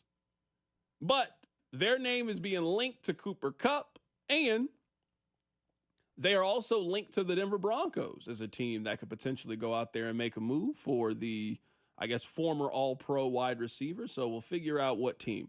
I will say this. This is what I would like. I want Cooper Kupp and Aaron Rodgers to wrap this up before the NCAA tournament gets going. I can't tell them how to live their life. And I understand that you got a big decision where you want to live, where you want to potentially move, that you need some time to consider and offer. That is reasonable to me, to have some time about what you want to do. I'm not spending the Thursday of the NCAA tournament talking about Aaron Rodgers and what team he's going to play for. Aaron, you still got a couple of days to catch our attention.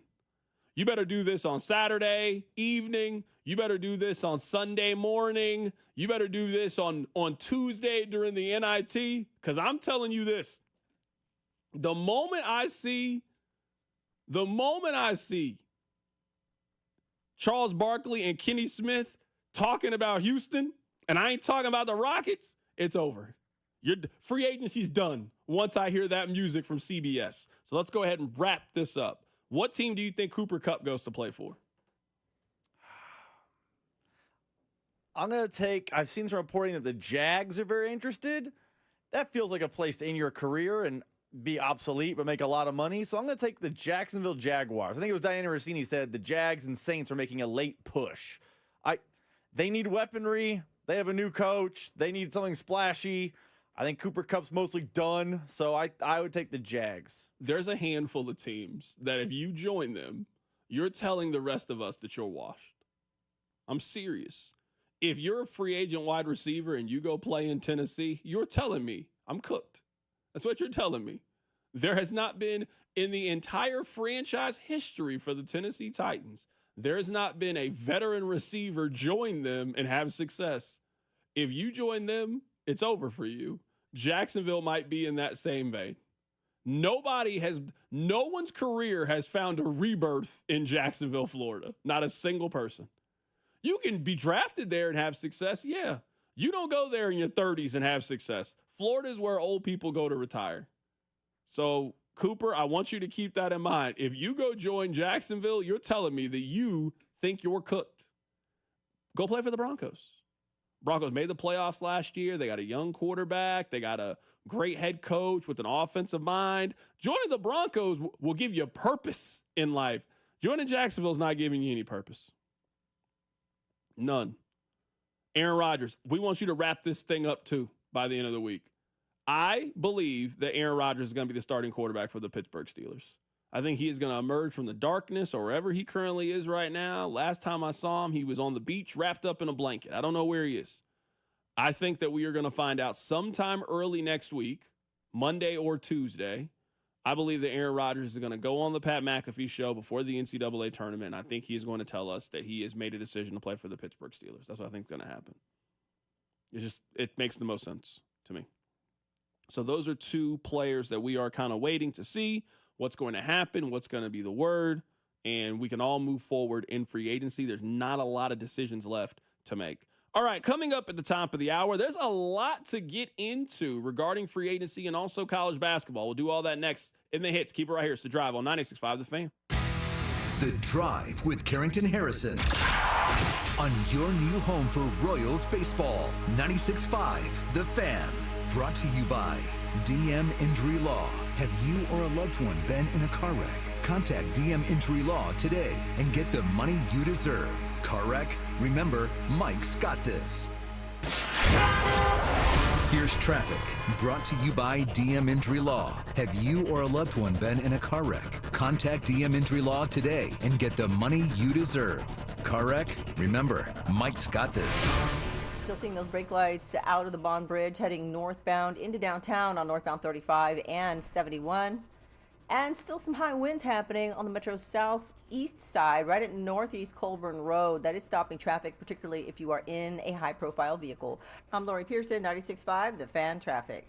The technicians you can trust with your house keys. Anthony Plumbing, Heating, Cooling, and Electric. Thank you for making Total Wine & More America's #1 online source for spirits, beer, and wine. Better than all those delivery apps. Total Wine's prices are up to 30% lower with super fast delivery and no hidden fees. Order direct at TotalWine.com and pay less today. Drink responsibly, B21. Mornings can start feeling the same. Wake up, brush teeth, go to work. But with breakfast from Wendy's, it's like, wake up, brush teeth, baconate with a breakfast baconator, roll with the sausage breakfast burrito, buddy it up with a honey buddy, or get seasoned with seasoned potatoes, and then go to work. Sorry. When you're ready for a fresh wake-up call, gotta be Wendy's. At participating U.S. Wendy's during breakfast hours. Your life, your goals, your legacy. With a dedicated Fidelity advisor, it's all part of a comprehensive plan to help grow and protect your wealth. Visit fidelity.com/wealth. Investment minimums apply. Fidelity Brokerage Services, LLC. Member NYSE, SIPC. What's up, everybody? Nick Costos here with the Sports Betting Minute, brought to you by BetMGM, the sportsbook born in Vegas. Please gamble responsibly. Coming up tonight in the SEC tournament, Alabama and Kentucky. Bama, a 7.5-point favorite. The total is sky high, 179.5. Makes sense with these two offenses. Bama fighting to be a potential 1 seed coming up in the big tournament next week. But no way Bama should be this big of a favorite against Kentucky. Now, Bama, of course, can win the game by double digits, but Bama's defense is terrible. Kentucky's defense is bad, too. That's how you get a total this high. Not only do I think Kentucky keeps this game close, I wouldn't be shocked if Kentucky won. Give me Kentucky plus the 7.5 tonight against Bama. That's it for this Sports Betting Minute, brought to you by BetMGM. Download the BetMGM app and take your game to the next level with the sportsbook born in Vegas. Please gamble responsibly. BetMGM and GameSense remind you to play responsibly. See BetMGM.com for terms. 21 plus only. Kansas only. Please gamble responsibly. Gambling problem? Call 1-800-GAMBLER. In partnership with Kansas Crossing Casino and Hotel. Brew Brothers at Harris, Kansas City, now open. Dine on mouth-watering appetizers, then feast on one of our 6 American Wagyu burgers, including the Bacon Jam Burger and Blazing Burger. Wash it down with your favorite ice-cold beverage, all while watching the game on one of our 45 TVs. Dine in or carry out. Brew Brothers at Harris, Kansas City always hits the spot. Brew Brothers and Brew Brothers Express are now open for breakfast, lunch, and dinner. 21 or older to gamble. Know when to stop before you start. Gambling problem? Call 1-888-BETS-OFF. Hey, it's Rex here with RexBuysKC.com, your local KC home buyer. If you own a property in the Kansas City or surrounding area and want to sell it fast and at a fair price, write this number down, 816-330-6000. I'm a private real estate investor, not some hedge fund or large national chain. My family and I live right here in KC. I can pay cash and close on your timeline, even in as little as 3 days. Here at RexBuysKC.com, we're improving Kansas City one house at a time. I buy inherited houses, vacant houses, foreclosure houses, behind in payment houses, my tenant won't pay the rent houses, and properties that need complete rehabs. Do you own a house that's trashed and needs thousands of dollars in repairs? Great. If you own a house and want to sell it fast, call me at this number, 816-330-6000. That's 816-330-6000, or go to RexBuysKC.com.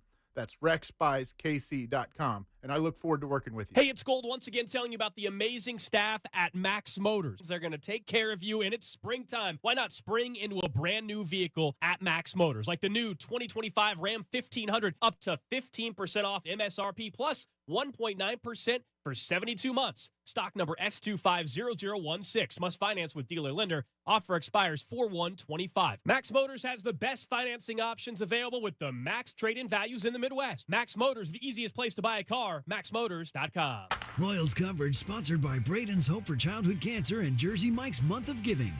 Join us in supporting Braden's Hope for Childhood Cancer and Jersey Mike's Month of Giving. Visit any Casey, Topeka, or Lawrence Jersey Mike's and donate. You can also donate through the Jersey Mike's app. Help the fight against childhood cancer with Braden's Hope and Jersey Mike's. Hey, it's Vern. Catch me every day with Cody and Gold at 12:45 for a live update from Arizona as I'm with the boys in blue at spring training. This is your home for Royals baseball. 96.5 The Fan, KFNZ FM and AM, HD1 and HD2 Kansas City, in Odyssey Sports Station.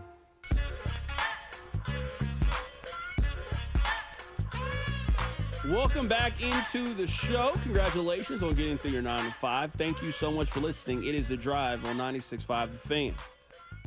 I was given tickets to go to the Big 12 later today. I actually was given a couple extra tickets. I asked Rob if he wanted to go. Rob loves basketball. He's a season ticket holder for a college basketball team, so I would factor in that Rob would want to go to the game. Nah, man, it's kind of late, man. I got to get up early tomorrow. Tomorrow's a Saturday. What are you talking about? Well, man, I was just down there yesterday. I don't want to deal with the traffic. I don't want to deal with the parking. But these are 2 good games. These are 4 tournament teams that are playing. That you have no interest in going tonight? No, I mean, I'm a little down after KU. It was just a bunch of excuses is what I heard. I don't like seeing Rob like this. I really don't. I don't like Rob's energy being down this way. I really don't. Now, I do like why his energy is down, but I don't like that his energy is down. We got to do something to cheer you up. So, Rob, this is what I would like to do. This is how I want to kick off the 5 o'clock hour. I want all of us to come together. I want all of us to come together. I want us to stand in a circle, and I want us to hold hands. And I want us to celebrate the fact that we only have one more KU basketball game to talk about. That's it. We have one more game. We don't have two more. We don't have three. We don't have two more weekends of Kansas basketball. Rob, it's almost over.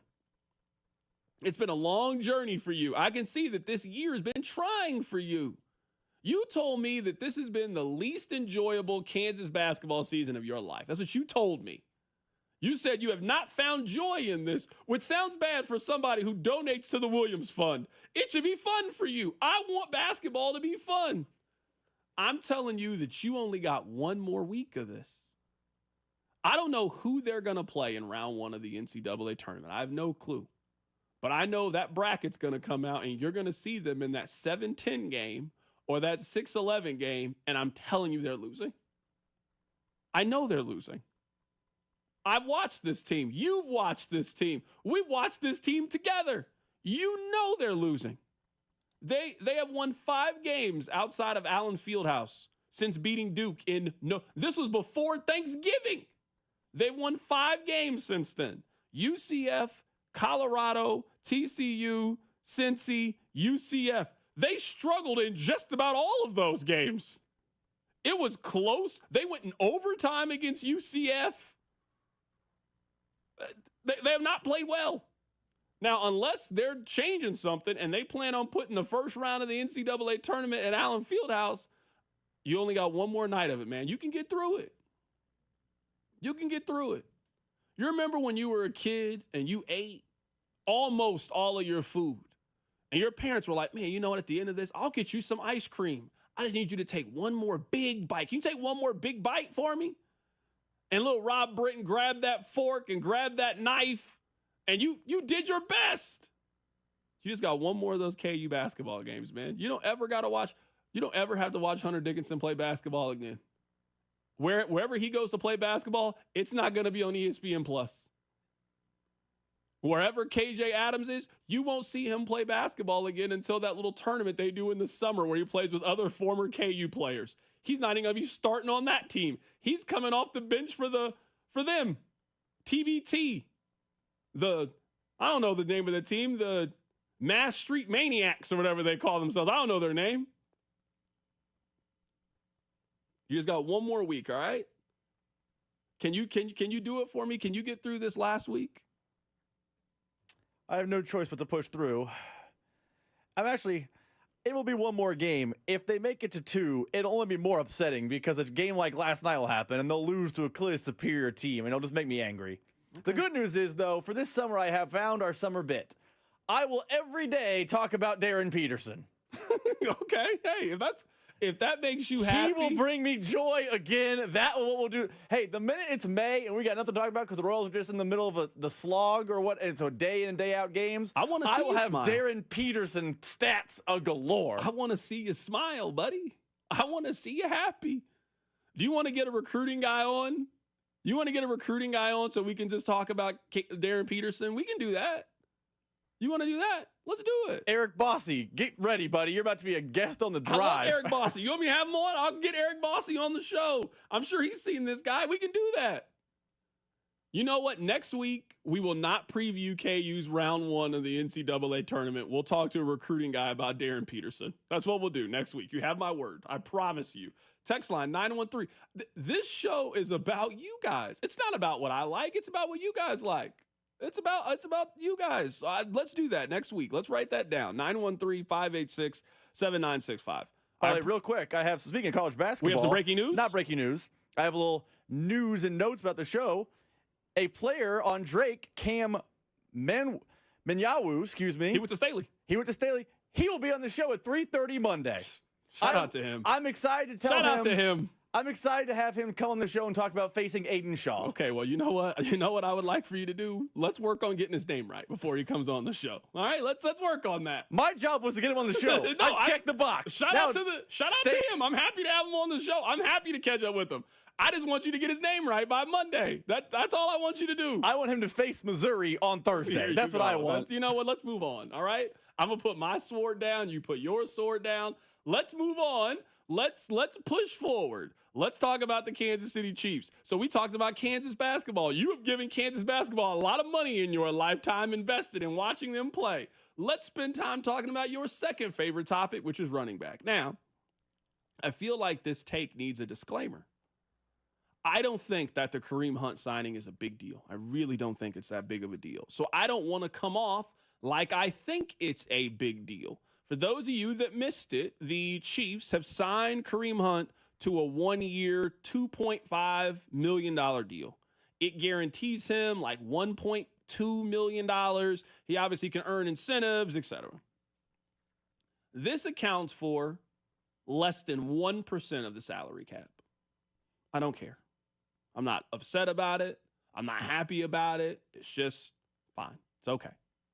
But what is more interesting to me about the Kareem Hunt signing is, what does it mean? If it means that they feel they're done in the running back room, I will be very, very upset if that's what they think. Now, I certainly hope that's not what they think, but as of now, they have 4 running backs in that room. They have Kareem Hunt, Isaiah Pacheco, Elijah Mitchell, and Carson Steele. Now, maybe they're making the argument that Carson Steele is going to move full-time over to fullback, and I can't count him in that number. So they only have 3 running backs. Okay, fine. They need to draft a running back. It is not a luxury to me at this point. It is a necessity. If you were going with what I just said, that you believe that Carson Steele is a fullback, then they do not have a running back that is signed past this upcoming football season. They have a couple of days in Green Bay, Wisconsin, where you have the ability very cheaply to sign a very talented running back that is going to be under contract for this upcoming season, the next season, and even the season after that. And you can get that player for almost the exact same amount that you were paying Kareem Hunt for this season, what you were paying Elijah Mitchell for this season, and what Isaiah Pacheco was making for this season. If they're going to draft a running back, I don't care. I'm serious. I don't care. You guys like Kareem Hunt. They like Kareem Hunt. He does serve purpose as a 3rd and 1, 4th and 1, short yardage back. Hey, that's fine.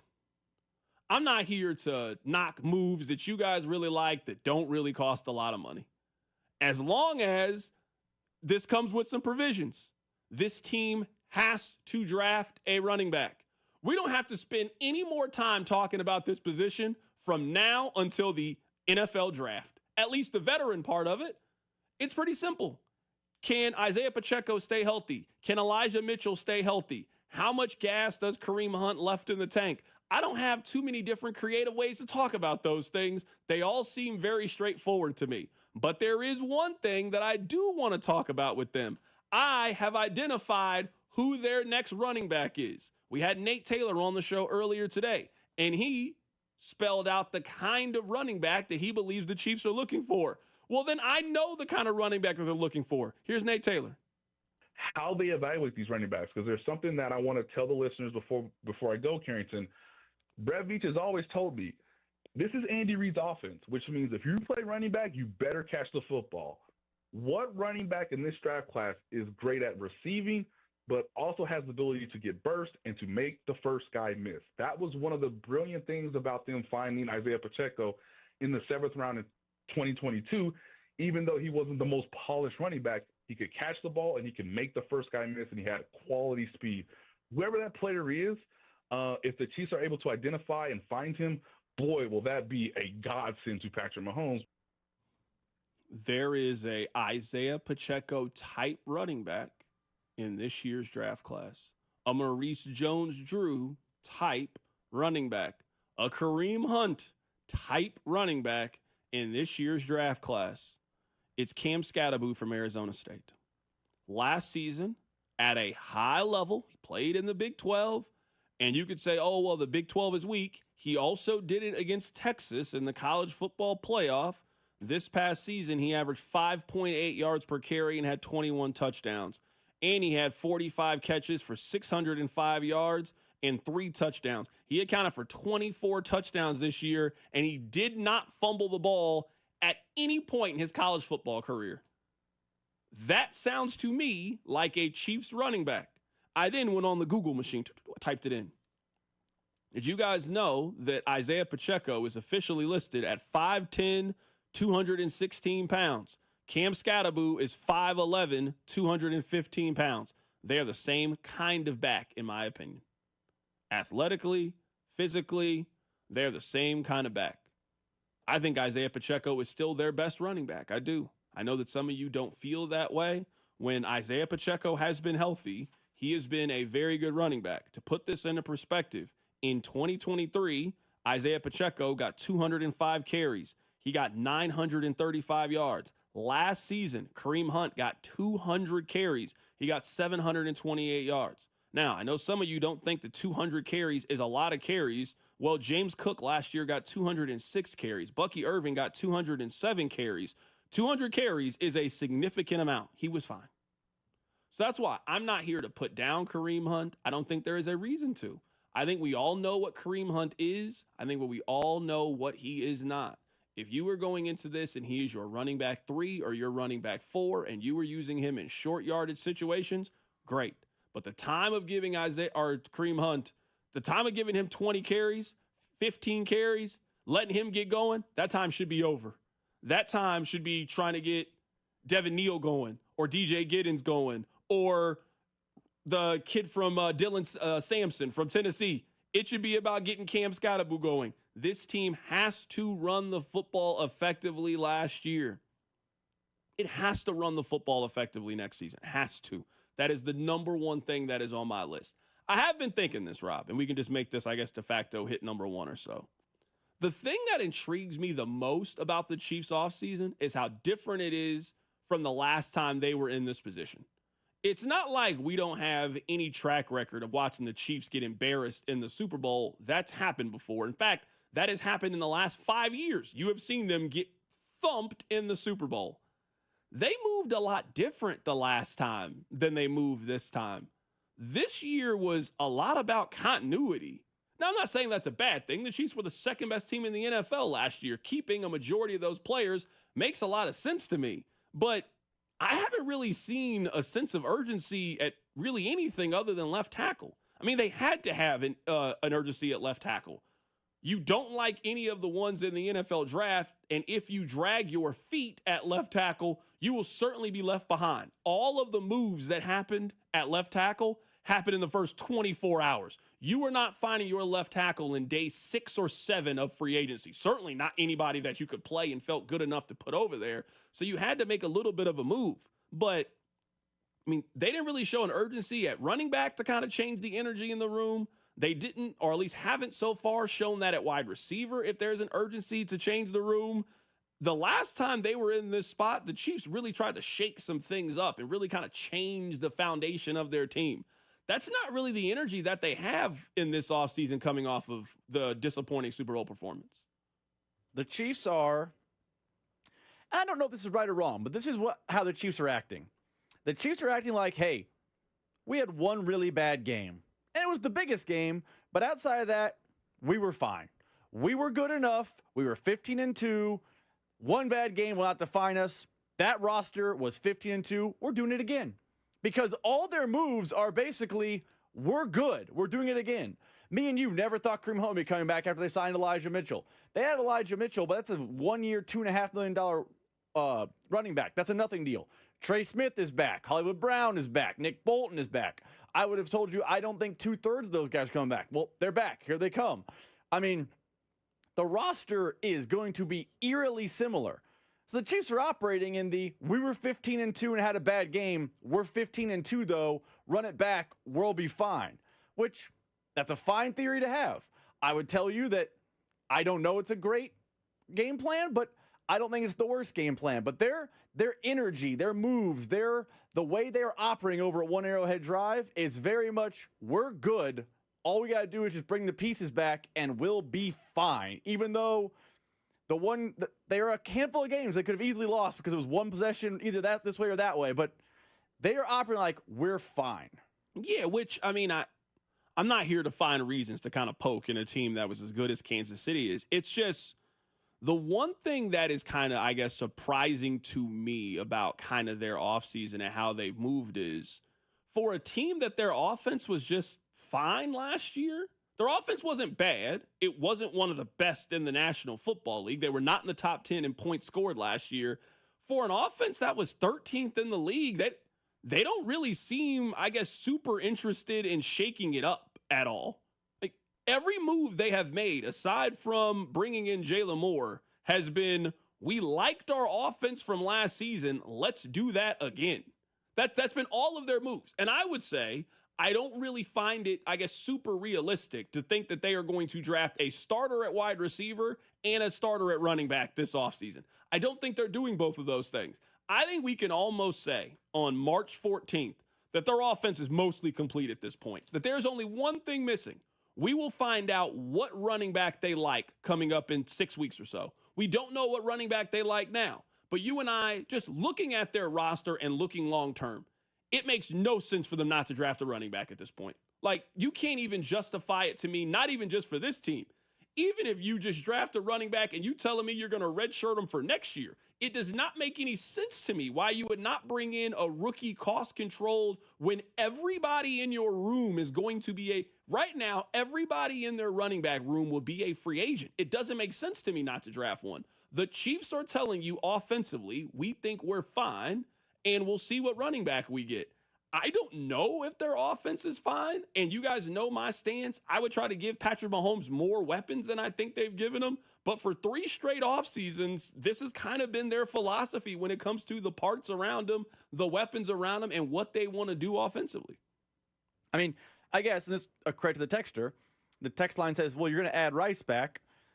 That's right. What the Chiefs offseason is, what they are saying by their moves are, our roster was good, we were just unhealthy.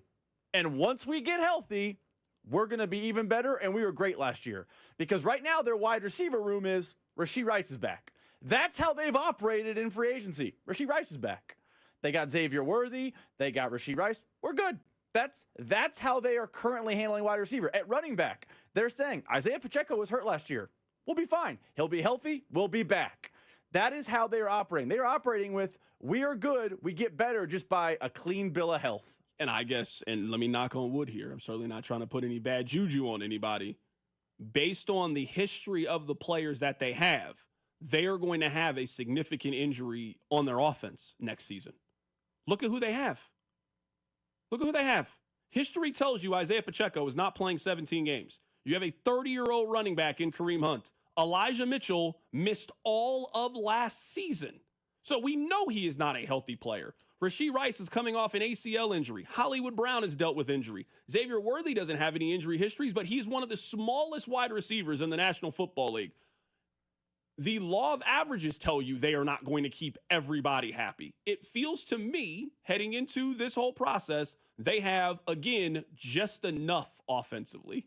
Just enough offensively. They don't have an abundance of anything, not in the running back room, not in the tight end room, not at wide receiver. They have just enough. And if an injury happens to their team, the same way that it happened last season, we will be having the same conversation again in October that they're going to need to add somebody via trade. That's the same conversation we had. An injury happened to players that get hurt, and then we were having the conversation about who they could potentially add at the trade deadline. I kind of think the same thing is going to happen. I guess we have to see how aggressive they're going to be at the draft and what they want to do in terms of the offense. Maybe they spend a first-round pick on a wide receiver, they spend a third-round pick on a running back, and they got 2 new 22-year-old offensive options to throw into the mix, and they're going to have a young, explosive, push-the-ball-down-the-field offense. That's just not the offense that I'm currently seeing on paper for Kansas City. I'm also just not really sure if their offensive line's much better at this point. I don't really know anybody could tell you that their offensive line is better. Are we 100% certain that the offensive line that they put out there a month ago in the Super Bowl, that they are better on their offensive line today? I don't know if they are. I don't know if they're worse, but they could have a very similar offensive line to the one that they had last year. I'll also say, to your bill of health point, that someone's going to get hurt. That's football. No, that's fair. Do you want the Chiefs had bad injury luck last year? If you want to say that, if a fan will say that, that's true. I do believe the Chiefs had bad injury luck in 2024. But football is a very violent game. players are going to get injured. So the mindset of if we get that clean bill of health, we're good. No team in the NFL gets the clean bill of health. None. No, it is just too violent of a sport. I think it was George Kittle was on a podcast, and he said it's the equivalent of having a car accident every Sunday. People get hurt. So if your game plan is, hey, we're healthy, and once we're healthy, watch out, that's a bad game plan because no one's healthy. It's not a sport where you're like, hey, after 18 weeks, man, we're in great shape. And I would tell you going into the playoffs, the Chiefs are actually relatively healthy. So I have my complaints with the get healthy plan, but that appears, based on everything we've seen at Arrowhead, like what they're doing.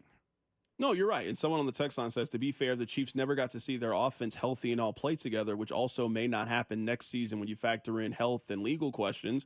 I mean, we're still looking at a suspension for Rashee Rice. We are still looking off him coming off an ACL injury. We're still looking at, is Elijah Mitchell going to be healthy? Like, their offense is going to have some questions heading into next season. Rob, I know we didn't get a chance to get to the hits. Can you hit the button, do the read, and then we'll, I guess, get back to the hits? Your workday is over. Oh, yeah. You're headed home, and now you're stuck in traffic. Time to get caught up on the biggest stories in Kansas City and around the country with CDOT and Rob.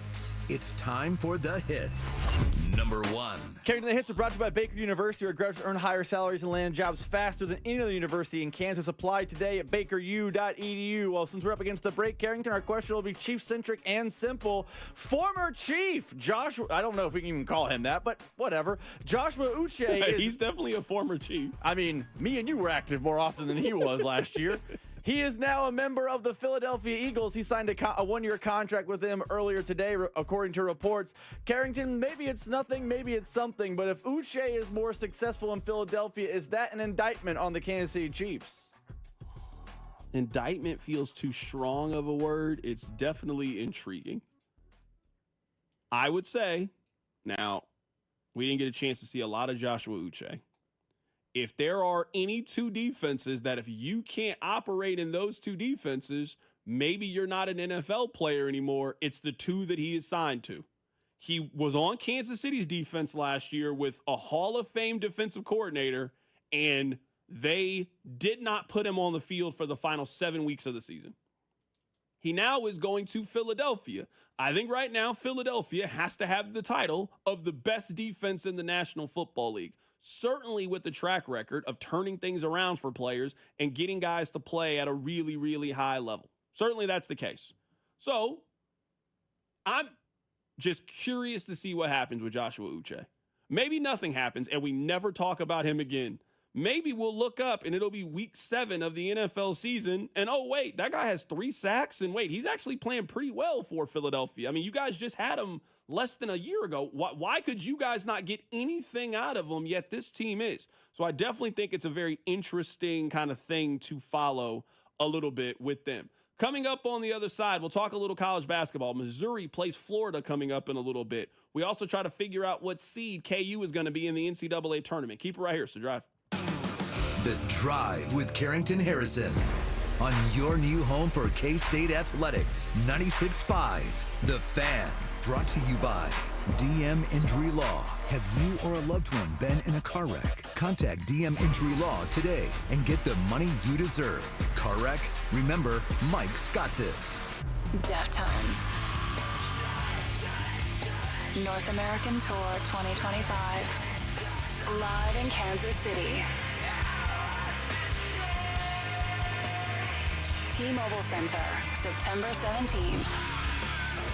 With special guests, idols, and the Barbarians of California. Get tickets this Monday at 10 a.m. at livenation.com. For more, visit deftones.com. Papa Roach.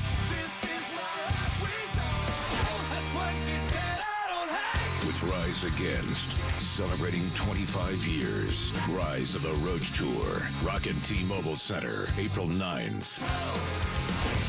With special guest, Under Oath. On sale now at livenation.com. Don't miss Papa Roach and Rise Against together on one epic night. At Diamonds Direct, our experts go the extra mile to ensure you have the tools to say I do with absolute confidence. Our promise to you is a completely risk-free shopping experience rooted in transparency, education, and integrity. No pressure, no intimidation, just clarity and confidence in your purchase. But we're about more than just price. Everything is backed by our exclusive guarantees. Put our tools to the test against any competitor, and our expert staff will ensure you get the very best overall value and unforgettable experience. Learn more at diamondsdirect.com. Diamonds Direct, your love, our passion. Coming to Kansas City, the NAIA Men's College Basketball Championship. 16 teams, 15 games, 6 days, 1 national champion. The NAIA Men's College Basketball Championship at Municipal Auditorium, March 20th to the 25th.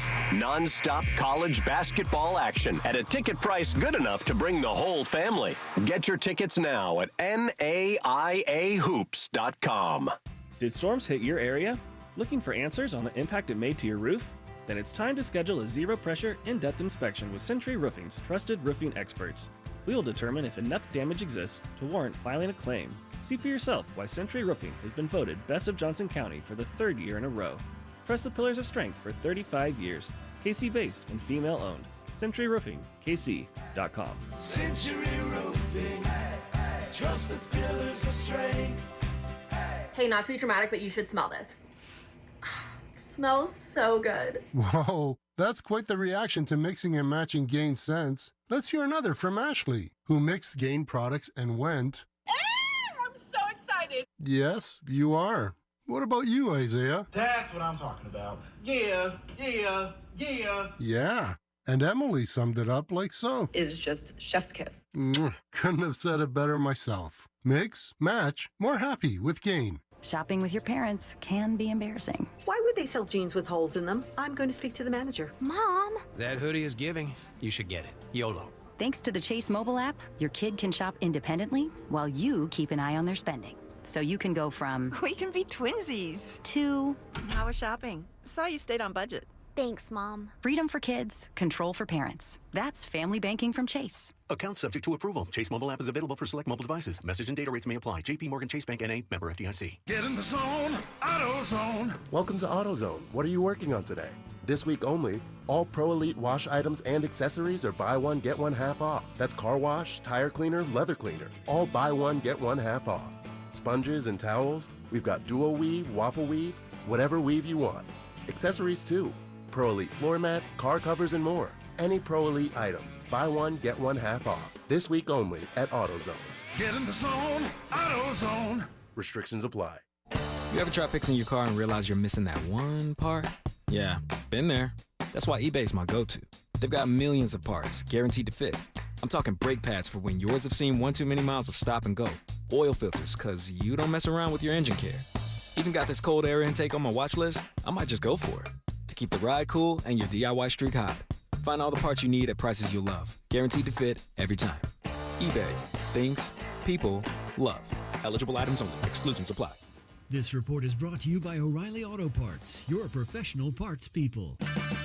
Choose Syntec Full Synthetic Motor Oil designed for today's engines exclusively at your O'Reilly Auto Parts store or O'ReillyAuto.com. O'Reilly Auto Parts. Opening day coverage is brought to you by Hollywood Casino. Stop by Hollywood Casino every Wednesday in March from 12 until 2 to register for your chance to win opening day tickets. Your home for Royals baseball. 96.5 The Fan.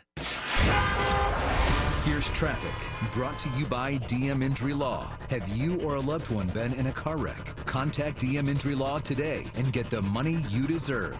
Car wreck? Remember, Mike's got this. 2-car crash, eastbound 50 highway at 3rd Street. Got the right lane closed. Seeing some traffic back up. Slow into downtown, northbound 35, northbound 71. Also seeing a stalled car stopping traffic on westbound 435. That's the exit to the state line. I'm Lori Pearson, 96.5 The Fan Traffic. You're listening to The Drive with Carrington Harrison on 96.5 The Fan and the Odyssey app. Welcome back into the drive on 96.5 The Fan, 96.5thefan.com, and also the Odyssey app. Before we get out of here, I want to replay our interview with Kyle Isbell. Maybe you missed him earlier today on the show. He was really enjoyable to talk to. We'll play it for you before we get out of here. All right, Rob. What seed do you think KU is going to be in the NCAA tournament? Their resume, and at least in regards to the seeding, is complete. They don't have any more games between now and when we see the bracket. If I had to guess, I think KU gets a 6 seed, and I think they are in the 6-11 matchup. And knowing the NCAA tournament, they'll probably play a little later in the evening. I could see them going out to Seattle or somewhere. I think they're going to be a 6 seed. Where do you think KU is going to be seeded at? I think they're going to get the 6 seed over the 7 seed because of the non-con wins that they have. They did beat Duke earlier this season. They did beat Michigan State earlier this season. And those two teams have turned out to be two of the better teams in the NCAA tournament. I think that's going to be enough to keep them off the 7 line. Where do you think they're going to land? Man, in a twist of fate I didn't see coming, I think you are more optimistic than I am. I think they are a 7 seed. I think they finished 6th in the Big 12. They had to survive and advance against UCF, and they did not look good against Arizona. The NCAA tournament committee knows what I know, what you know. Hey, their fan base will travel, but their game doesn't. The minute they get out of Allen, they are not good. Just not good at all. I guess beating Cincinnati, but that's just the definition of not good. So I think they're in the 7-10 game, and I think they're facing similar team. I don't think they're going to see a mid-major. I think they're going to be a 7-10, and they're going to face Oklahoma, or a 7-10, and they'll face Texas, or one of those teams who gets in late to the NCAA tournament. I think that's where they are. And then if you're a KU fan, if you want to dream a dream a little bit, you start looking at who the softest 2 seed is. But I think they are in the 7-10 game. I'm looking at Joe Lunardi's bracket right now.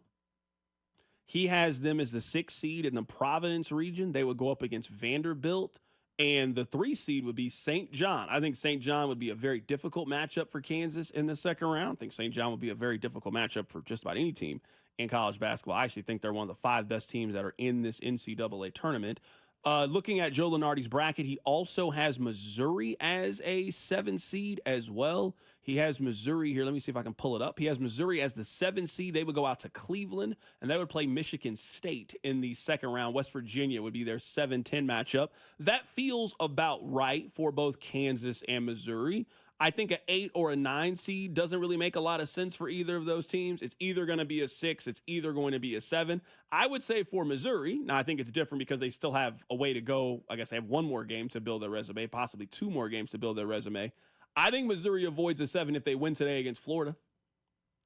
If Missouri has 2 wins. They're a 6th in that world. I don't think they're going past semifinals. I agree with you. If Missouri wins today against Florida, I think they avoid the 7 line, and I think they end up going to the 6 line. I think they end up being a 6, which you obviously much rather be a 6 than be a 7 because the team you would play in the second round, like if you're telling me, now you'd have to beat a good team, but in that 3 seed, Texas A&M, Iowa State, Kentucky, St. John, as long as you don't get St. John, I think St. John's the best of those 3 seeds. I think you take your chances against the other 3 seeds that are available. Obviously, a lot needs to happen. You got to beat Florida today. Maybe you end up getting a 6 seed anyway. We're all playing speculation when it comes to the bracket. Good thing is we don't have too many more days of speculation, at least when it comes to the NCAA tournament. But it does feel like, even though it has been a very different path to get here, it does feel like both Kansas and Missouri are in a very, very similar boat. They're either going to be a 6 or a 7. I would be surprised if either one of those teams get the 8-9. I don't really think that those 2 teams are the type for the 8-9 matchup. It would be very disappointing if that's what they gave Missouri. Very disappointing if that's what they would give Kansas. I don't think that either one of those teams deserve to be on that 8-9 line. The Drive. First to breaking news in Kansas City. Well, Carrington, we have some NFL free agency news. It does not involve the Kansas City Chiefs, but it's something we talked about earlier in the show. Cooper Kupp has a new home. He is now a member of the Seattle Seahawks. According to Diana Rossini, he signed a 3-year deal worth $15 million per year with the Seattle Seahawks. Cooper Kupp is heading out west. He is now a Seattle Seahawk per Diana Rossini. Hold on, time out. Turn it off. Turn the music off. Turn the music off. Repeat what you just said to me. He is now signed with Seattle.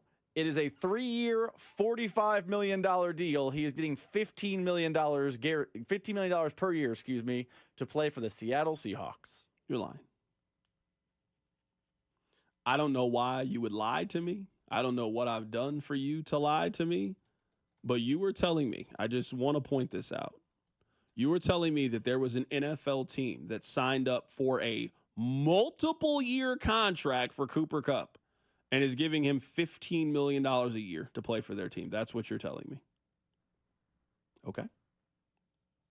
Actually, now let me read the Rappaport says he's likely to make $15 million per year or more. He added the or more there at the end.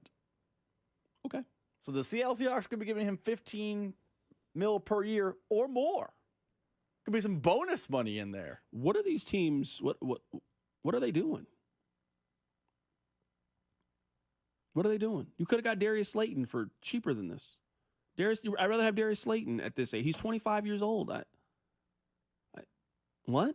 You could have got Tutu Atwell. You could have got Diamond E. Brown. You could have. You chose to spend multiple years and go get Cooper Kupp. For what reason?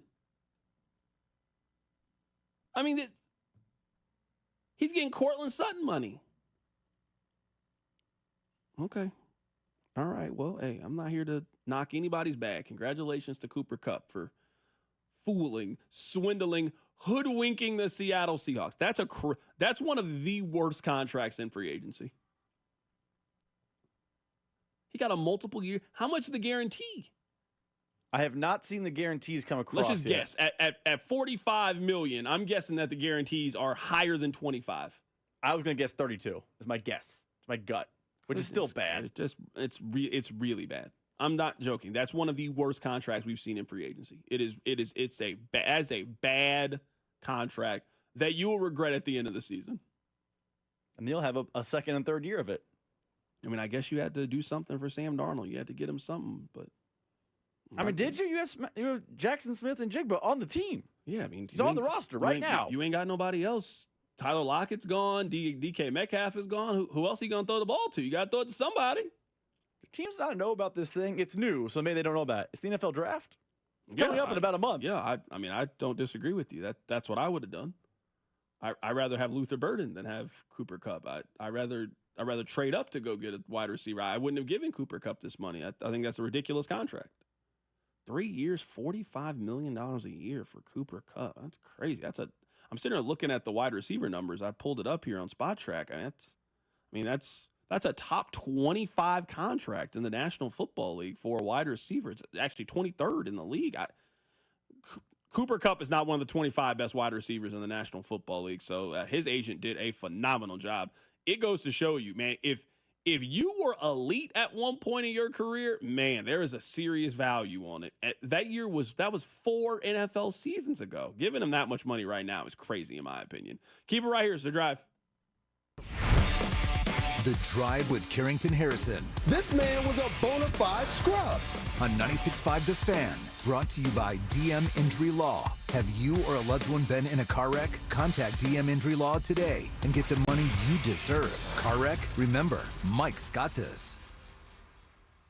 This week, FanDuel is bringing you a Dog of the Day Profit Boost token. One of the best parts about the tourney is when an underdog takes down the powerhouse. And right now, those upsets can get even better. Because if your underdog bet wins, you'll land even more winnings with the Profit Boost. This is your chance to ride with the long shots, the scrappy teams, the ones that refuse to go quietly. So if you've been waiting to join FanDuel, then March is the perfect time to do so. The app is easy to use, and when you win, you'll get paid instantly. All you need to do is visit FanDuel, use my promo code KFNZ to download America's #1 sportsbook today and back your Dog of the Day with the Profit Boost. Because after all, anything can happen in March. FanDuel, an official partner of 96.5 The Fan. 21 and present in Kansas. Opt-in required. Wager of at least plus 100 odds required. Bonus issue is non-withdrawable profit boost tokens. Restrictions apply, including any token expiration and max wager amount. See terms at sportsbook.fanduel.com. FanDuel is offering online sports wagering in Kansas under agreement with Kansas Star Casino, LLC. Gambling problem? Get out with your best bet. Call 1-800-522-4700. Visit kansasgamblinghelp.com. Lowe's knows that your deadlines don't change, even when your job does. But with Lowe's Buy Online, Pick Up in Store, we'll help you adjust on the fly. And when you absolutely can't leave the project, we can deliver to your job site as soon as same day. Lowe's knows pros. We help, you save. Valid on eligible in-stock orders and select zip codes placed by 2 p.m. for same-day delivery by 8 p.m. Subject to driver availability. Fees vary based on purchase. More terms apply. See Lowe's.com/same-day delivery for details. Buckle up and hang on. This is going to be a good one. The fans of Kansas Speedway know how to have a good time. One that celebrates fantastic finishes. Crash together. So close. And family-friendly facilities. Trading paint. We got feuding. And tailgating tradition. Burnouts. Beer. And barbecue. Oh, it'll for sure be a good time. And you are all invited. NASCAR weekend at Kansas Speedway, May 9th through the 11th. Get your tickets now at kansasspeedway.com. Here's a question. Would you take your storm-damaged car to a body shop that only did bumpers? Of course not. So why call just a roofing company after your entire home or business goes through a storm? Get more than a roofer. Get an experienced restoration team. Get PAC Construction Services. We're seasoned construction professionals and, are you ready? Former insurance adjusters. Our 100 years of diverse and specialized experience means faster repairs, fewer hassles, and fewer delays. Our emergency response team is on call 24/7 for storm damage, fire, water, and even mold restoration. Veteran-owned, Kansas City trusted. No one will care more for your home or business inside and out than we will. We're ready when you need us. Visit PACKKC.com and schedule a free inspection. With KC's recent storm history, there's a good chance you could already have covered damage. Find out today at PACKKC.com. That's PACTKC.com. I'm Bob Burke, founder and chairman of Burke America Parts Group, a family of brands that includes RepairClinic.com, an appliance and HVAC parts solution company that's grown into an international brand. Before AmericanEagle.com, we partially launched a new technology platform developed by another firm. American Eagle helped take our technology to a whole new level with digital marketing, software development, and business insights into our key markets, appliances, HVAC, and outdoor power equipment, and did so both on time and on budget. AmericanEagle.com has the resources, experience, and talent needed to produce solutions. Our new technology platform, developed by AmericanEagle.com, has produced tremendous results with higher traffic, conversion, engagement, and online revenue. If you have any home repairs you need to take care of, check us out at RepairClinic.com. If you need a world-class website or technology project, then I would highly recommend AmericanEagle.com. Call AmericanEagle.com at 773-NETWORK. That's AmericanEagle.com, 773-NETWORK. Get in the zone, AutoZone. Welcome to AutoZone. What are you working on today? This week only, all Pro Elite wash items and accessories are buy one, get one half off. That's car wash, tire cleaner, leather cleaner. All buy one, get one half off. Sponges and towels, we've got duo weave, waffle weave, whatever weave you want. Accessories too. Pro Elite floor mats, car covers, and more. Any Pro Elite item, buy one, get one half off. This week only at AutoZone. Get in the zone, AutoZone. Restrictions apply. You ever try fixing your car and realize you're missing that one part? Yeah, been there. That's why eBay's my go-to. They've got millions of parts, guaranteed to fit. I'm talking brake pads for when yours have seen one too many miles of stop and go. Oil filters, cause you don't mess around with your engine care. Even got this cold air intake on my watch list. I might just go for it. To keep the ride cool and your DIY streak hot. Find all the parts you need at prices you'll love. Guaranteed to fit every time. eBay. Things people love. Eligible items only. Exclusions apply. You're listening to 96.5 The Fan from the Mission Plumbing, Heating, and Cooling Studios. Here's traffic, brought to you by DM Injury Law. Have you or a loved one been in a car wreck? Contact DM Injury Law today and get the money you deserve. Car wreck? Remember, Mike's got this. Two-car crash, eastbound 50 highway at 3rd Street. Got the right lane closed. Seeing some traffic back up. Slow into downtown, northbound 35, northbound 71. Also seeing a stalled car stopping traffic on westbound 435. That's the exit to the state line. I'm Lori Pearson, 96.5 The Fan Traffic. Welcome to your new home for Chiefs football. 96.5 The Fan. How is Bell? Earlier on the show today, we had Kyle Isbell. Kyle Isbell plays for your Kansas City Royals. We had a fun time talking to him. I want to play it for you as we wrap up the show today. Our conversation started with, what's your Chick-fil-A order? Depends on the day, but usually I go spicy sandwich, add American cheese and bacon. Of course, have the waffle fries, and then probably throw some nuggets in there as well. What I really appreciate about Chick-fil-A, Kyle, is it's a great experience every single time. Like, you know exactly what to expect. The food's going to be good. The service is going to be good. They're going to get it to you quickly. Every place should be like Chick-fil-A. Yeah, they're amazing. They always get you going right, and the food's always a blast. So yesterday we had Josh Vernier on the show, and I asked him this question. It's one thing for somebody that does pre- and post-game. It's one thing to ask a baseball player. I asked him what made him fall in love with baseball. I'll ask you the same question. At one point, you were a kid that had a dream. What made you fall in love with baseball? Yeah, just growing up, my sisters actually both played softball, so I kind of grew up always going to watch them play. My dad was always with me, working with me, and I just loved watching the game. Favorite player was Derek Jeter, watching him grow up. I mean, he did everything in the game, obviously, but just watching him, how he goes about his business, how he takes his at-bats, his professionalism, his leadership, and I just try to run that through my game every day. So I have to ask you, have you ever met Derek Jeter before? I have not.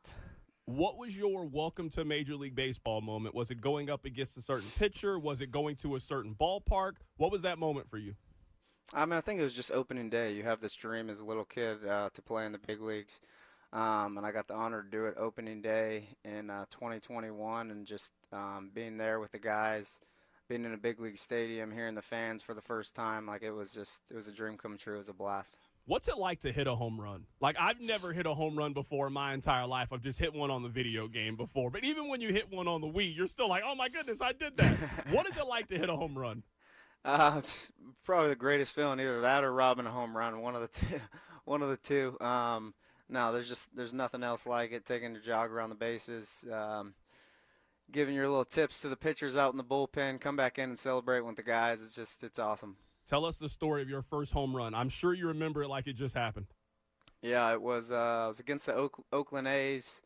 I think it was Sergio Romo in, I think, the 7th or 8th inning. He threw me a slider, and I hit it just to the right of the bullpen. It was a kind of a blackout moment running around the bases. Couldn't tell you too much about it.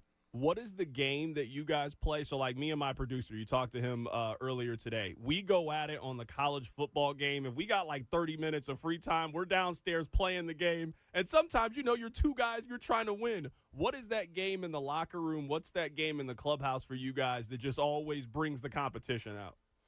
I would say we play cards, or a game. It's called Pluck. Played a little bit against. We're in the playoffs in Baltimore. Played a little bit of Madden against Vinny. That got pretty hot real quick. I'm going back and I'm reading a little bit about your backstory. What was it like to be in college in Las Vegas? Like, most of us have been there as a tourist. You lived and went to college. You're 19 years old, 20 years old in Las Vegas. What is that like? Yeah, it was fun. I mean, it's a good time for sure. It just, the main thing on your mind is obviously playing baseball. You want to be the best player you can be every single day. It doesn't matter where you're at, what state you're in. I mean, that was my main focus every day. Get up, go to school, and play baseball. Be the best person I can be every day. When was that moment where you felt like, because I'm sure every kid has this dream, hey, I'm pretty good at baseball. Hey, I've got a chance to do this. I'm sure there was that moment where you're like, wait, I actually have a chance to be a Major League Baseball player. Do you remember when that moment was? Yeah, I think it was summer of probably 2017. I played in the Cape Cod League, played in the All-Star game up there, and a lot of those guys I played with are now playing in the big leagues, but that was just kind of being around those guys, and that's when it kind of hit me. I'm sitting here looking at it, and your junior year, you hit 357 with the slash line of 357, 441, and 643. You were on fire as a junior. Yeah, it's feeling good. Yeah, no, you were absolutely on fire, man. We're talking to Kyle Isbell right now. What was it like to go from, you're in Las Vegas, you're sitting there and, you can do all the fun things that Las Vegas has, and then you start your career in Idaho Falls. I can't think of two drastically different places like Las Vegas and Idaho Falls. Yeah, I mean, honestly, the atmosphere of the stadium in Idaho Falls was incredible. We didn't get too many fans out at UNLV. I feel like it was a lot more parents and students. But no, Idaho Falls actually had a blast up there. It's the same thing. Baseball's on your mind. You get to play baseball. You get to come out. And there was a good crowd every single night, and playing with a bunch of new players. It was the first time I got to play with just different players from around the country and even nationally, and it was just fun learning a different form of baseball. What park have you not been to yet as a professional player that you want to go to? You know, like every other year you guys go to certain parks. Have you got a chance to go to all of them yet? No, I haven't been to Milwaukee and Miami, so I'm not sure if we go to Milwaukee this year, but I know for sure we go to Miami right after the All-Star break, so I'm pretty pumped to go there. I also can't think of two places that are the polar opposites like Milwaukee, Wisconsin, and Miami, Florida, as someone who has been to both of them. Two very different places. Yeah, that's funny. What city do you enjoy the most when you guys have a road trip? Ooh, what city? I really like Boston. Boston's fun. New York is different. It's fun. It's a lot going on, obviously. But, yeah, there's just so many good cities out there. You just can't take them all for granted. They're all so different, like you're saying, and just enjoy all of them and just spend your days there, and it's a great time. One I don't think gets enough credit is Toronto for a road trip. Toronto is a really good 3-4 day road trip. Yeah, Toronto's sweet. I mean, that's what I'm saying. I kind of lost for words when you're saying that because they're all so different. I mean, even in Baltimore, like there's just so many. Texas, Houston, like there's so many good places out there to play. I mean, they're all good, honestly. Right now we're talking to Kyle Isbell for a couple more minutes. Kyle, do you have a hobby that we don't know about? Maybe you're a golfer, a bowler, you really like movies. Like, tell us a little bit more about what you like to do outside of playing baseball. Yeah, I mean, when I was growing up, I did a lot of bowling. My dad was in bowling leagues, and I did bowl a lot. But yeah, I would say my favorite thing now is probably, I still bowl a little bit, but I would say hunting and fishing is probably my favorite thing to do on my free time now. I'm terrible at bowling in real life, but Kyle, let me tell you, when I was in college, this is when, everybody had, Wii Sports was the big thing in college. And we used to do every Tuesday, if you came in last place, you had to pay for the wings for everybody that decided to play. You want to talk about pressure. I know you've played in the postseason. You don't know pressure like you got 8 other people bowling and you can't come in last place. That's funny. Who's somebody that you've gone hunting and fishing with? You had a good time. You really enjoyed it. We had Cole Reagans on the show a couple of times. We know that he's an outdoorsman as well. Mm-hmm. Yeah. Yeah, just family, really. There's just something about being out in the woods. It's just so peaceful and relaxing. I've gone, my best man at my wedding, grew up with, going to high school, middle school with, he's gone with me the last 4 or 5 years. And then just cousins and relatives. It's just spending family time out in a different scenery. It's just what I look forward to every year. That is our guy Kyle Isbell joining us on the show today. He plays outfield for the Kansas City Royals. Opening day in Major League Baseball is just a couple of weeks away. Kyle, great stuff, man. It was great catching up with you. I appreciate your time. Thank you. I appreciate it. Absolutely. All right, take care of yourself. On Monday, we'll break down the brackets. Until then, I'll let Daniel Craig take you home. Ladies and gentlemen, the weekend. The Drive with Carrington Harrison on your home for Kansas City sports. 96.